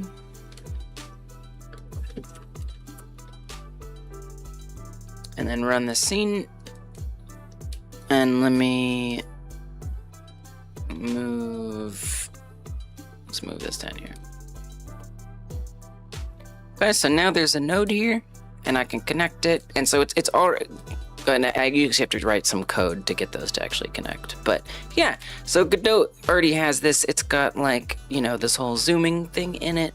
You can drag the nodes around and you can connect them to each other. So that's already built in. A no graph without any interpretation of what the graph means. Yeah, exactly. Yeah, exactly. And so then I have added meaning to the one that I'm working on. So I took that base component and I made it do things. So this is where if you've seen before, so if we create, Tawny has some questions. Create this, add this node, and I'm gonna type in this node. Tawny is asking those questions. So what this is doing, and you probably already know this though, but this is how it serializes. So the thing that it does is it reads what's in that node and then outputs it. And then it puts it into, serializes it into a dictionary for me to get from an API. And then what I want to do further is have this be able to be parsed as well. So that script that just got generated, I'd want this tool to look at that script and then recreate the nodes with that in there. So I could come in here, type this stuff out, and then it goes back and forth. But you know, I'm not a big fan of visual scripting in general. I don't really consider this visual scripting though, even though I guess it is.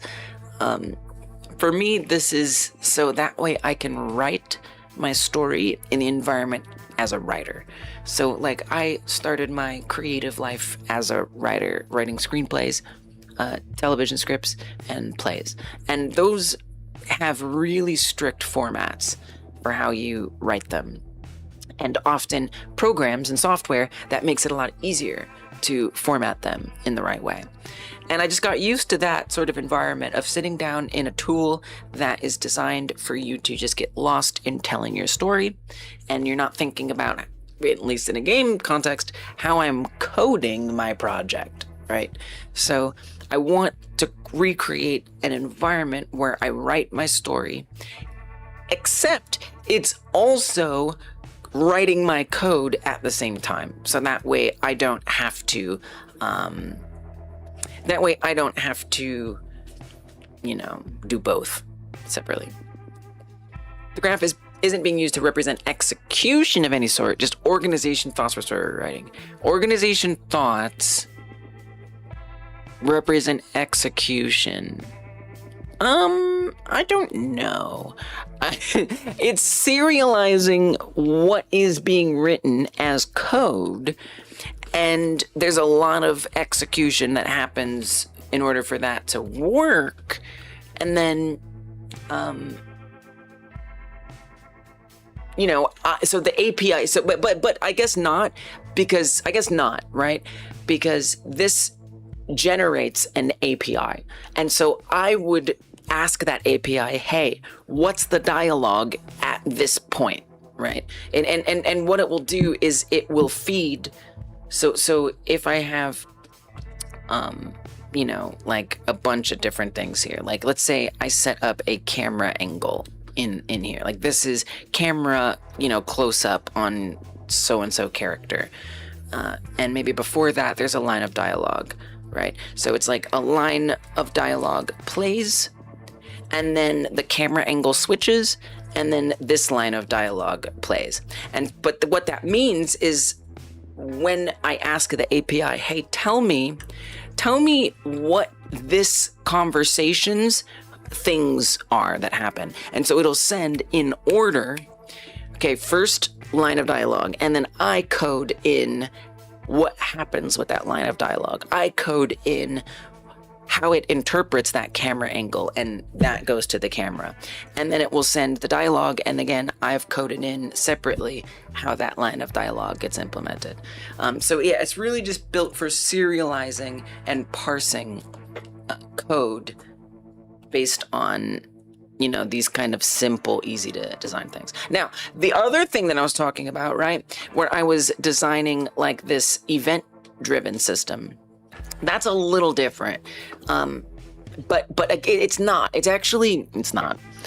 It's the exact same thing. What this is doing is this is saying if the player in the gardener subquest, and this is me iterating. I want to design this differently, but I just used the dialogue as an example. So we have the gardener subquest, and then we have 3 different outcomes for that subquest. You could sabotage the garden. You could manipulate the gardener's, you know, I don't know, garden. You could steal the flowers and sell them, or you could help the gardener with their garden. And so depending on which choice you have, it'll log which choice you made. And then there's this other thing in the world, in this case, a house, that's going to change the way that it looks based on what choice you made in that quest. And then there'll be other quests that have different choices. So if you talk to a person and you were mean to them or you were nice to them, then that result is logged. And then the quality of the person's house will change based on that. So this is just sort of, I will want this to be this node-based system. And again, it's not execution. This isn't doing execution. All this is doing is serializing. It's a way to design the code that will be part of an API where the execution runs. So that is to say, so literally this whole plugin is separate. So like that folder where I went to your GD script with your name on it, this folder is separate from the add-on. You could come to the add-on and delete it from your project, and this folder would still be fine because it's just GD script at the end of the day. And your game will function based on the GD script that it outputs, not the nodes that you built. So yeah, so I guess the nodes are just like a writing implement, not execution based, I think. That was interesting. Yeah. I wouldn't want to design that. I wouldn't want to design it such that basically it's all set up so nothing is going to depend on those nodes. Nothing. In fact, you could uninstall the plugin and just edit the code instead of using the plugin anymore. You don't need the plugin. The plugin just gives you the code and updates the code and stuff. That's it. Because other branching dialogue plugins out there are the execution, and you do have to rely on the way that they're set up in order for your game to work right. And that is what I'm trying to move away from. Because for me, I just find that annoying and unreliable. So yeah. Does that answer? That answers the question, right? At some point, you'll have to write some code that uses the graph to determine what to do. Yeah, exactly. That uses the graph. Well, no, it doesn't use the graph. No. Wrong. No. The graph is nothing. The graph is simply a writing implement. It's like if I use VS Code, right, to write my code for GDScript, right? My game doesn't need VS Code to run that GDScript. You know what I mean? It's exactly like that. This is a little VS Code, except it's nodes. And it's simply for writing the code in a different way.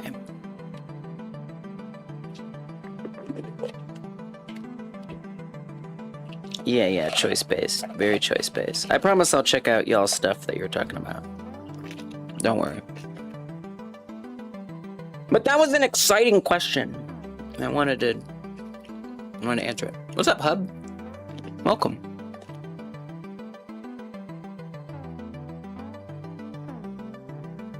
Insane is still here, listening to an audiobook. Might have mentioned this, but Barnes and Noble basically had a free trial thing that lets you get... Oh, the Nintendo guy's book, Disrupting the Game. Been a great listen so far. Nice. What's it about? He seems cool. Hub is chilling. Love that, love that. All right, let me catch up, and then we'll check out the stuff on Discord, and then get back to work.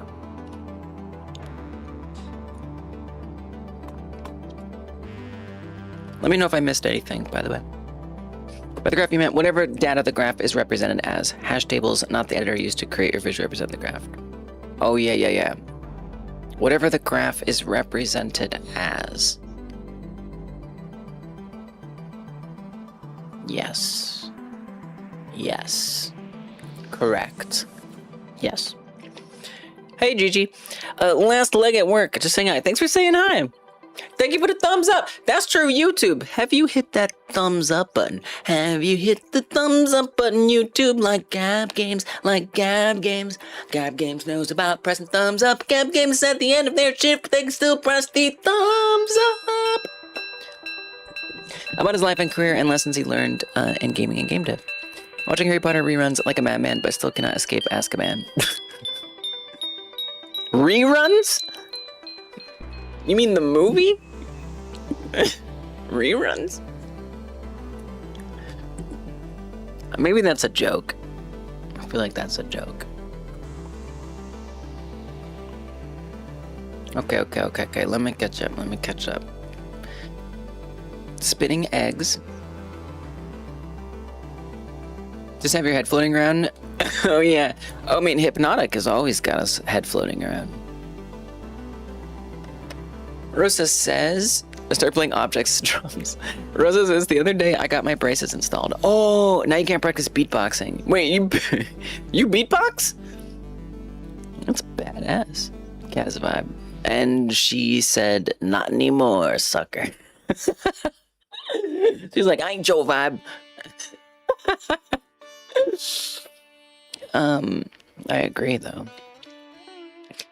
Congrats on the braces going in. You'll get used to it. You'll be surprised, Rosa. Like at first, it'll be weird, but over time, you'll adapt to how to like move your mouth to make sounds without them getting in the way. I don't know if you'll be able to do full beatboxing. Yeah, because I guess you have to like push your lips. Yeah, that might. I don't know about that. You might hurt yourself with that. But who knows? Right, certain noises are painful. Yeah, because it'll like get hooked. Yeah, that makes sense. Damn. Braces are a serious commitment. And especially doing it as an adult. You know, when you're a kid, whatever, what do you have to do as a kid? Friggin' nothing. But as an adult, it's like... Yeah, it's very inconvenient. But I know you're glad to be doing it. Can also know it's good. No, she do. She do.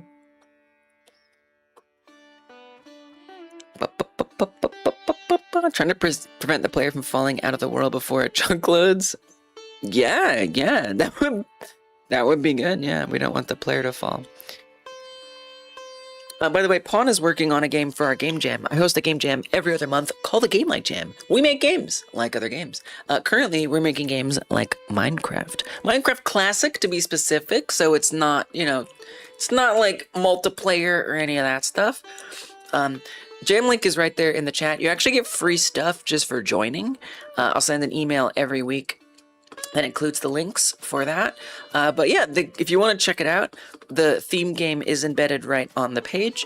It's pretty simple, you know, you're just putting some blocks down and breaking some, but you can do whatever you want, right? You can get really creative with it. You can just take the theme as like the theme game as a regular jam theme and do whatever you want. It's up to you. It's just like an opportunity to give you a little more than just like a word or a phrase. You know, it gives you more to work with to hopefully try to finish something. And it's a month long. We've got, 22 days left, so lots of time to work on it if that's something that interests you. Check it on out. So yeah, that's what they're talking about, and I have a feeling I don't know if what Coke is sharing. I don't think so, but did Pon, you have something that you were sharing about it? We're probably going to be checking out a lot of Minecraft-like stuff this month, so just there's the context for why. I used to participate every month, but I'm working on this bigger project. As you can see, it's very complicated, and so I need some time. But I am going to do like a little bit for each jam, so I did like 1 day, maybe I'll do 2 days. And then if I need a break from this big project, I'll go back and work on a game like Jam Game. Chickadee, check it out before you wreck it out. Nice. Smooth. Got world streaming going, but now you need to stop the player from walking out of the world. Gotcha. If a chunk isn't loaded. Yeah, I think that would be for the best. Showing on Monday. Okay, can't wait.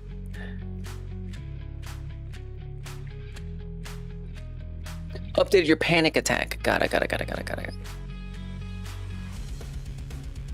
Alright, I think I caught up. Let me know if I missed something though. Just let me know. Just let me know. Okay, we'll check out the stuff and then back to work. Get back to work. Sample breathing minigame. Whoa. Jesus. That's giving me a panic attack. Oh my god. Oh jeez. That's cool though. You like go to take a break so you can try to like get yourself together before going in. Oh my goodness. It's kind of like, it reminds me of like a fishing mini game. Are you saying it has sound? I don't know, just the bar going back and forth. It has fishing minigame vibes.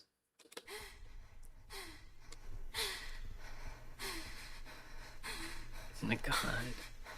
It's so intense. It's so intense. This is a panic attack simulator. But I like the idea of having a breathing exercise in there. It also is kind of like teaching you a little bit about how to take care of yourself, which is nice. I love the effect, like you got the red, like flashing, right? You've done a really good job at recreating that sensation and then giving it some interactivity.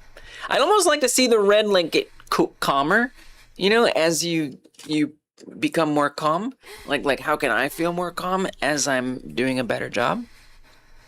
It looks great. Nice work. Different kind of horror. Yeah, we spread an awareness. Okay, I think that was the only thing. Or was there something else someone put up? I feel like that was the thing, right? That was the thing. Oh no, function. I think function too. Due to a recent exploit that gets you banned for sending images. Oh yeah, that's true. All the updates will be available on a blog. Yeah, I've heard about that, unfortunately. Well, this is cool. Wait, but that's kind of cool. See what you're missing, Discord? People are now creating their own website blogs. Maybe we all need. Oh, the bug is fixed. But hey, now Mind is making this super cool blog. That's awesome. It's getting us back to be self-sufficient. Wait, this is really cool. Prize possession in development. Oh, this is old. Wait. Oh, this is from. Oh wow. Have you been cataloging your past Game Like Jam projects? That's super cool. Or just all your projects. Wait, this is awesome. Nice. You already had done some work with this. I love that. Reject modernity. Return to blog! Agreed. Created the first sprites for your game. Ooh, I like how this is looking. I love the like very flat look on these blocks. It's nice. Whoa, look at that function art style. That is so you, function. This is looking very creative. The Strolling Cottage. Whoa, we got some, what's that game? Rust? No AI learning. Good for you. Improve level gen. Wow. Oh, this is looking so good, function. Yeah, I don't want to risk it. I understand that. It reminds me of the game DM played where you just breathe. Oh, the other thing by Coke. Hell yeah. Yeah, this looks so cool. This year started out as a rec. It's been getting better recently. You like doing game dev because it helps deal with that, you guess. Yes! That's nice. Level generation was so much harder than I thought. It is hard. It is hard. But like now you know how to do it. Look how awesome this looks. Yeah, and optimize. Yeah, it is. It's true. I mean, you know, keeping like the levels small can help. But yeah, it's true. It's tough. I know I put this on you all and I apologize. Actually, I'll leave this up while I BRB. I gotta use the loo. But I will be super right back. And then we will dig in. We will dig in. If you all need a break, you know, if you like need to look away from the screen. Also, hey, Coyote, I just realized I forgot to say hi. You said hi a long time ago. Hello, welcome. If you need to, whatever, do whatever you gotta do, take a little break, get into a different environment, get a snack, check in with your body. I'll be super right back. Let me make sure the cat is with you while this happens. We must have the cat with us. It is important. It is imperative. It's better down here, huh? And then you can also enjoy functions level gen. Bum bum bum bum bum bum. What am I gonna work on when I get back? I guess I'm gonna start making the tool for defining these like events. I mean, I do want to. I don't know. There's so much. It's like there's so much different things to do. I don't actually even know where to start. So I just gotta start. We just gotta dive in. Okay. Take a small break. All right, 3 minutes. See you in a second.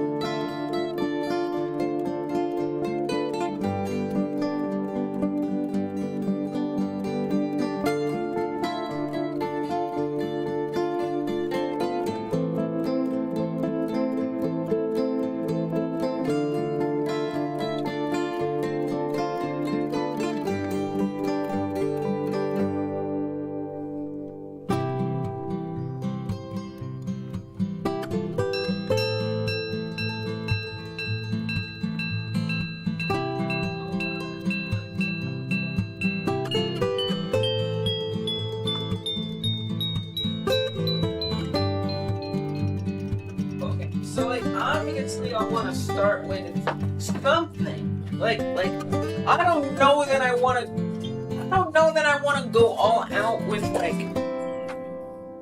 I don't know if I want to do the plugin per se, or I want to figure out how I'm going to use the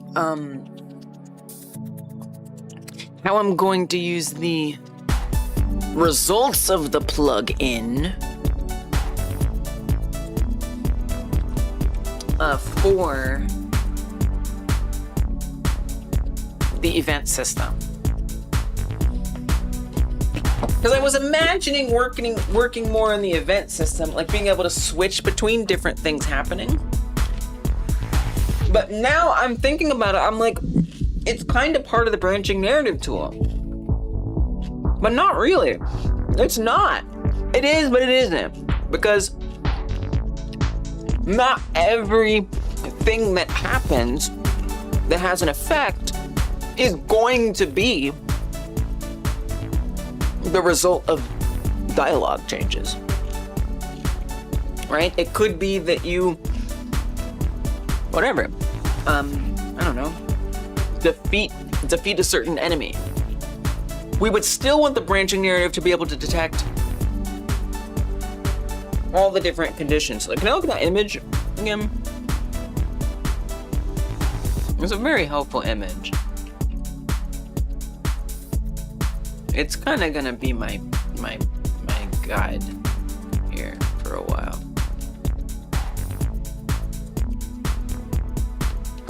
So the game will have all kinds of challenges in it. And then there's the consequence observers. So every consequence, but I don't know if that's true. I feel like I'd want like a consequential object. Something that can be affected by a consequence. That's kind of like my events, right? So really, the observer is not necessarily the consequence. Actually, if I'm being more accurate here,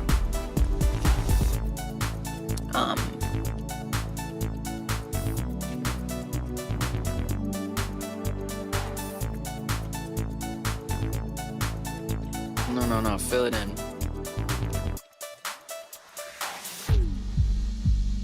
The consequence, well, I mean, it's kind of unclear. The consequences technically would be like event consequence, event. I guess it would be that. All right, so maybe we'll just say this is the event consequence.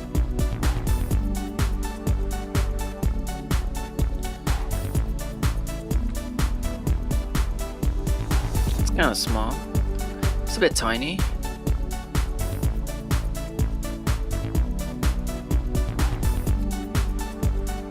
Yeah.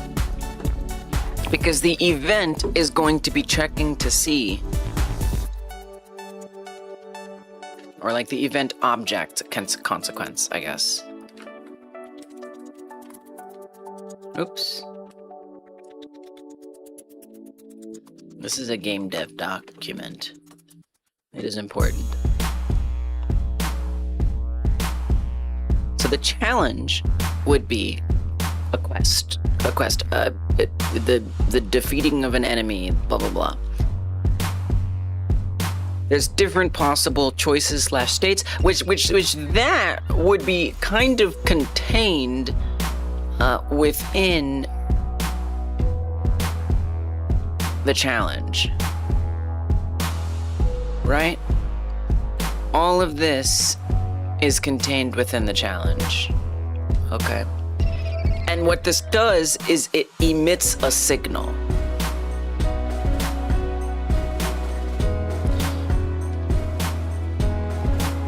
Oops.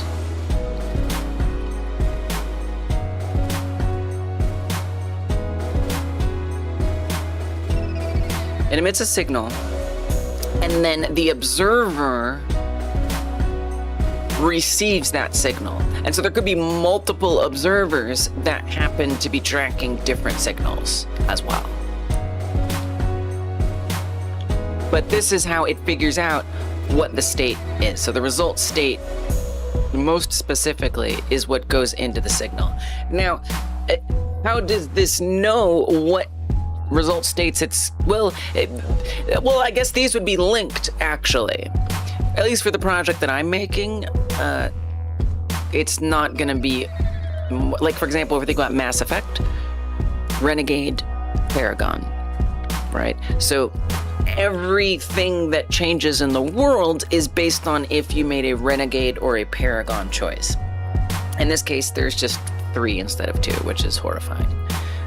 But both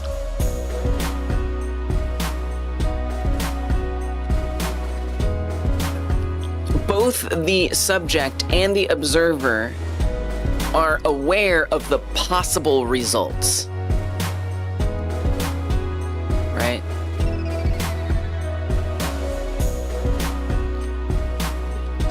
Both subject and observer are aware of the possible results.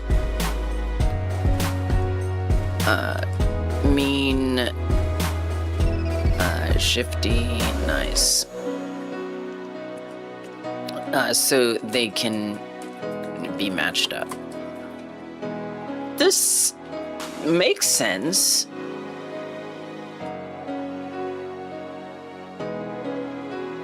See if it makes functionality that I want. So if I'm going to start building this, then where would I want to start? I mean, again, I kind of just want to start making, like making it by hand before I try putting it into a plugin. You know, like I want to start, well, into the branching narrative plugin. I want to start setting up what a challenge script would look like. I want to start setting up what, you know, a way to test an example choice state being set. Set up a test signal that gets emitted and then received by different observers, and then different things happening based on what is received, and then making sure that there's a matching set of substates or whatever. So yeah, I think I want to not focus on the branching narrative tool today, so that way I can figure out what it is in the branching narrative tool I want to generate by just like doing this by hand. I think that's what I'm gonna do. That's what I'm gonna do.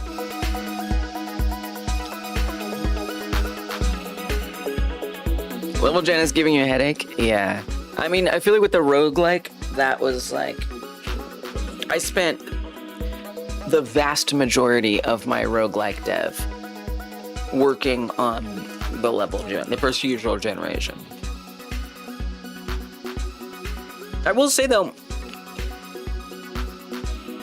you know, for my little slap together level gen for my Minecraft, like, tutorials went a long way for me. Although to be fair, I worked on that before the jam started. I think about 2 weeks before the jam started. And we are not 2 weeks in. So I would say y'all are on track. You'll get it. Depending on how willing you are to follow tutorials, you'll get it by the second week. Probably. Maybe. Oh wait, no, I didn't do any of that crap. I didn't do any of the like different environments and textures. Yeah, I stopped before that. So actually that sounds hard. Yeah, it does kind of see, if you're going for the traditional Minecraft, like, yeah, it makes sense you would spend most of the time doing all that.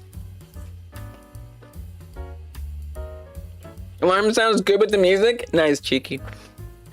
When I said go big or go home, I didn't think the project would actually be big itself. Whoops! Alright. Let's do this. 80 minutes on the clock.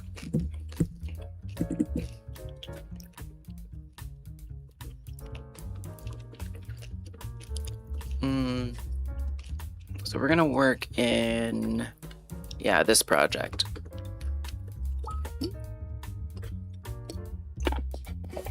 And what I need to do, by the way, y'all, if it seems like I'm ignoring chat while I'm in work mode, I probably am. Although, you know, I might catch a couple things. But if you need to say goodbye and you want to get my attention because I'm like locked in, you can use bye, see ya, or later, and it will pop up on the screen and give me an alert. So that way I'm like, oh, goodbye, so I don't miss you. All right. So I guess what I'll do is go back to that script I was working on forever ago that I just had no idea how to set up. I think I have less of a non-idea. Yeah, right, manage events. So look back to your image. This is a very important reference point here. What that was supposed to be is, I guess that should be the list of observers. All of the possible event objects should be in here. So it's not so much managing events as managing event objects.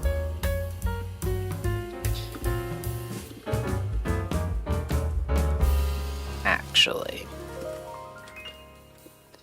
manage event objects and manage event objects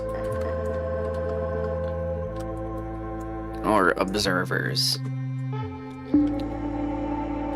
Manage event observers. You could also just call them observers.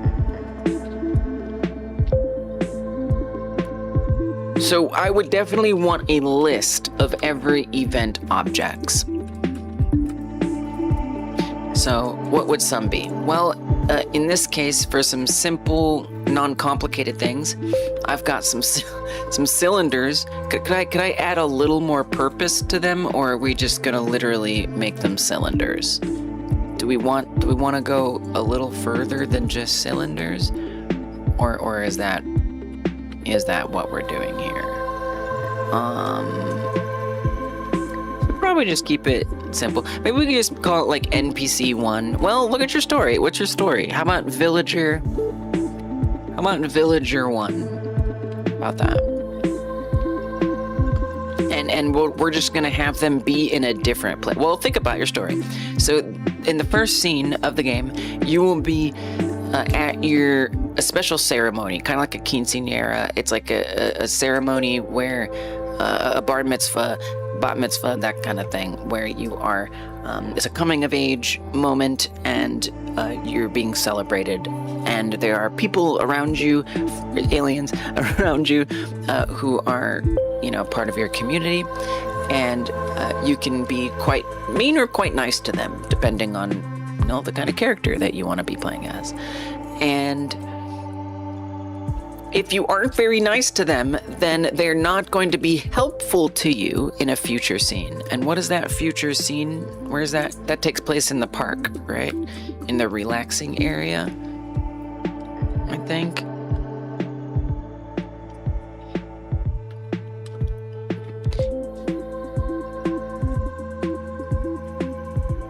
Mingle with the villagers post-departure.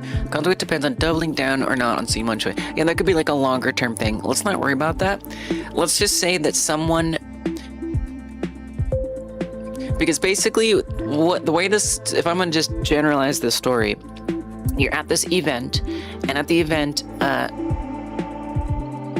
you're actually going to be... So there's like a leader of your village, right? And you are going to be the next leader of your village. And the ceremony is kind of inducting you as that. And the reason you're the next leader is because the current leader is going to be going on a journey. And so you're doing the ceremony where you're becoming the leader. And then the next ceremony, the next scene is that the leader that you're replacing, really you're like an interim leader. They're going off on the journey. Then after that, it's like, well, the journey happened, blah, blah, blah, and then something is going to go catastrophically wrong, right? The leader going on the journey, something really bad happens on the journey, and then you have to go in the next scene and address what happened and be like, what happened? Go over there, what happened? And then when you're going over there, there's going to be a platforming section, and that's going to be the first time you learn a bit about how the controls work in the platforming gameplay. So what I'm thinking is there will be sort of like I don't know, and we'll see if this actually, again, this is me just kind of trying to make an excuse for setting up the systems. I don't know that this will actually be the gameplay, but in theory, if you're quite mean to a particular villager, they won't be there to help you get some special tips when you're going to go in the platforming section. So you actually are literally giving up a tutorial opportunity if you are mean. I don't know if that'll actually be what happens, but that's what I'm going with as we set this up. So I guess what I'm gonna do is try to establish that this event object. And the other thing too to think about is like if the event object is that person that you're mean to, right? In this first scene, is that the same event object that's in the scene where they could be tutorializing you? Or is it the same NPC but two different event objects? Yeah, I mean,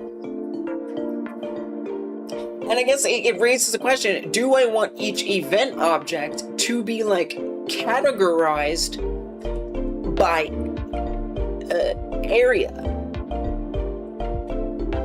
I think that makes sense. I mean, it's obviously just like a lot, which is why I think the tool is going to be helpful, but yeah, so okay, so these are the three areas we're working with right now. The temple, a path, and the park. So the two locations where this matters is the temple, that's where you can be quite mean, and then the park, that's where you could get tutorialized, potentially. So if in here, there's one version of this character, whatever, blah, blah, blah, that's the character, okay. So there they are. And in this case, they are like, I guess let's say, how would I want to word that? I guess temple?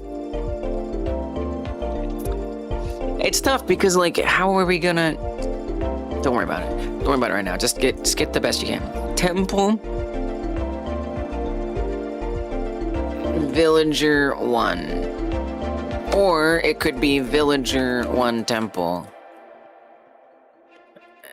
I guess I kind of like the idea of naming the object first, and then like the context that it goes in next. So Villager 1 in the temple. Then there's a version of Villager 1 that also exists in the park. Villager 1 Park. That's very hard to read. So two separate event objects entirely. In fact, it's not even really an event object here because there's no cause and effect. So in fact, it's not. It isn't an event object here. Maybe there's some other scene where the villager could be. Maybe. Okay. Maybe the villager is maybe the villager is somewhere else. You know, maybe there's the villager out here. You know, like at home. Villager 1, home 1. Okay? And so if you were mean to the villager in the temple, then the villager 1 in the park will never appear. However, you could go find the villager in their home. And in their home, they're just there brooding, being angry. Okay, so this does make some sense to me, actually. All right. As far as complicated. That's very complicated. Manage event objects.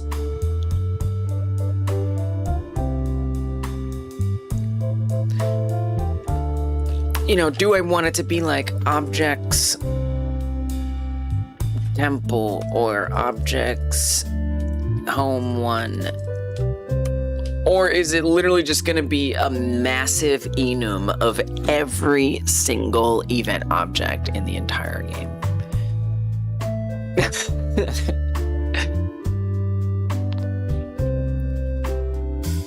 I mean, no, I think they should be separate enums. I do. So I'm going to say temple, and then, well, we actually don't need it in the temple.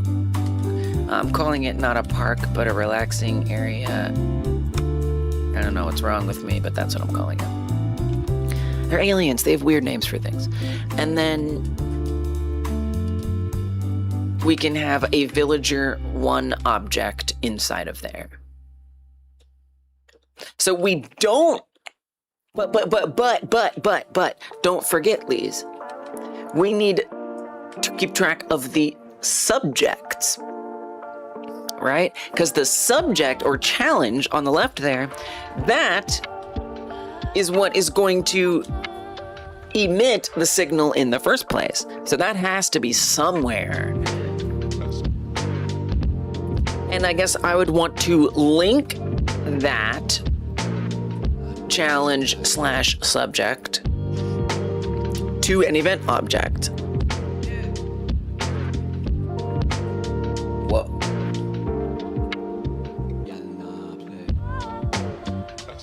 But is there just one for every? I don't know. This is kind of tricky. So where does that live?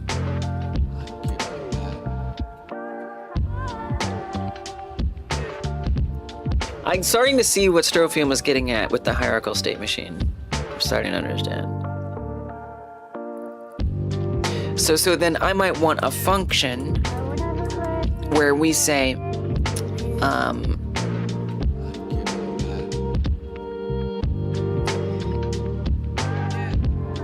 maybe we could construct signals.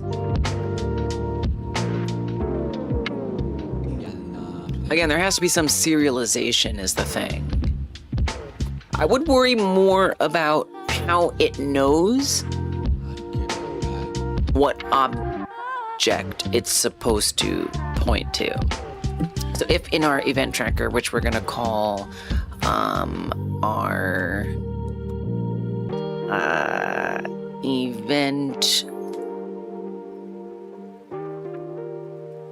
objects, we would have relaxing area as a key. Relaxing area villager. Okay, so maybe I would say enum event areas. I would say areas.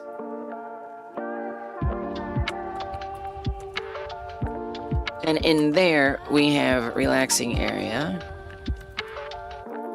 home 1. It's not very clear, so we kind of need to say, like, need to be, unfortunately, very specific. I probably need to start coming up with some abbreviations. Our colony, home 1.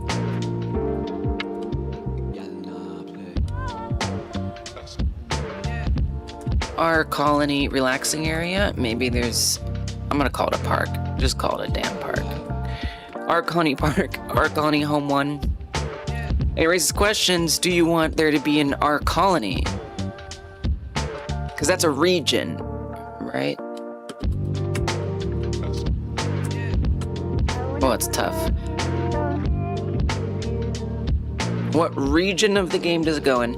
It's going to be interesting to try to set up for the branching narrative tool, because not everyone, I don't want to impose on everybody that they organize their games in terms of regions and areas and stuff like that. So that's why I'm not fully sure like how this plugs into the Well, no, this is your own system. What the branching narrative tool would do is you would just type in what the base enums are or something. I don't know. Oh, it's confusing.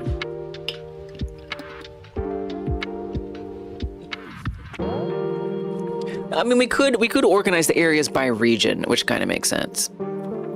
It feels like we're making components. I don't know. Talking components? Oh, just like the relationship that everything has. Areas. Our colony. So our colony is one of the regions on the planet Glebus, which is one of the parts of the game. So this would be like a world in like a platformer game, right? Would be our colony. So then I don't have to do our colony underscore park or home one. We just say park home one.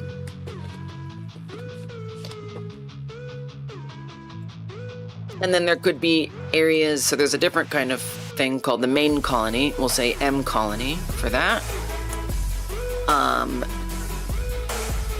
That's where the temple is, actually.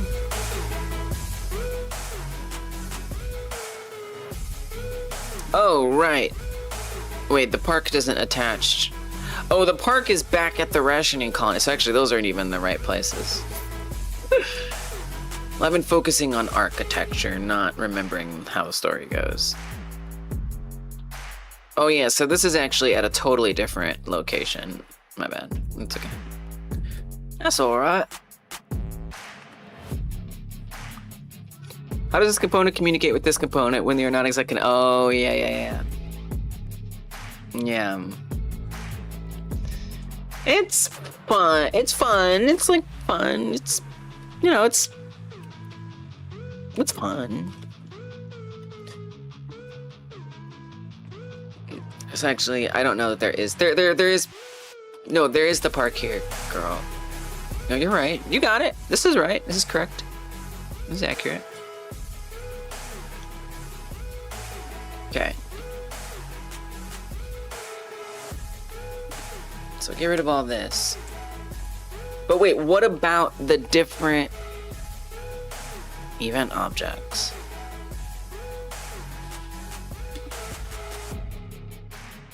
That's where that gets a little complicated, doesn't it? So what were you typing there? Relaxing area. Right, so this would be linked to that. Wow.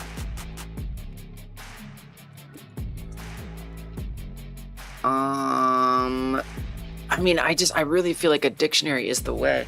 Well, what if it's like this? No, because you're constructing it. So we could just say, objects, things that will be different, and villager 1 is one of them. Okay, so we have the different areas. I'm gonna put this in a little cute little region, you know, for sanity. Region, and this is region. It is region areas. That's silly. And region, and then come over here.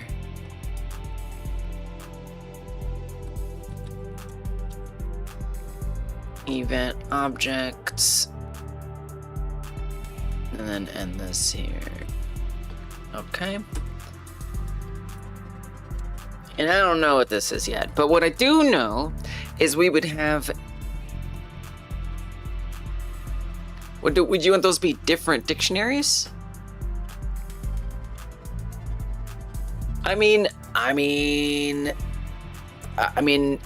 You probably want to say like different regions. I guess we are doing hierarchical state machines. This is kind of nuts. So this would be regions, and we would say, so I wouldn't need to you wouldn't need to do that. Just do this. R colony. M colony. You could even, yeah, keep them short. Keep them short. then I wouldn't need to even do this, right? This prefix is not necessary. So you have the regions themselves. The region areas, so these represent what's in each region. These represent what go in each of those. So then do you want to, well, but it's different because these objects, because villager 1 could be in here, or villager 1 could be in here, or villager 1 could be in here. So this isn't attached. Really the only hierarchy is this, where literally these break directly down into those. Regions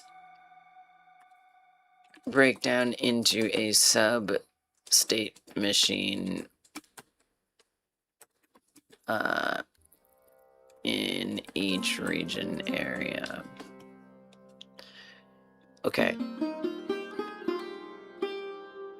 So now what does that make this? We'll want to have regions be the top level here.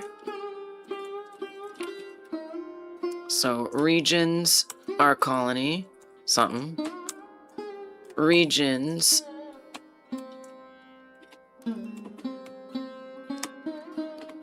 M colony, something.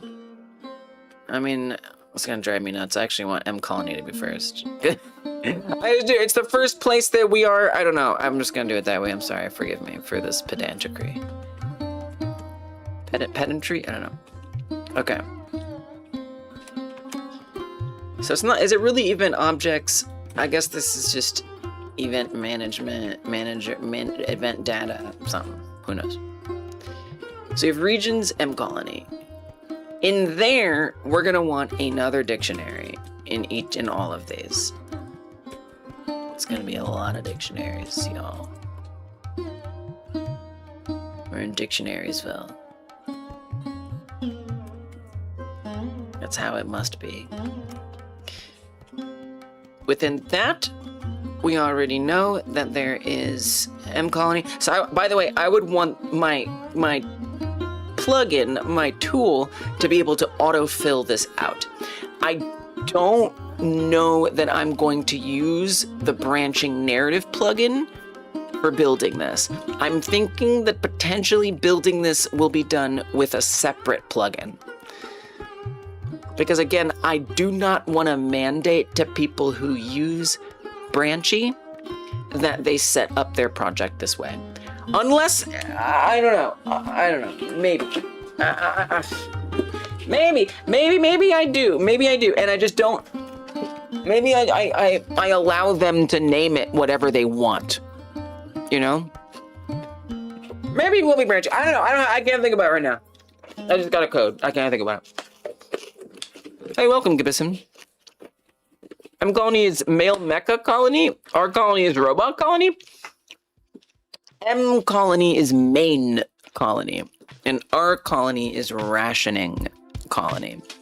It's related to the lore of my game, which is that there is a necessary resource for this alien species survival that's running quite low. So, the main colony, where all the aliens used to live as a community, they have lots of that resource. Plentiful. So let's say there's lots and lots of the resource available. But the resource is starting to run a little low. So they decide to create a separate colony called the rationing colony. They don't get any of these. They don't get them. And so the rationing colony is sort of like a separate community who don't get to have that necessary resource, and the main colony gets to have them. And the idea is that together, they're trying to find a solution to be able to bring these, you know, parts of the community back into the main colony. Of course, that's not how it turns out, but that's what's supposed to be happening. So that's what we mean by rationing colony, is that they are the version of the community that has been determined to be segregated and not allowed to enjoy the necessary resources, if that makes sense. So that's all that means. And I'm just shortening it so it's not super long. Rationing is the worst thing the Highlander has to deal with. I don't know what you're referencing. I know there's a movie called Highlander. Wasn't one that I saw though. Did I finally not get your joke? Your reference? Yeah, you got one past me. It was bound to happen eventually. Ah, well. Mel Gibson with the face paint, I assume. I was like, I don't want to watch that. That looks scary. That looks like some testosterone. There's a lot of testosterone going on there.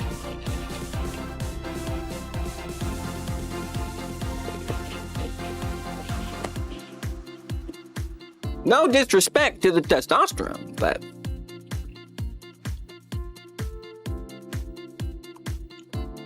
okay. So then within here, oh, see you later. Thank you for the happy programming wish function. Goodbye. See you later. Thanks for sharing your progress, by the way. I'm glad to hear that, like, game dev has like such a healing role for you. Excited to see what you come up with again, Funks. Funks? Funk? Bye for now. Okay. So in here, we would have which our colony component. So we would say our M colony, temple, and that's gonna have its own dictionary. Not the Mel Gibson Scottish Guy movie, an old sci-fi movie about a different Scottish guy, played by Christopher Lambert, and Sean Connery plays a Spaniard, apparently? That seems backwards. Fascinating. Alright, heard. Look, if you hadn't explained that, I wouldn't have thought less of you, but I would have noted that the Mel Gibson thing is like your jam. So I'm really glad you said something, because now I just have a very different perception. What's up, Tim Mari? I am making... Okay, so I'm working on a 3D RPG platformer game with branching narrative components. And because of those branching narrative components, it is going to be very important that I'm able to manage how the world changes based on the choices that the player makes throughout the game. So right now, I'm sort of just trying to like imagine and set up what that system is going to be. Oh yeah, Godot is going to be like when you are really mean to somebody or really nice, then how will the consequence of that know what decision the player made, and then change in the world based on that. So I'm just sort of laying out a data structure for how that gets tracked before I build a tool that will let me more easily generate these data structures without me having to type it all out.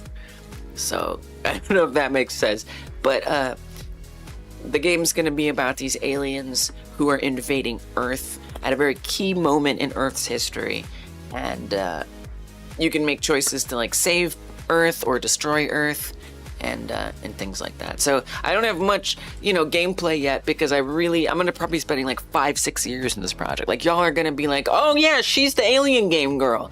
You know what I mean? It's like, this is the beginning of a very, very, very long relationship with this project. And so I really want to lay a solid architectural foundation to making it a little bit easier and stuff.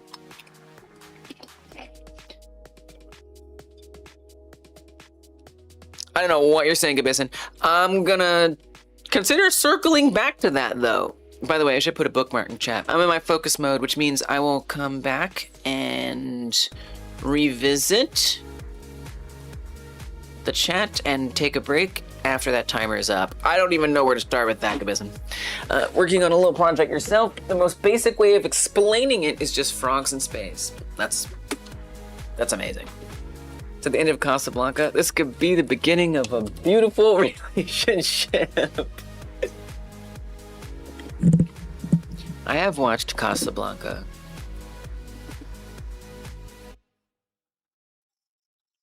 That's all I'll say about that. It's awesome, Trust. It sounds awesome, Tim. Well, I'm glad you're here. And if you ever want to share what you're up to, I'm sure we'd love to check it out. Oops, I put in Discord.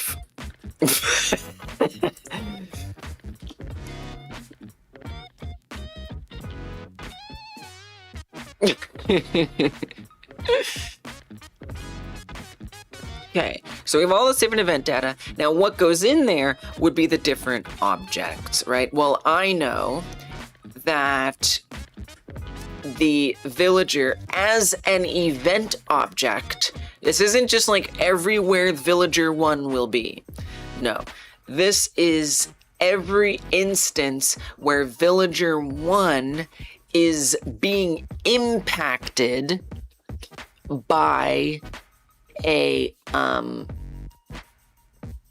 change based on a consequence. So where that would manifest here is going to be in this park. So we would want to say objects, villager 1, which is now yet another nest and indeed another dictionary. Super nest. Very, very nasty.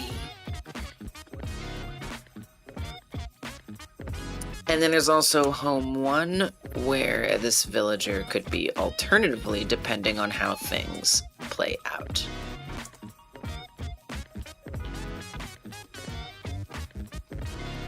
Controller do model because right now you have placeholders for everything and it's so unbelievably ugly. Yeah, it's okay. I love the unbelievably ugly face. But I hear you. Steve Boys, I gotta lock in. Y'all are being too entertaining.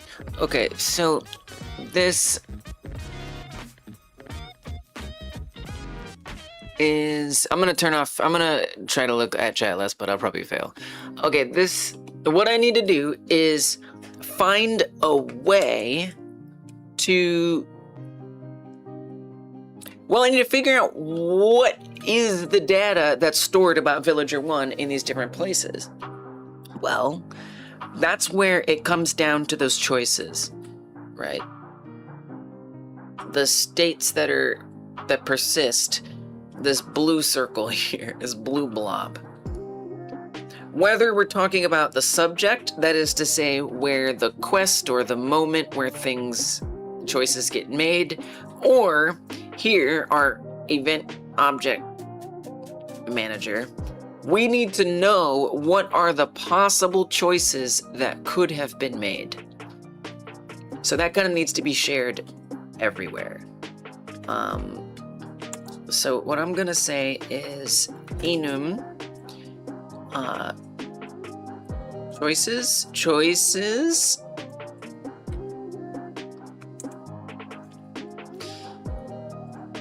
or at least like results, choice or challenge, results.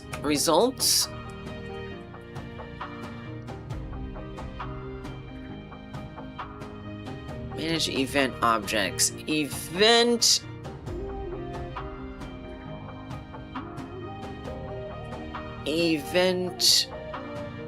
I'm trying to think of some good terminology that I feel good about. Challenge results, but I want it to be short, would be nice. Outcomes.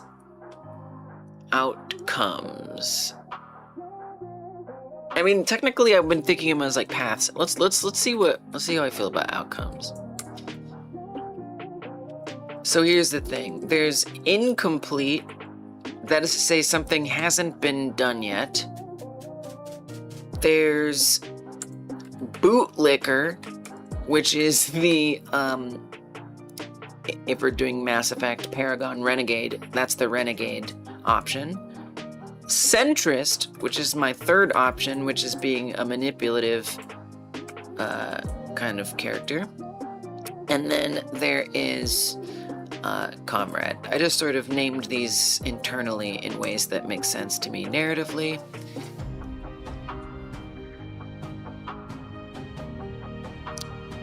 And then there's also a complete state, which is kind of optional. So like if it's like a, whatever, defeating a boss, that may not necessarily fit in one of these three paths. So in that case, it's simply, did it get completed or is it incomplete?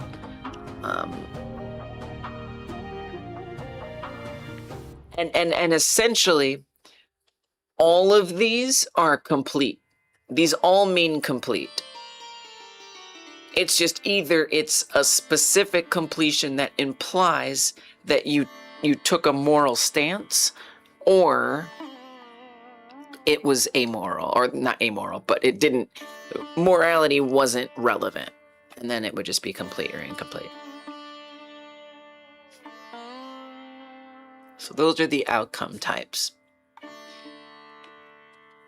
So then in here, if in the event,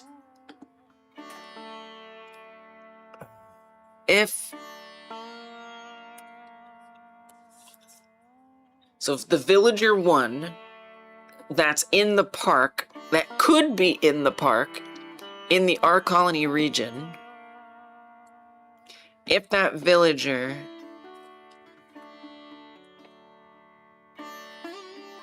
so we would emit a signal that says, hey, a bootlicker outcome just occurred. I guess we'd need to know what challenge it was. And so basically that challenge would clarify, oh, this is where it gets confusing, because we have to route to the right place. I guess we'd want to keep track of which challenge is which. Oh my gosh. That is complicated.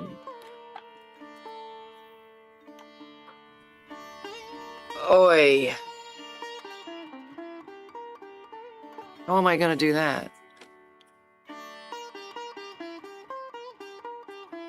Oh my goodness. Okay, let me look at this.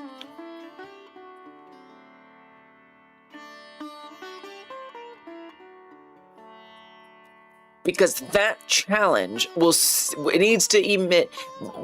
Here's what I think.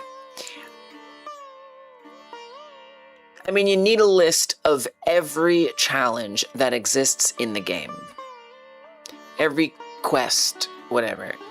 Everything that makes you make a choice, or can be completed or not completed, is a challenge.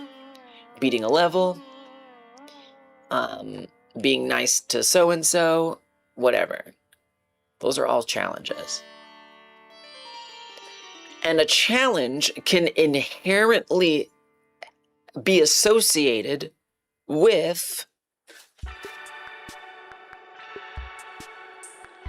a certain event setup. So what if in here is where we set up that association? I mean, it's going to require a lot of what I don't like about what I want to avoid from a data structure standpoint, even though not the end of the world. I would like to avoid iterating through what will be an incredibly massive dictionary. Again, if it's a game with hundreds or more of characters and locations and challenges, like, it's just gonna take forever to iterate through every single time we need to update everything. I can't do leave the game. So, but what a great advantage of a dictionary is that you can target and look up something specific, and you don't have to necessarily iterate through every single thing in there. So how do I use this advantageously?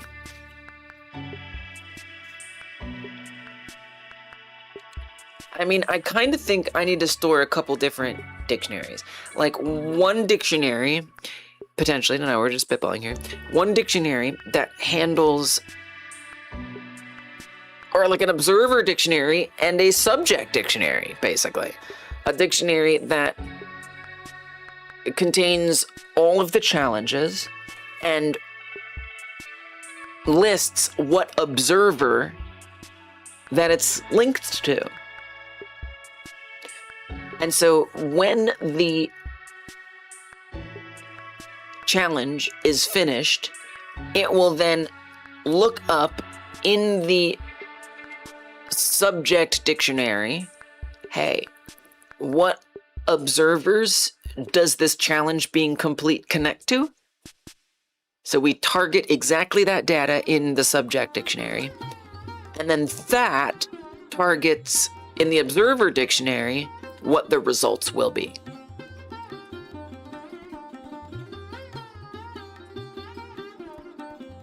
Okay. So I think I'm even going to just use the terms observer and subject, because it is actually very helpful here. And if I want to refactor it, I can. So obviously that is like two different things to maintain, but again, I'm going to make this tool. I'm going to make this tool where I can literally just create the node of the subject and the node of the observer and just draw lines between them. So it will know to associate them for me. I don't have to go in and hunt through this insane dictionary. It'll still, obviously there will still have to be a list to go through of some kind. But it's still going to be a lot more creative as I'm writing to know sort of what the,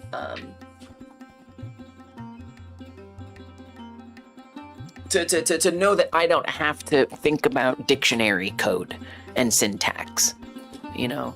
I don't want to be thinking of friggin' syntax when I'm writing my story. I want to be focusing on the storytelling and stuff. Okay. So the subject data, we could, I don't know if I'll rename that, but for now, this is challenges that result in outcomes. Observer data is events that change when outcomes are when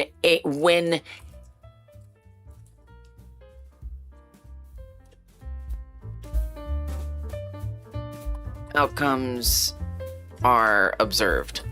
Because another thing is, like, let's say I enter the R colony region, right? I will probably want to go through all of the R colony. I'll say, okay, look up the observer data for R colony. And then we can iterate through all of those. Hello, Fanny, cheers. Iterate through all of those and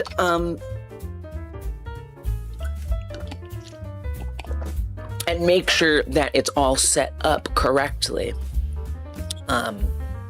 Yeah, this is kind of making sense. It's kind of coming together. Okay. Well, we'll see. It might change, but for now, yeah, I like it. Okay, so Ooh, welcome, Fanny.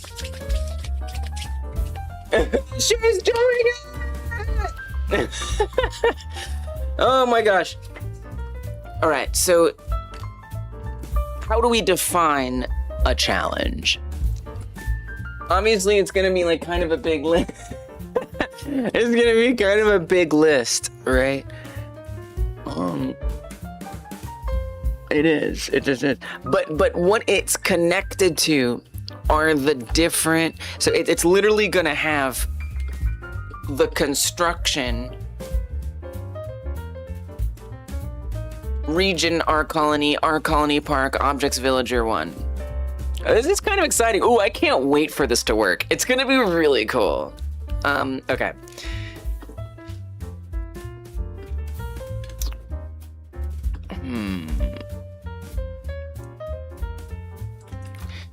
So, and I'm not gonna worry about organizing these challenges in any way right now.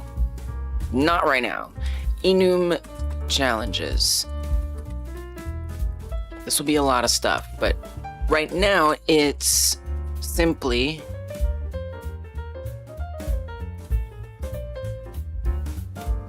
I mean, who knows? Like, maybe I'll want to. I mean, okay, think about this. So how will if I'm writing the dialogue and a challenge comes up, how are you gonna select a challenge? Are you just gonna have a giant list of every possible challenge in the whole game? Or do you want those challenges to be associated with certain characters?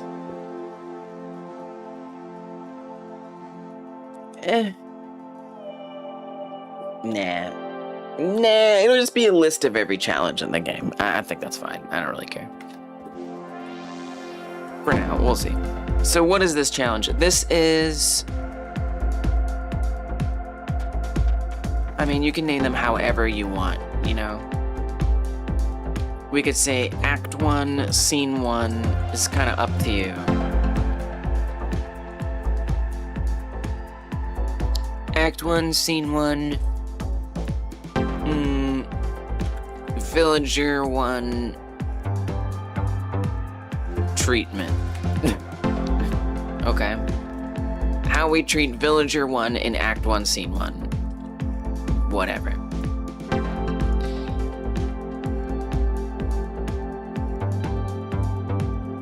So that's what this becomes. Challenges. Act 1, Scene 1, Villager treatment. Inside of here, I don't even know if that needs to be a dictionary.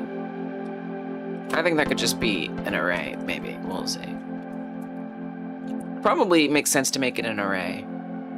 For now. It could always change. But what this would... No, you do want a dictionary. Because, remember, there's multiple layers here. Wait, how is that gonna make sense? How is this gonna make sense? Somehow, I need to construct... We could use strings. I need to somehow construct this. Or... Like, it needs to be, like, regions, our colony... Like, in theory, to be that dot park dot objects dot villager 1. Like, that would be the optimal way to represent it, is like this. But that's kind of a lot. Hey, what's up, Sod? Welcome back. Good to see you. Good morning to you. Glad to see you made it in. What's up? I'm in focus mode right now, so if it seems like I'm ignoring you, I probably am. But in 30 minutes, I will be back, taking a break, hanging out. But yeah, not a lot of. I'm working on setting up a observer design pattern to help me make my branching narrative game have actual effects on the world, depending on what choices you make when you're playing the game. It's kind of a lot, but I like it. I'm enjoying it. So yeah, in a perfect world, I would just be able to create an enum that is that. But that's too much. So really you'd want that to be like a dictionary. I mean, but I want it to be enums. Why do I want it to be enums? Because it's gonna be easier. Is it? Is it? Are you sure you want enums? Because remember, at least, why do you like enums? Well, I like enums because they're easy to ask for from an API. Okay. Do you need to ask for observer data from an API? You will probably want the API to give you the challenges. That makes sense to me. I don't know that the observer data needs to be enums. I'm gonna be really honest with you. I don't know that it does. I'm not a big fan of strings. So enums are quite nice, but maybe strings are actually the right tool for this job. I don't like that. That makes me uncomfortable. It makes me really uncomfortable. I don't like it. So the answer is no.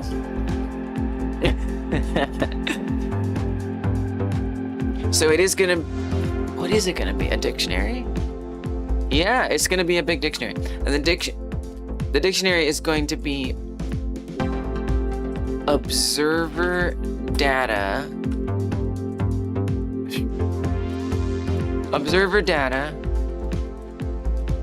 regions,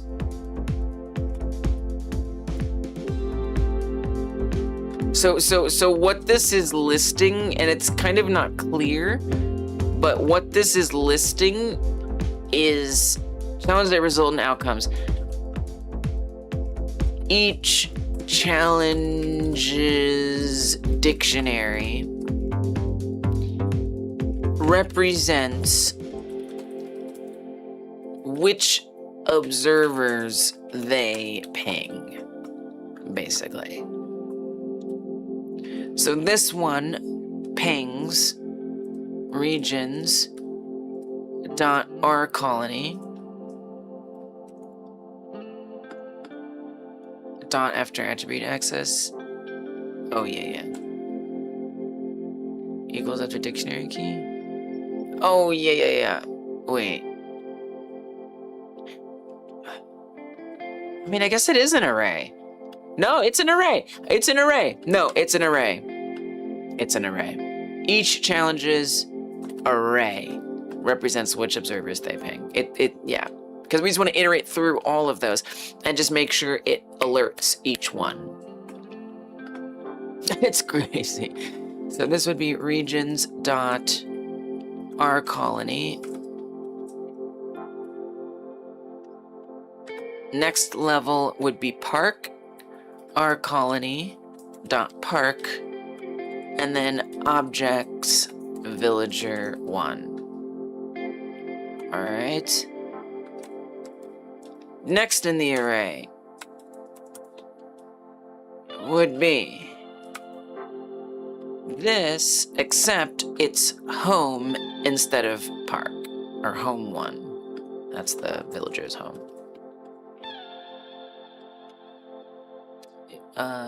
Arc colony, underscore 1. Okay. Close and save, no, just save. So this challenge, I guess it won't be there. This challenge, when it is completed, but what data is being sent? Oh, that's not decided here. This isn't where we decide that. That's where our functions come in. So we would say function challenge complete. Okay. Or it's getting ready to be observed. So what do we need to know? We need to know which challenge. So that we just enter in the challenge, number 1. And then we would want to know what the outcome was. And then we'd enter in an outcome. And that's pretty much it.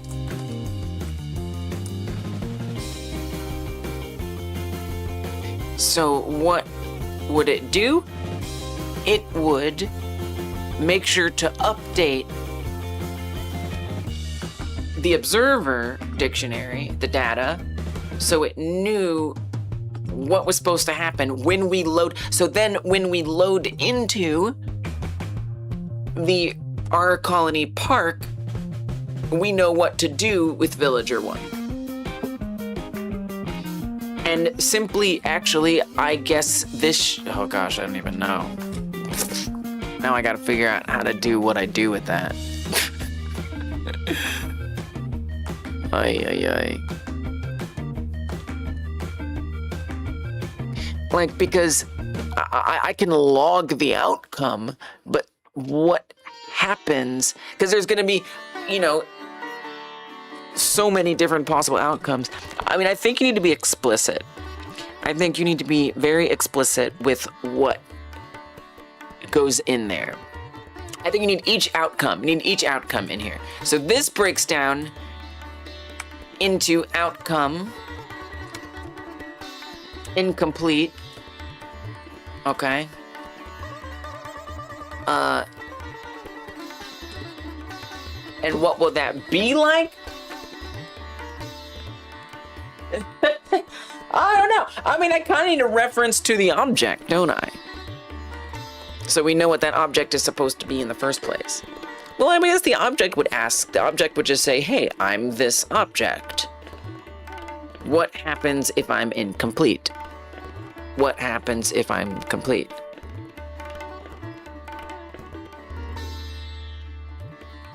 So we really just need to know which state it is. So I guess this would actually be, yeah, I guess we could just say, we could even not make that because it depends on the challenge. It needs to know which of its challenges, right? It could be a message. It could be that in this specific case, Gibison, it's that the villager actually won't be there. So like the villager is either going to appear in their home or they're going to be in the park. And which location they're in will depend on how nice you were to them or not in this example. So it could be all kinds of different things, but yeah, basically things like that, yeah. So, going to the gym. All right, son. Thanks for stopping in and saying hi. Look forward to seeing how your roguelike develops, by the way, if you ever want to share it again. See you in some time! Good for you taking care of yourself, by the way. Going to the gym. That's good. It's good for you. Outcomes incomplete. Well, I feel like we need to list the challenge. Like, we would want to know what challenge. Yeah, I think we have to put the challenge in here. And, like, the state of the challenge. It kind of sucks because it's going to be a lot, but this is how it is. No, I mean, again, it doesn't matter. Remember, the tool will make this easier. You don't have to come through this dictionary. You never have to parse this insane dictionary. That's what the tool is for. All I'm doing, Lise, is I'm designing what that data structure will be like. So for this particular challenge, the data point that I would want to store is what state of outcome does it currently have? They're all going to be incomplete by default until you complete it. So that makes it easy. It's kind of like a little sentinel null state. So we'll pop that into here. Exactly the same thing. But this doesn't make sense, does it? What's up, Falnix? I've been pretty good. How you been? I've been pretty good. I'm working on the game that I want to make, the big, giant, multi-year project I want to make, so these aliens can be you. You can be these aliens and make choices and change the world for the better or worse. It's up to you. So I'm trying to figure out how those changes manifest, and I'm trying to set up a data structure for tracking and updating the world when you make choices in it. And it's some.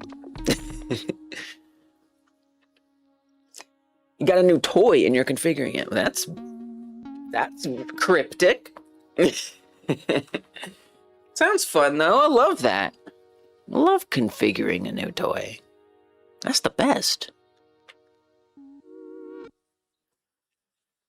All right, I'll buy it. What's the toy? An M5 stack card pewter. Okay. I don't know what that is. That sounds cool. Maybe after in the break, I'll look up what that is. Sounds cool.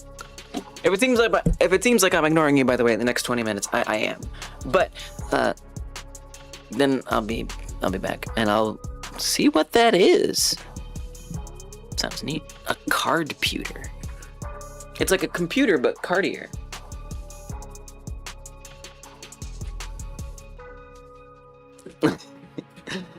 It's okay. Okay, so how do I want to organize this? Because the villager one, well, you want to do it by event area, right? That's what our colony is. A region area. So the region area will say, hey, I noticed the player is trying to, the player might come into this area. So I'm going to look into the observer data as an observer, and I'm going to see what objects do I have. Okay, here are all the objects that I have. On the villager 1 object, we're going to check to see what the state of this challenge is. So that's interesting, because then that makes me think that I would want to store the challenge data like somewhere else.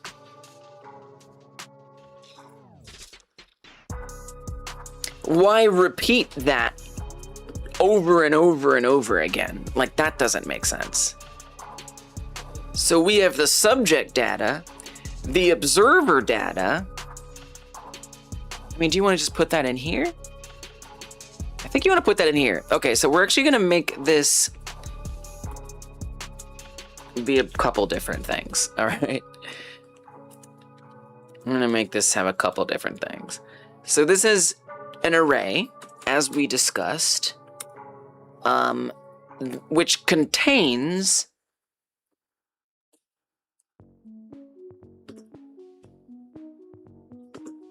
I guess we could use enums here. Oh, this gets confusing. It gets confusing. I guess I want to say enum subject data types. And this data type will be a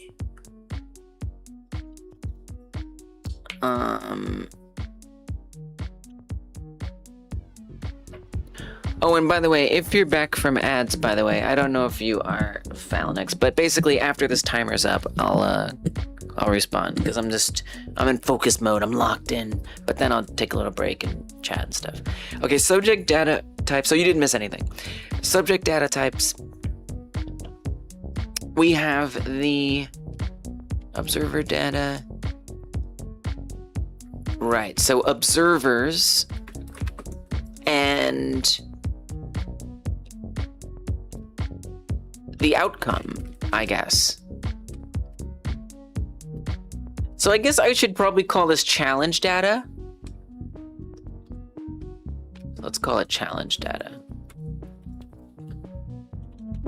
I knew I didn't want to keep it subject, but it was good for now. So challenge data types. We have type number 1, which is observers. So challenge data types. Observers. Wait, challenge data types dot observers. And that equals the array, or that contains the array with all the observers listed. And then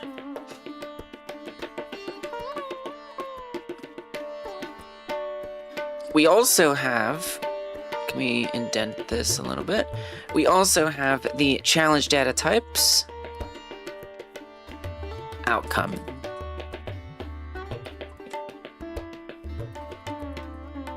Put a comma there. Challenge data types outcome. By default, that will be incomplete, but it will change depending on, well, what happens. Wow.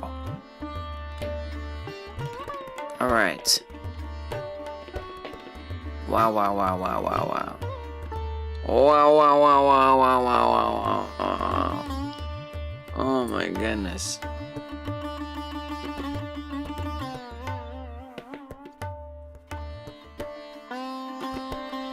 Yo, I love that song, Kabissin. Yo, that song is so good. I know exactly what you're talking about. In your mind, you have capacities, you know, to transmit and vast energy to the great unknown. Please close your eyes and concentrate with every thought you think. Something we're about to sing. Yo, that song is so good. I know exactly what you're talking about. All right, anyway. It's like this weird song by the Carpenters about like contacting aliens. It's kind of awesome. It's actually a banger, by the way. All right. So challenge data.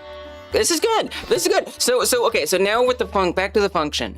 So over here, when the challenge is complete, we list the challenge and we list the outcome. Thank you for the hydrate, Fanny. Cheers.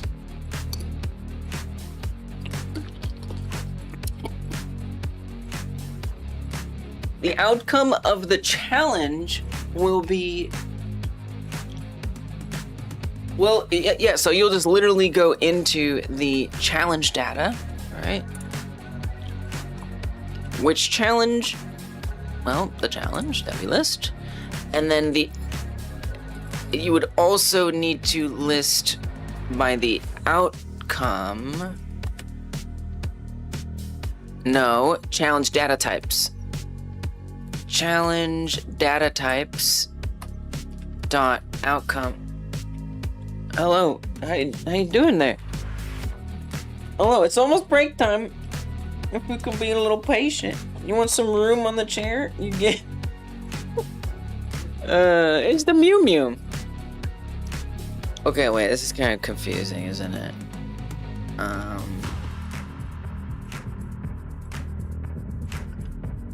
He is there. He's hard to see him, but he is there. You just have to believe me. He's there.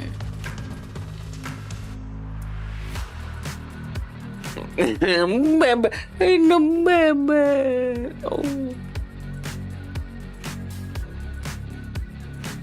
Challenge data. We have the challenge, and then within that, the challenge data type. Yeah, so we don't need to set up the observers here. This will always be updating the outcome. So what challenge is it? What outcome was, we know it's an outcome. And we're simply gonna say that equals challenge outcome equals the actual outcome. So that's it. That's all it does, is that. We don't even need signals, honestly. What we will need is we'll need to make sure these event. We need to make sure that the observers are checking at the right times. Like, that's kind of the most important thing here. I want to hit him in the head.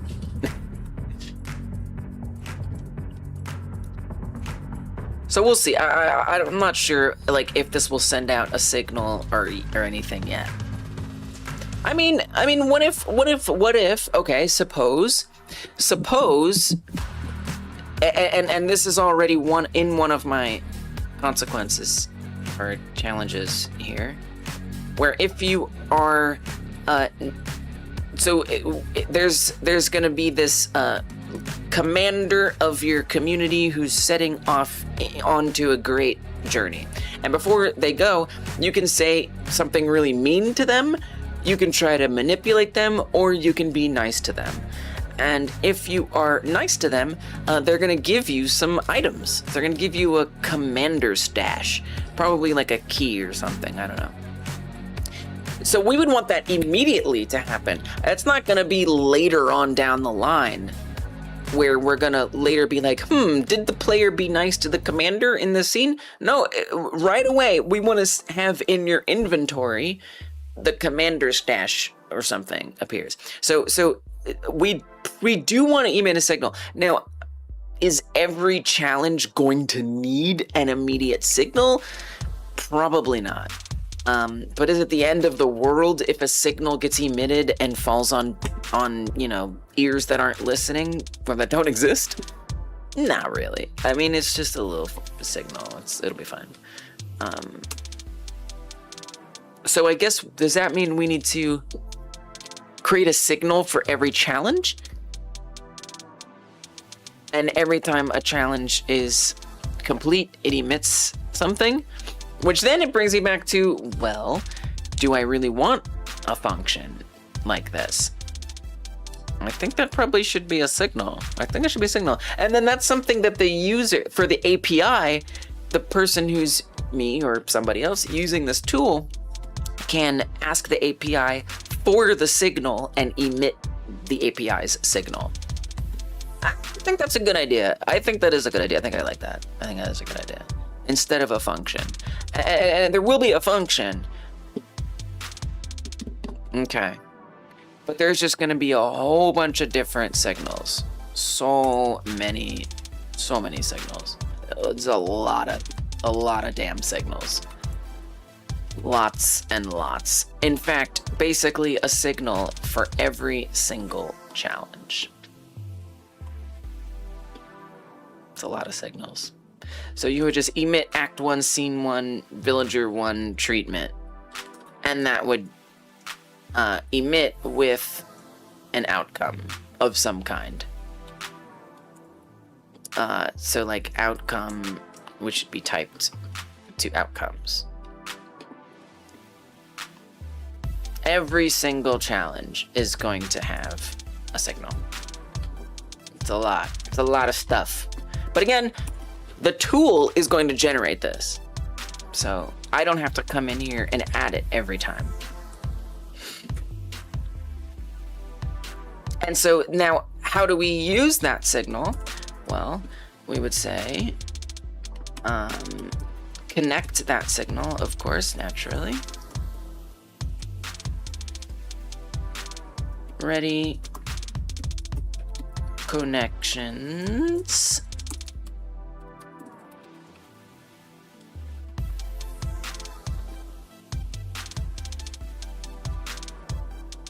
I don't even think you need to do that.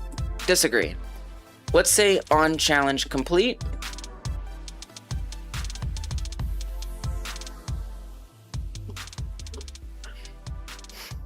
I guess when the game starts, we would want to iterate through every signal. I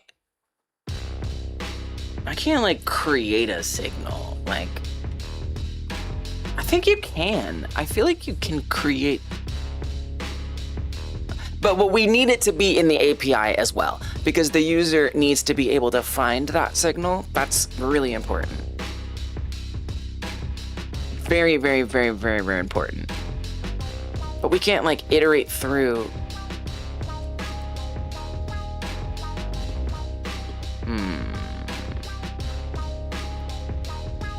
I mean, you have challenge data, right? So what if we have challenge data types? Challenge data types, observers, signals, observers, outcome.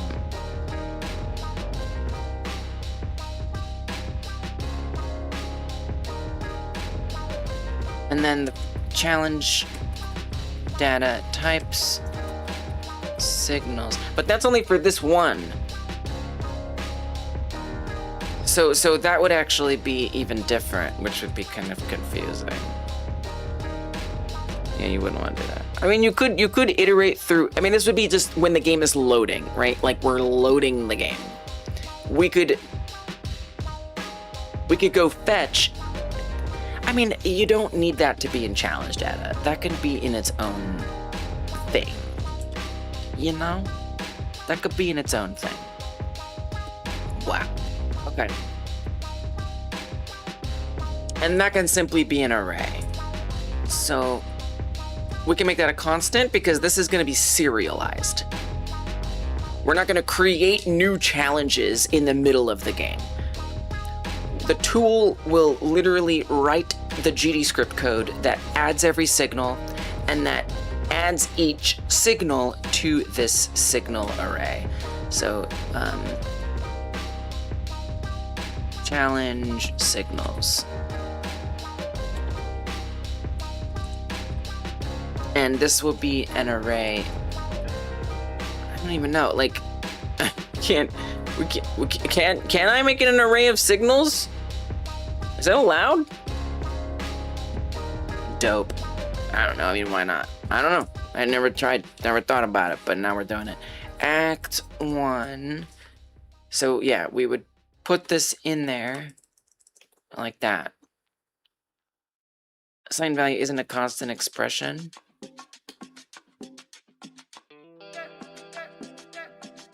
Why not?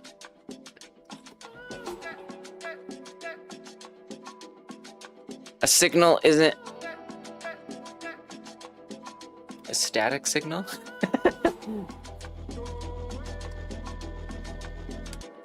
Okay, I guess it has to be a variable. It doesn't matter. It's fine. Okay. All right. What? They can't be constant. I don't know. All right. You're the boss. Whatever. I don't care. It doesn't matter. It just literally doesn't matter. I guess you could make it a static, but that doesn't help. Yeah, it doesn't matter. All right. Whatever. Challenge signals. And so all of those get listed in here. And so what you do want, I did want that. Ready connections.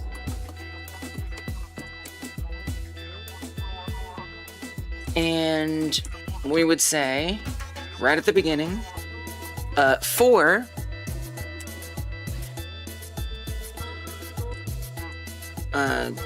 channel signal in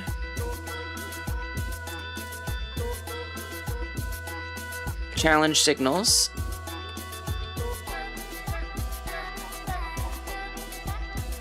signal. Can we type out the word challenge? I can't stand it. I just can't do abbreviations sometimes. Challenge signal. We want to connect it to on challenge complete. So every single challenge that goes in there. Now, but that, wait a minute now. That means you're going to need more than the outcome. No, it is the challenge. Well, but how's it going to know which challenge it is? Oh, I hate that. Well, see, you don't make a signal for every challenge, you goof troop. You would just do...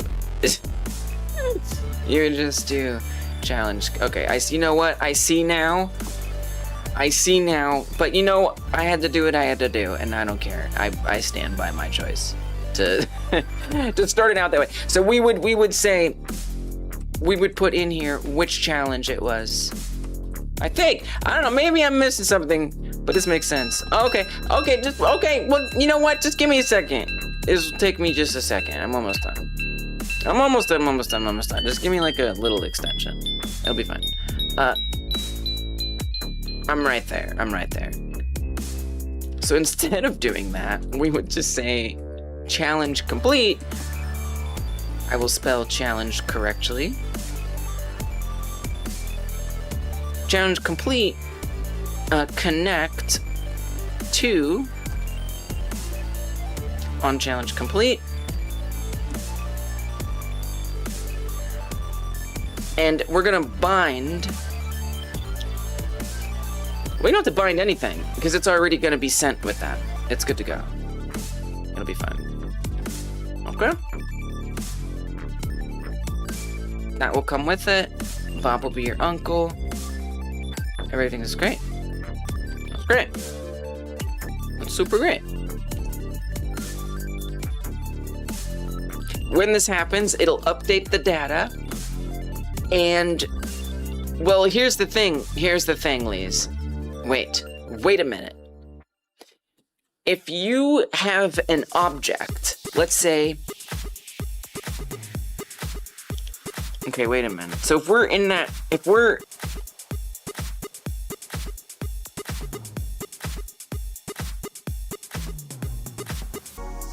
how would it know to do something specific related to that challenge?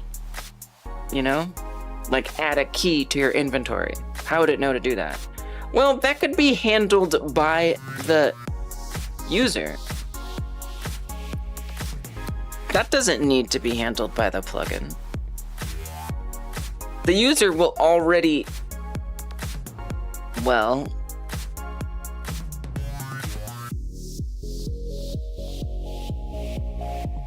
I kind of think, well, you would just want to listen for, you would want to connect a challenge being completed and then check to see which challenge was it. Is it the challenge that I need to be tracking? If it is, do stuff. Yeah, I think this is fine. I think this makes sense. Okay, that's the data structure. That's it. This is how it's going to be done. And so the tool setup, and I'll work on that tomorrow, especially, will allow you, probably, maybe, I don't know what I'll do tomorrow, but that will let me define what the challenge is. We don't even need to define the outcomes because we already know the only possible outcomes. So all we would have to do here is say, is it a challenge that it can be incomplete or complete? Like, is it just a binary thing? Either it's finished, either you succeeded or you failed, or is it that you chose to be mean, manipulative, or nice? So this, it would be one thing. It would be, you'd use one node to define what the challenge is called. I don't even know if you need nodes for this, honestly. Maybe. And then there'd be a result. Yeah, I mean, you kind of don't need that. It really, that could just be one node. That could just be one single node, you know? Create a challenge and plug it in. In fact, it would probably be easier if you did it the other way around, where you clarify. I don't really know that this needs to be nodes.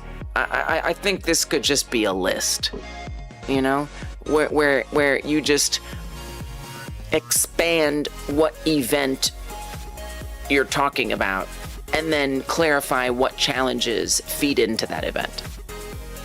And I think that's all you need to do. It's interesting. It's a lot to think about, but it's very exciting. Wow. Okay. All right. I feel good about this. You know what? I feel good about this. That was fun. I gotta give mad props. to Strophium for talking about the observer pattern. Like, you did me a solid. For real. Like, that was super helpful. That was so helpful, Strophium. I don't know if you're still here, but I thank you. Thank you for just being ready to help when I need it. And Pawn was here. Pawn, you were helping too with that. A little bit. But massive props to Strophium. See, when I need the help, I'll ask for it, and you will save my butt. Because just having that framework of that design pattern was just so valuable. Wow. I don't know. For a second there, I was a little afraid. I was kind of like, am I going to be able to figure this out? This is why they say not to make games like this, because it's complicated. But no, I can do this. I don't know much, but I know I can build systems. All right, let me go back to where the bookmark was. It wasn't that far ago.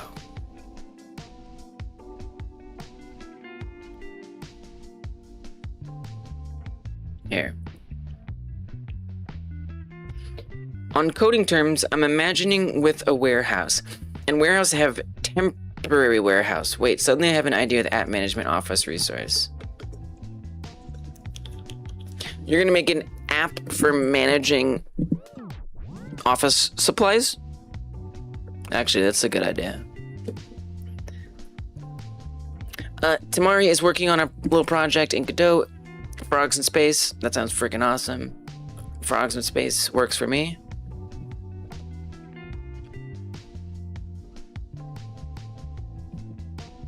Casablanca, old movie? It's a good movie. Yeah, it was very pretty. I remember I thought like the cinematography was quite good. Storytelling is good. Yeah.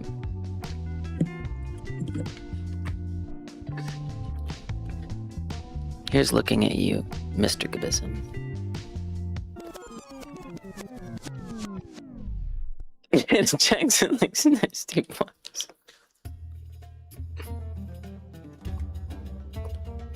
Is there a gameplay loop or is it just a story game? Tim, it is going to have some gameplay loops, yes. Thanks for the hydrate again, Fanny. So the idea is this. There are factions in this game.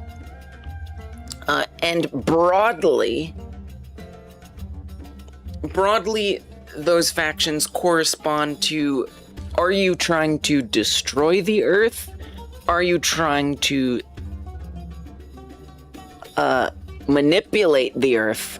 Or are you trying to save planet Earth? And so you will be tasked with doing stuff in the game, whether it's collecting things, as collectathons are wont to be. Collecting things, helping people, doing quests, behaving a certain way. A big, for me, thesis of the game is that you are deciding your build, you are deciding your fate based on who you are and how you treat people. So if you are a murderous, kaiju, then you're a bad person. And the game's gonna treat you like a bad person. And so the idea is that you are going to be currying favor with those different factions. So that's kind of the loop is let's say you for example, one of the collectibles in this game is going to be identity documents or like identities. So for example, for the factions who are saving Earth, They actually want identity because they want to send out like emails, you know, to ask for donations and outreach, right? The manipulative faction will want to, sell that data to tech bros. And then if you are destroying the planet, then the aliens who are helping you do that will use that data to like study humans for better destroying them or something, right? So the gameplay loop will be in this one narrow example, will be getting identity documents and deciding which faction do you want to give those documents to. And as you keep deciding which factions you want to support, that will determine sort of the outcome of the game. And then you'll be doing like platforming. I'm thinking it might lean towards like Sonic style platforming. So there will be that in there. And that's where you would find the collectibles, where you'd discover quests and do different things would be in these platforming sections. And then the story, it's all very tightly intertwined. So if you think about a game like Mass Effect, where you can determine the fate of a whole planet based on dialogue choices or something. So that is part of the gameplay loop. But then there's also going to be different tasks. So it might not even be as simple as collectibles. It could be that there is a quest that every single faction would send you on. And you decide which faction your allegiance is for when you're doing that quest. I don't know if that makes sense, but hopefully it does. Stuff like that.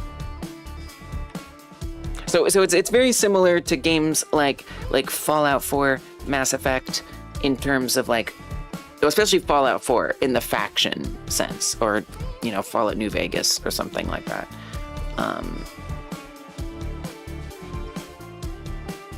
And then instead of first-person shooting or third-person shooting in the case of Mass Effect, there'll be platforming sections.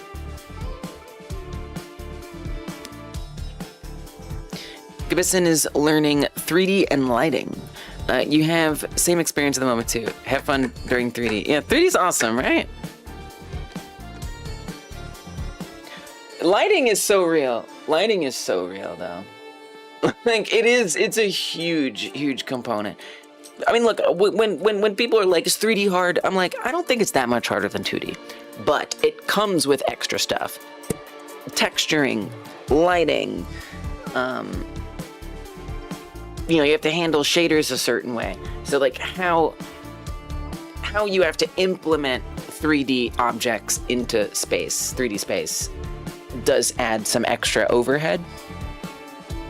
Are you making a new game? I am making a game. I'm at the early days. I mean, it's gonna be I haven't yet. I'll do that now.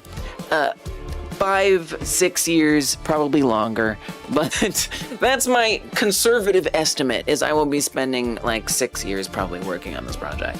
And I'm just starting. So I have a 3D model. I have a character. I have a player character. I'm gonna retopologize it soon and animate it soon and stuff. And then, I've got a story figured out. I've got a lot of the gameplay figured out, and I'm starting to lay the architectural groundwork for how I'll be building the game, and stuff like that. I've got a first-person character controller.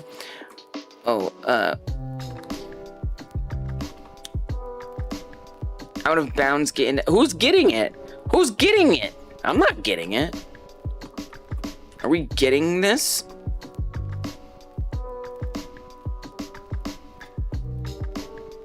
What's it talking about? Line 40? Out of bounds get index 1 on base dictionary. What is it talking about? Who cares? I'm not sure I understand what it's complaining about. I'm just gonna comment. this whole script out. I know, just comment that script out for now. Okay, except for that. All right. Jesus. Anyway. There was a lot of typing. I'm sure there's a typo. Anyway, I've got like a first-person character controller. I'll probably want to add a way that you can like press a modifier key and like rotate around the character. But for the most part, I kind of want it to just be like this all the time. I don't have any animations in there yet, obviously, but I've got that. Oh, and you can zoom. I forgot about that. Zoom, zoom. It probably want it to hit a little higher than its butt when you zoom in. But yeah, so I have some of the components, but I'm very much trying to build all of the foundation for the project and not necessarily dive in trying to get, you know, a full iteration. I do want an iteratable, you know, I want a minimum viable iteration that I can build on. But no matter how it evolves, I'm going to need this foundation ultimately. So anyway, yes. Answer is yes, I guess. But I've been working on it for a few weeks now. Oh yeah, what are we looking up? We're looking up a cardputer. You said something very specific. I have a story? Oh, I have a story. Oh, I got a lot of story. Like M5 or something? I got so much story. Stack computer. A crap ton of story. I mean, I've got all the endings figured out. Although, to be honest, it could change as I write it. Because I've been writing like scenes, and I've been sketching out like the outlines and writing lore and backstory and, you know, how that ties into certain missions and how that ties in to certain, you know, gameplay loops and whatnot.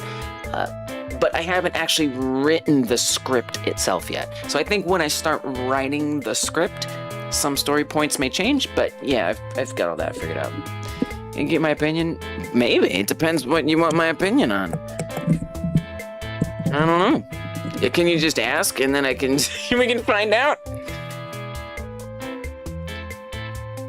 Okay, M5 stack cardputer. This product is end of life. Whoa. Whoa, this looks cool! Oh, look at those buttons! Oh, I like this. Oh, I like this. Yo, this looks so cool. What? It's got SD card. Yo, this looks awesome. It's got Ethernet port. What do you do with it? It's got a keyboard on it. It's got a little screen. Is this like a Raspberry Pi, but cool? It's got infrared. Configuring for your business. You rewrote the firmware and everything last night. Yo, this looks awesome. Security services. Oh. Like opening doors. I don't know. This looks so cool. I want one immediately. Scan areas for like hacking people cards and other things. I love it. I want one. I want one right now. Give me one! Look, someone's running Doom on it! Okay, here's the deal. Look, I have a P.O. box. Can you just send me one, somebody? Send me one! I'm kidding, but like, also, I mean, I'm not gonna... Just let me know, okay? That you sent it, if you did. Yo, it's so cool! You're in an IT business and you offer cybersecurity services. So you can like install little security devices. Yo, this is so neat. I'm into it. I'm all in. Oh, look at these little cases. Oh my gosh, these are so cool. You got like a Wi-Fi antenna. Oh my God. I love it.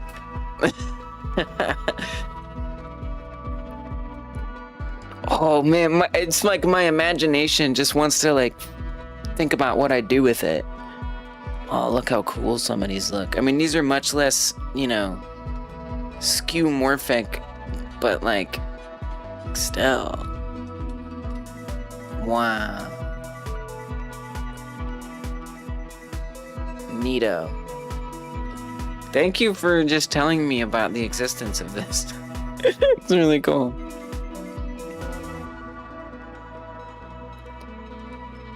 Cruz Bar is trying to think of what is the best way to map keys for a controller.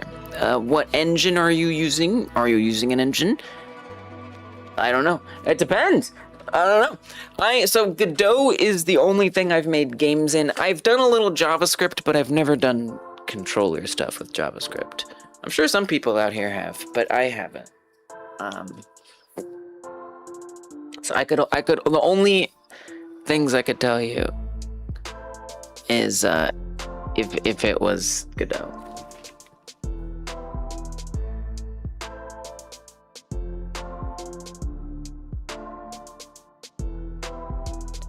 How to map keys for a controller. I don't know, it depends. You want to show up your level streaming? Why aren't you? Why don't you? Show it off.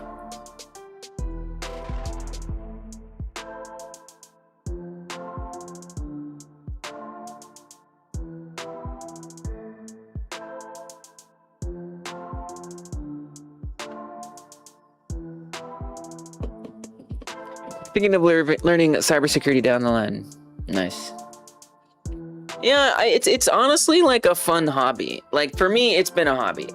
Well, I also just think it's fun to try not to like get doxxed on stream. And that has led me down a lot of paths. And it's fun. It's fun. Like I don't save any cookies on this computer. No cookies are saved on any browser at all. So every single time I start, I have to like log into everything manually. Little things, just like little, just developing little like hygienes. You got doxxed.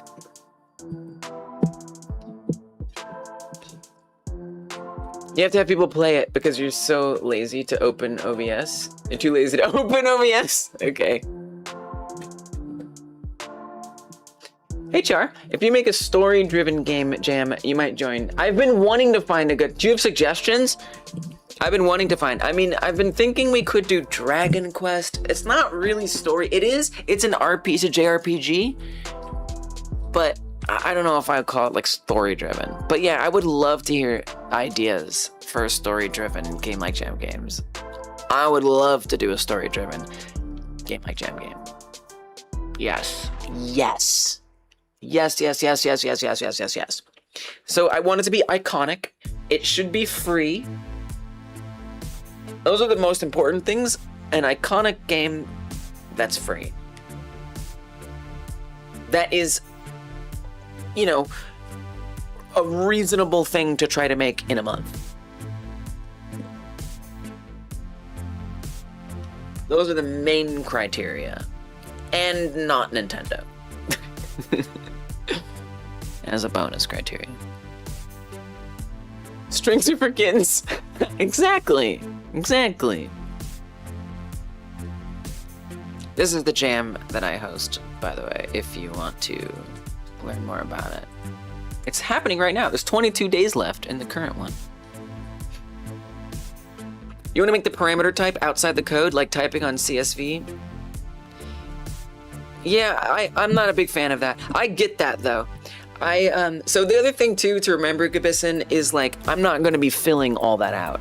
right? I'm gonna build a tool that creates that for me. Because I don't want to have like an external thing that I then have to parse in Godot. I want Godot to just understand my data natively. But with that said, especially if you're filling it out by hand, that makes a lot of sense to use like a CSV. But I just kind of wanted to make like the first couple as like an example, so that way I know how to build the tool to serialize it for me, if that makes sense.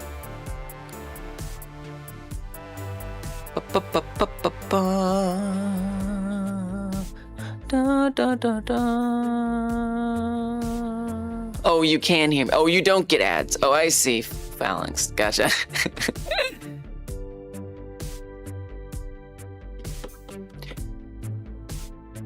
Contacted radio station first? Yes.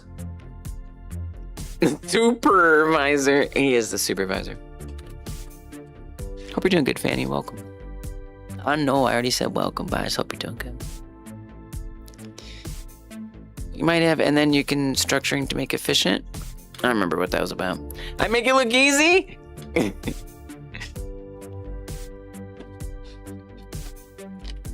It's not. And there's still so many things that are so hard for me. It's just practice. It's just practice.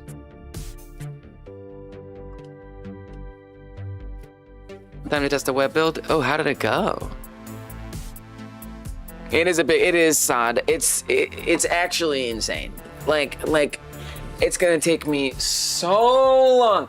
But like I've been making a bunch of small things and I'm tired of it. I don't want to anymore. I want to make something I'm really passionate about. Really badly. It works, just does weird things. All right. That's a step in the right direction. I'm desperate to make this game. I want this game so bad. So thank you. Yeah, it's gonna take time. You'll be like, oh yeah, that's the girl working on the Alien game, the Alien dialogue game. Like it's gonna be like I'm buckling up for a very long ride.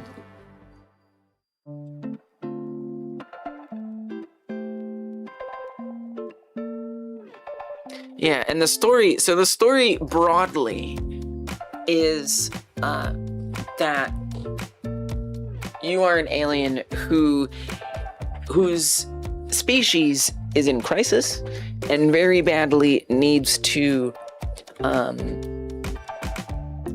find a way to get extra resources that they can survive with.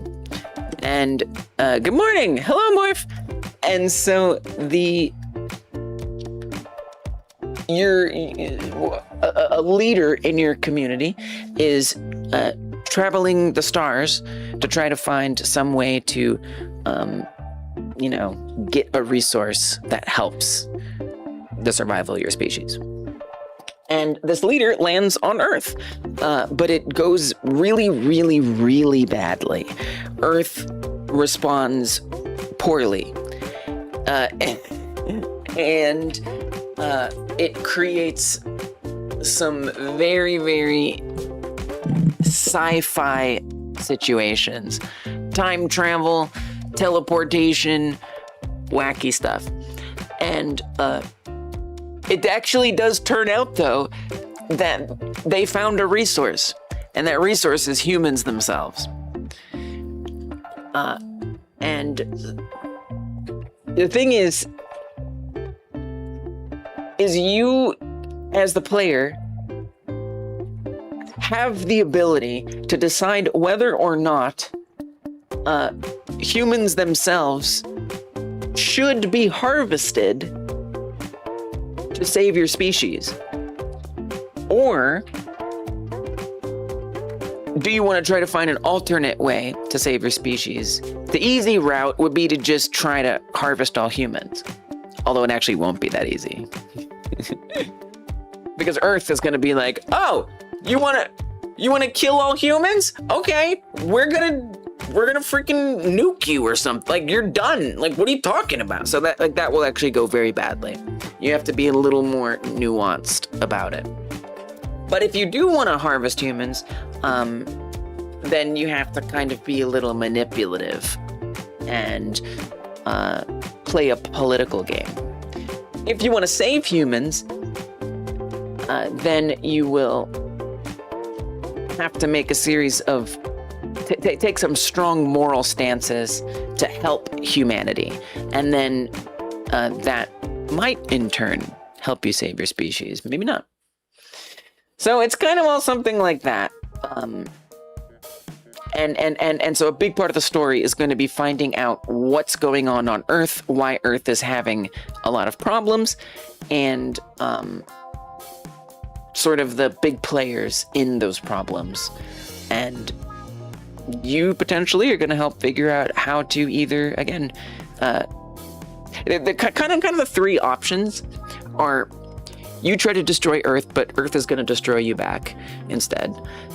You can try to manipulate Earth into helping you, like, have a steady supply of humans, but you also have to doom Earth to, like, fascism. Or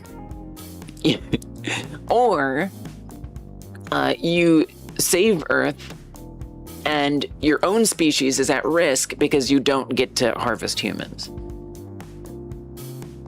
But there might be some surprise ways that you can potentially still save your species.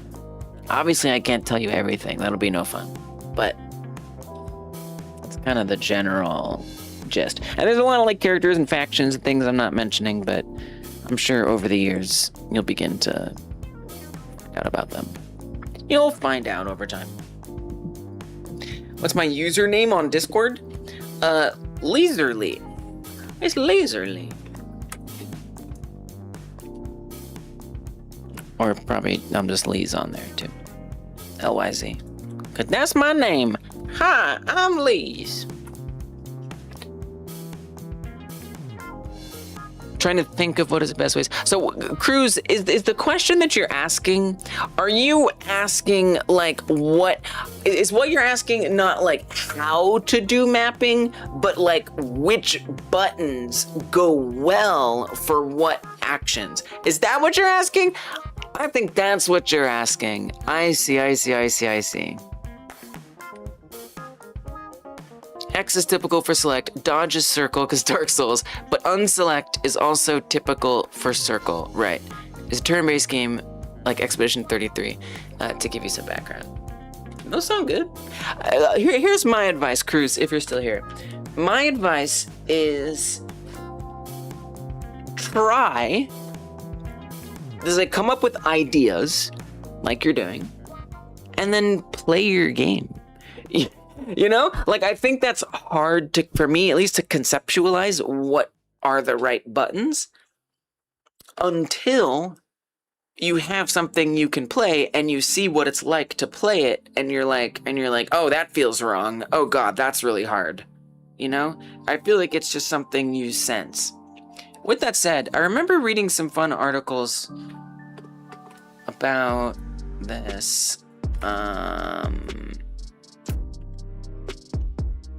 I don't remember the best versions of them. Default controls, games, dev, Y, crouch. Then there's like some interesting articles over the years that have been written that can be a fun read. But I don't remember what they are.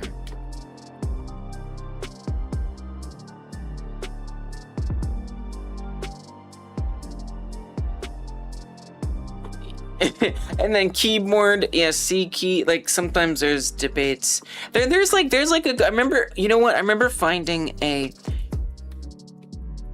best key map controller, keyboard, buttons.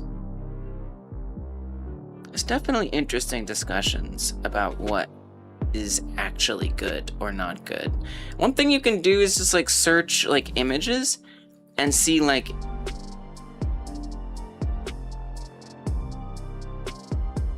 what different layouts different games tend to do for different actions.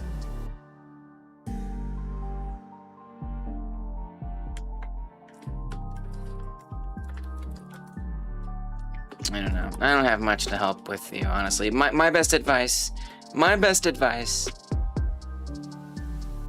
is have a game that you can actually test your controls in. I think that's the only way. Yeah, I can't find it. But if I do, I'll post it somewhere. Maybe on Discord or something. Can you clip the stream where you play my game and use it to promote that game on Discord, YouTube, and even Reddit? Hell yes. Absolutely. That's kind of an unspoken thing, but it is definitely part of why I do that. So you can use those clips however you want. Hell yes. Absolutely. 100%. And the credit is very appreciated. That's awesome. Yes. Can you clip a stream and edit it together to make you say horrible things?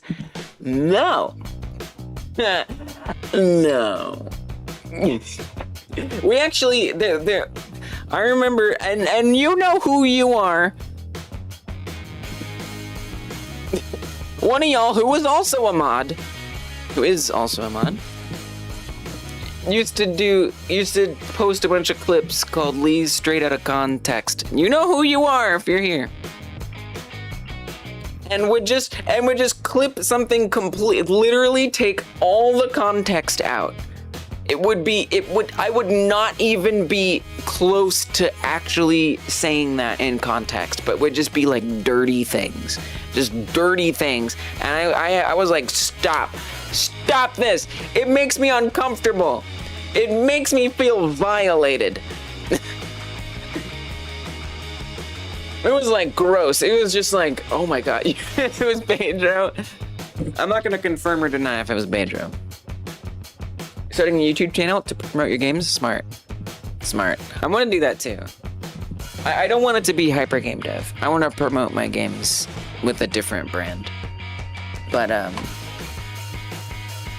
love to subscribe to that channel because I'm trying to like also study how other people do it. I'm doing good, Pedro. How are you? I'm doing really good. I figured out something kind of complex and confusing and hard today, and I feel really good about it. Really, really good about it.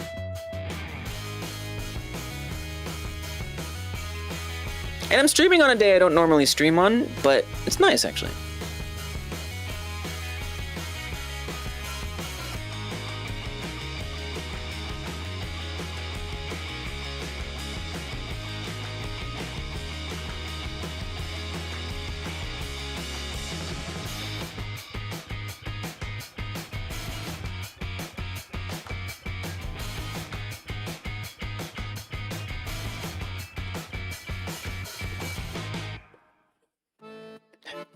Falnix says, I spent 11 years in the military learning IT, then decided to keep going. Just graduated college with my associate's degree, so been diving in pretty deep for all of it. Congrats, that's super exciting. It sounds like you're passionate about it. We love passion. I think IT can be like very good business. I mean, I have a good friend who has had an IT business since she was like a teenager. Like 18 or something, right? Like she started it so young. Her own business, and I mean, it's kind of an amazing gig. You know, she's got these like clients that she's been working with for years. And some of them are quite wealthy. And they're just like, hey, I want a home theater set up. I don't feel like doing it. Can you do it for me? And they'll be like, this isn't working. Can you come over and fix it for me? You know, and they'll just throw money at her to deal with it. And then businesses too and stuff, obviously. But I think if you play your cards right, it can be a very lucrative business. The only thing is I think there's a lot of competition, right? So like, you know, maybe your clients will get poached or something, but I mean, I think it's a certain skill set, right? I think you have to have a certain degree of like people skills and also a variety of skills and managing a business. So it's not, I'm not gonna say it's easy. I'm just saying, like, if you set it up well and you're good at what you do and finding clients, yeah, it can work out nicely. Because there just are so many people who do not want to deal with it. They're not interested. And I think the other hard thing is you're kind of on call. So something might go wrong in the middle of the night and maybe you have to like deal with it. So that's the other thing, is you're not necessarily setting your own hours in that sense. So again, I'm not trying to paint it as the ultimate job. But if it does suit you and your proclivities, it can go very well. Saad, you have pretty good ideas for a story-driven RPG game? Nice. Are you using AI on your work at the moment? Sad, level streaming acting weird. It works, just as weird things. You have a whole strip of chunks that don't load sometimes. Oh, that is weird. Buckling. People look at me as, oh yeah, that's the girl who makes the dystopian robots and existential cosmic horror animations. That's already how I know you, Char.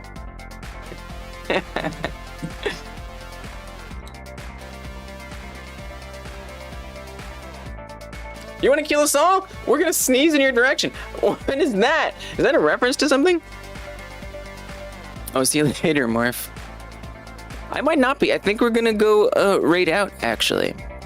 I've kind of done a lot today. It's already been 8 hours. Char says, you want to put more effort into your projects, but you keep having to do stuff on the side, and then you lose energy to do anything else. I feel guilty about not getting anything done. I mean, I've been telling you this for years, Char. Years. You already know what I'm gonna say. Okay. Obviously, you deserve to be kind to yourself. It's okay that you have your own pace, but I get it sucks. It feels bad. But like, think about the expectation you're setting for yourself. You know? Like maybe you're setting the bar too high. Seriously.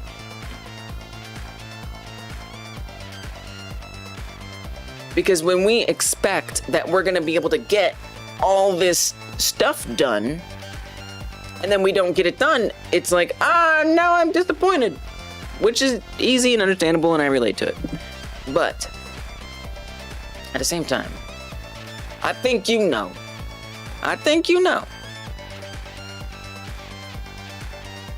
that the pace that you're working at is also okay. And reframing, thinking, instead of thinking of what you're doing as not enough, think about the way that you work as a baseline.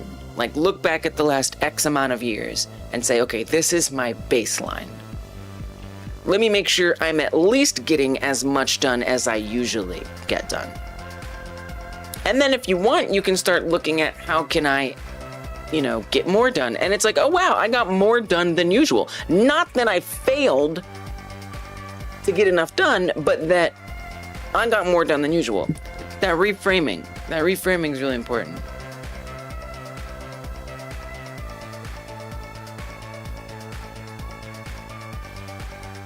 Better view 8 p.m. than 6 a.m.? Oh, yeah. Yeah, this is what I mean, yes, ideally. Ideally, I would be even a little earlier than this, honestly. Anyway. I hear you, Char. And also, it's possible that that's just the rate at which you work, and that's okay.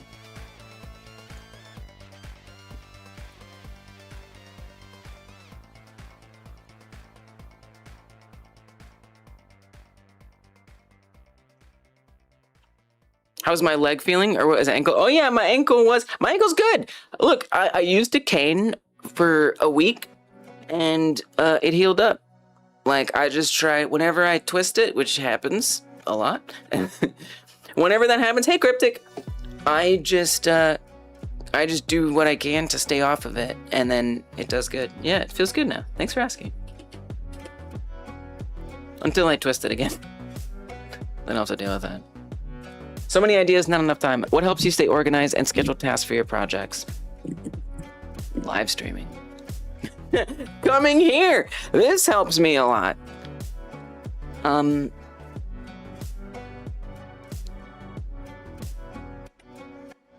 mean, when it comes to like having so many ideas, I do try to write down my ideas. So just have like some place that I know I can go back to find the ideas. So that way they don't just get lost in my mind, you know? So I think for me, establishing a folder on a drive somewhere where I keep everything updated. So I set up a home server recently. And so my phone, my 2 computers, they all point to that home server. So if I have an idea for something, I open up the same folder that I open up on every other computer, and I add a note in there. And that helps me a lot keep track of everything. And then if I have an idea for one of those specific projects, I go into the folder of that project, a subfolder, and I put it in there. So yeah, I mean, for me, that's been huge. And that could be whatever, a cloud server, a Google Drive or something, whatever works for you. Some central place where you can always know that that's where those things are at. That's made a big difference for me, honestly. And then as far as scheduling tasks for my projects, I mean, I think that's something I'm still growing in. Like, I tend to just do what needs to be done in whatever order I can. But with a project like the one I'm working on now, I'm going to need to start doing a bug tracker. I'm going to need to start, keeping track of features that are supposed to be in the game and how far along they are. So definitely having some kind of project board. And, I don't think it has to be like a Kanban board or anything. I think it could be a markdown file. I don't know, something that feels convenient for you to fill out. But in terms of keeping to a schedule, I mean, live streaming has been impeccable for that for me. Just to give me, I always know, no matter what, on these 3 days every week, I'm going to be sitting down with the task of working on a game project. Probably this project for a good long while. And that forces me to reckon with what needs to be done. But that's just me. Always worried a drive is going to fail or corrupt, so you're constantly writing physical notes, even writing. That works too. It works too. Well, they say keep 2 physical backups and 1 cloud backup. So I haven't fully got this set up yet. But I do have 2 drive backups, but I'm working on finding a cloud backup I feel good about. But what I would do is I would make sure every like week or something, it takes all those files and puts them up on the cloud or whatever. So yeah, you could always just go with that. Make sure there's two. And here's the other thing with the second hard drive. I could do better about this. You could put it at like a friend's house, a cousin's house, or put it in a storage locker or somewhere that's super different, you know, in case the worst happens, your house falls apart, you know. I'm just saying, I know it's kind of crazy and I don't have that set up yet, but in theory, that's what they say to do, if that is what you're worried about. Or, you know, piece of paper. Then again, piece of paper is fallible as well. So it's just, at the end of the day, like, you know, what are you gonna do? Like, you kind of just gotta take a risk. Addicted to game dev? Yes. Yes! What are your ideas on importance? It's a good idea. That's a good idea, to have like, you know, to triage and say, this is the stuff that, you know, would be the most important to get done. But that doesn't mean I always want to do the most important things. But if I am ready to do the most important things, the list is there. Yeah, that is good. That is good. So Cryptic, definitely within the next, I don't know, before the end of the year, maybe by beginning of next year, I should have more progress on this project such that I'm, you know, keeping a log, and then maybe you can ask me again how I keep track, because I'm gonna be tested in that regard. That's for sure.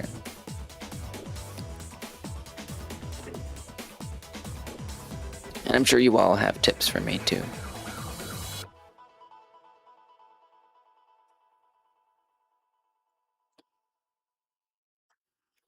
Some things you do say is like, oof.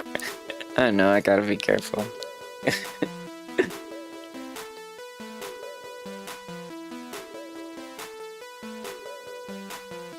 PC version works fine. I have to think web devy while fixing it. Oh, I'm sorry. Few projects in the queue. Nice, nice. Brand new game called Toxic Island. It's inspired by Chernobyl and even Fallout. That sounds cool. You're gonna extend this series. Y'all, did you hear there's a new Fallout game coming? Wait, did you know there's a new Fallout game? It is finally happening. Oh my gosh.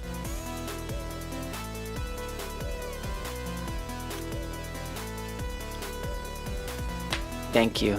I will get to play another Fallout game before I die. I'm so excited. I don't care. I don't care how bad it is. It's gonna be great. No matter how bad it is, it's gonna be great.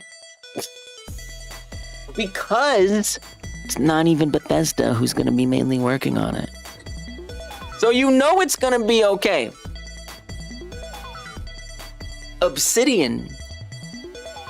The Fallout New Vegas. No, so Obsidian and the same person who led the Fallout New Vegas development is leading the new Fallout game development. It's like the best possible scenario. Like,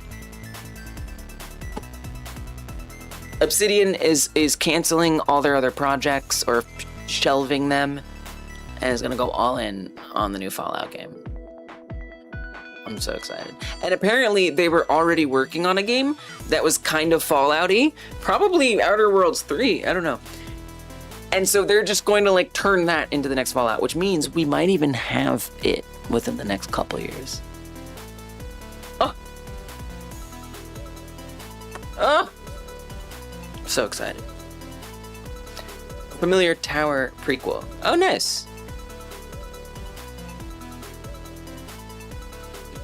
I love Outer Worlds 2. It is very Fallout-y. I still haven't played Outer Worlds 2.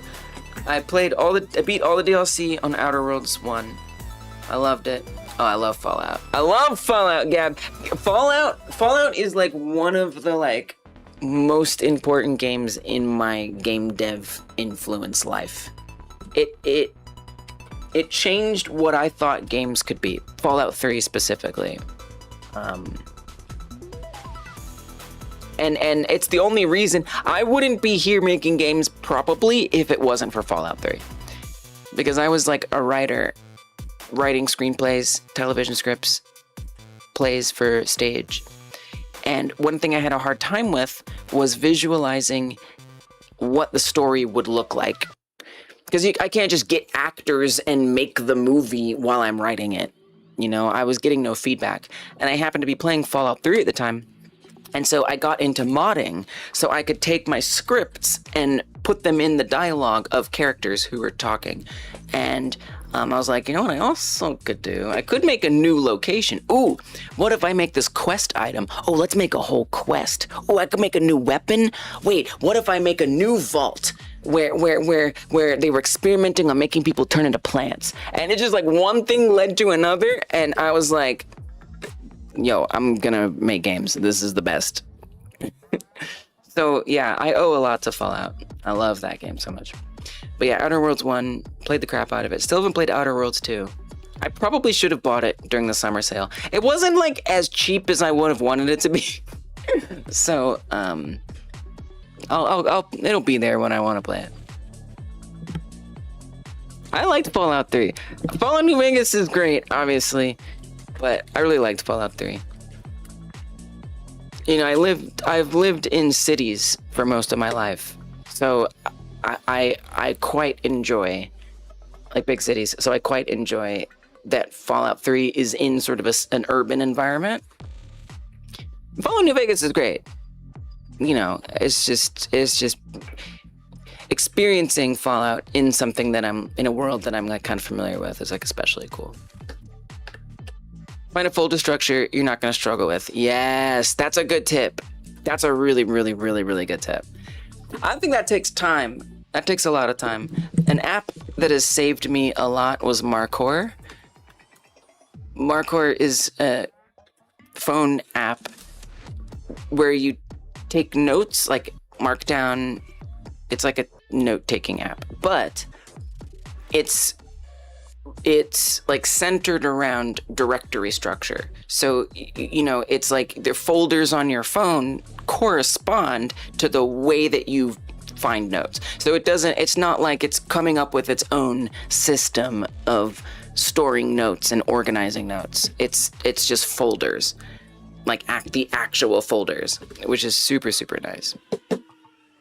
It's not like Obsidian, because Obsidian creates this vault, right? So they create like this special, like, modified folder, whereas Markor is like literally just using the actual folders. So you don't have to worry about it. It makes it, for me, a lot easier to sync my folders and to manage my folders when I don't have to deal with this abstraction layer of an Obsidian vault.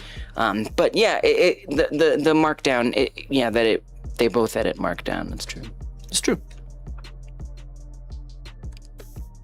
Speaking of addictions, I find myself getting hyperfixations on the most obscure things. Like, does anybody know about gaming front ends, like customizing UI? Of course. We love the UI. You're fixated on UI right now?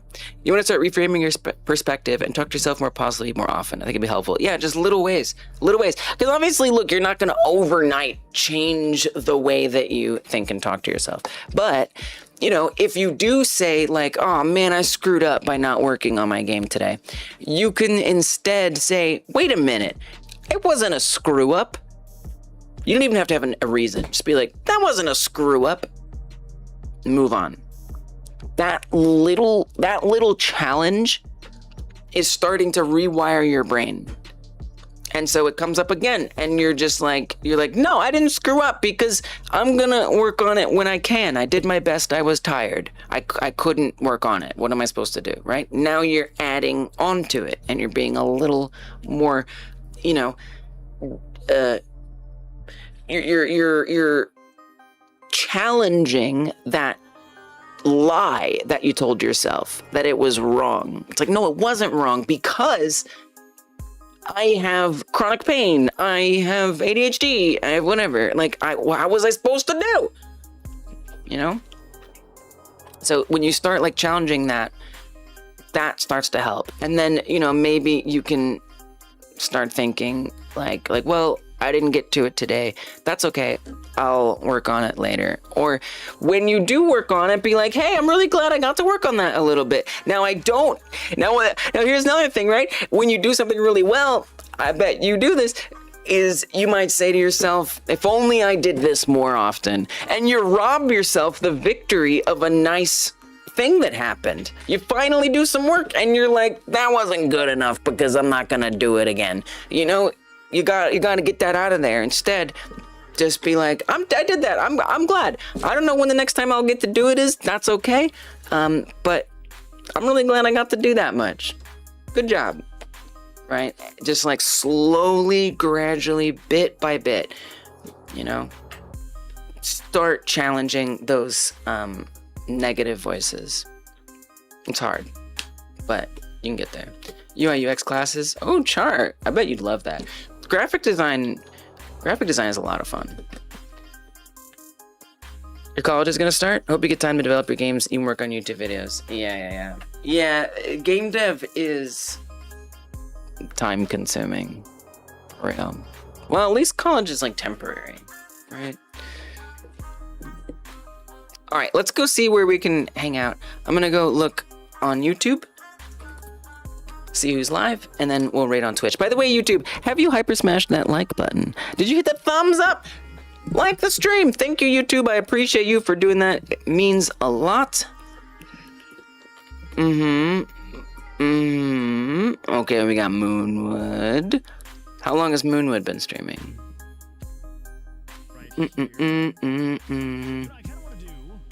3 hours. So I can't guarantee that Moonwood is going to be around much longer.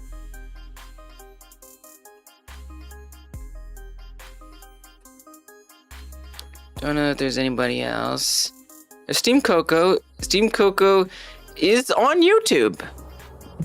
How long has Steam Coco been live? Steam Coco's been like 4 hours ago.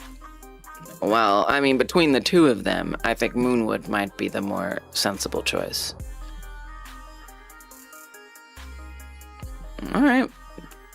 I think that would be a good option. So I'm gonna do a raid over here on YouTube, and we'll do a raid on Twitch simultaneously. Fanny, thank you for the hydrate. I have like a sip. There's like a drop. We drip the sip. Okay. Let's set up this YouTube raid. By the way, YouTube, the way this will work is when the stream ends, it will take you over there. If you have autoplay, if you don't, you might have to press like a button, but it'll be right there, easy to find. All right, we save it. We've got it, and then we'll set it up on Twitch as well. That's it, Pon. That's the message. You can copy and paste that message if you would like. Especially on YouTube, let them know that we're on both platforms. No pressure, though, if you don't want to. It's optional. It's optional. No big deal if you don't want to paste that in. But I will be back tomorrow. I'm going to be doing another stream because normally I don't stream on Thursdays. But I did today. So we'll be streaming like normal on Friday. Take a short lap. All right, we'll take a short lap. Have fun with Moonwood, by the way. He's working on RPG Maker, I'm sure. Maybe not. We'll see. Victory lap for W stream. Yes, I'm glad with the progress. It was good progress. This was good progress.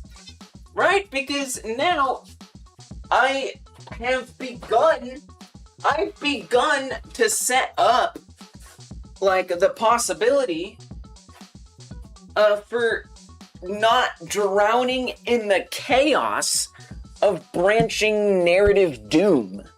Who wants to drown in the chaos of branching narrative doom? Not me. All right, y'all. Have fun with Moonwood. I will see you tomorrow, I hope. I hope.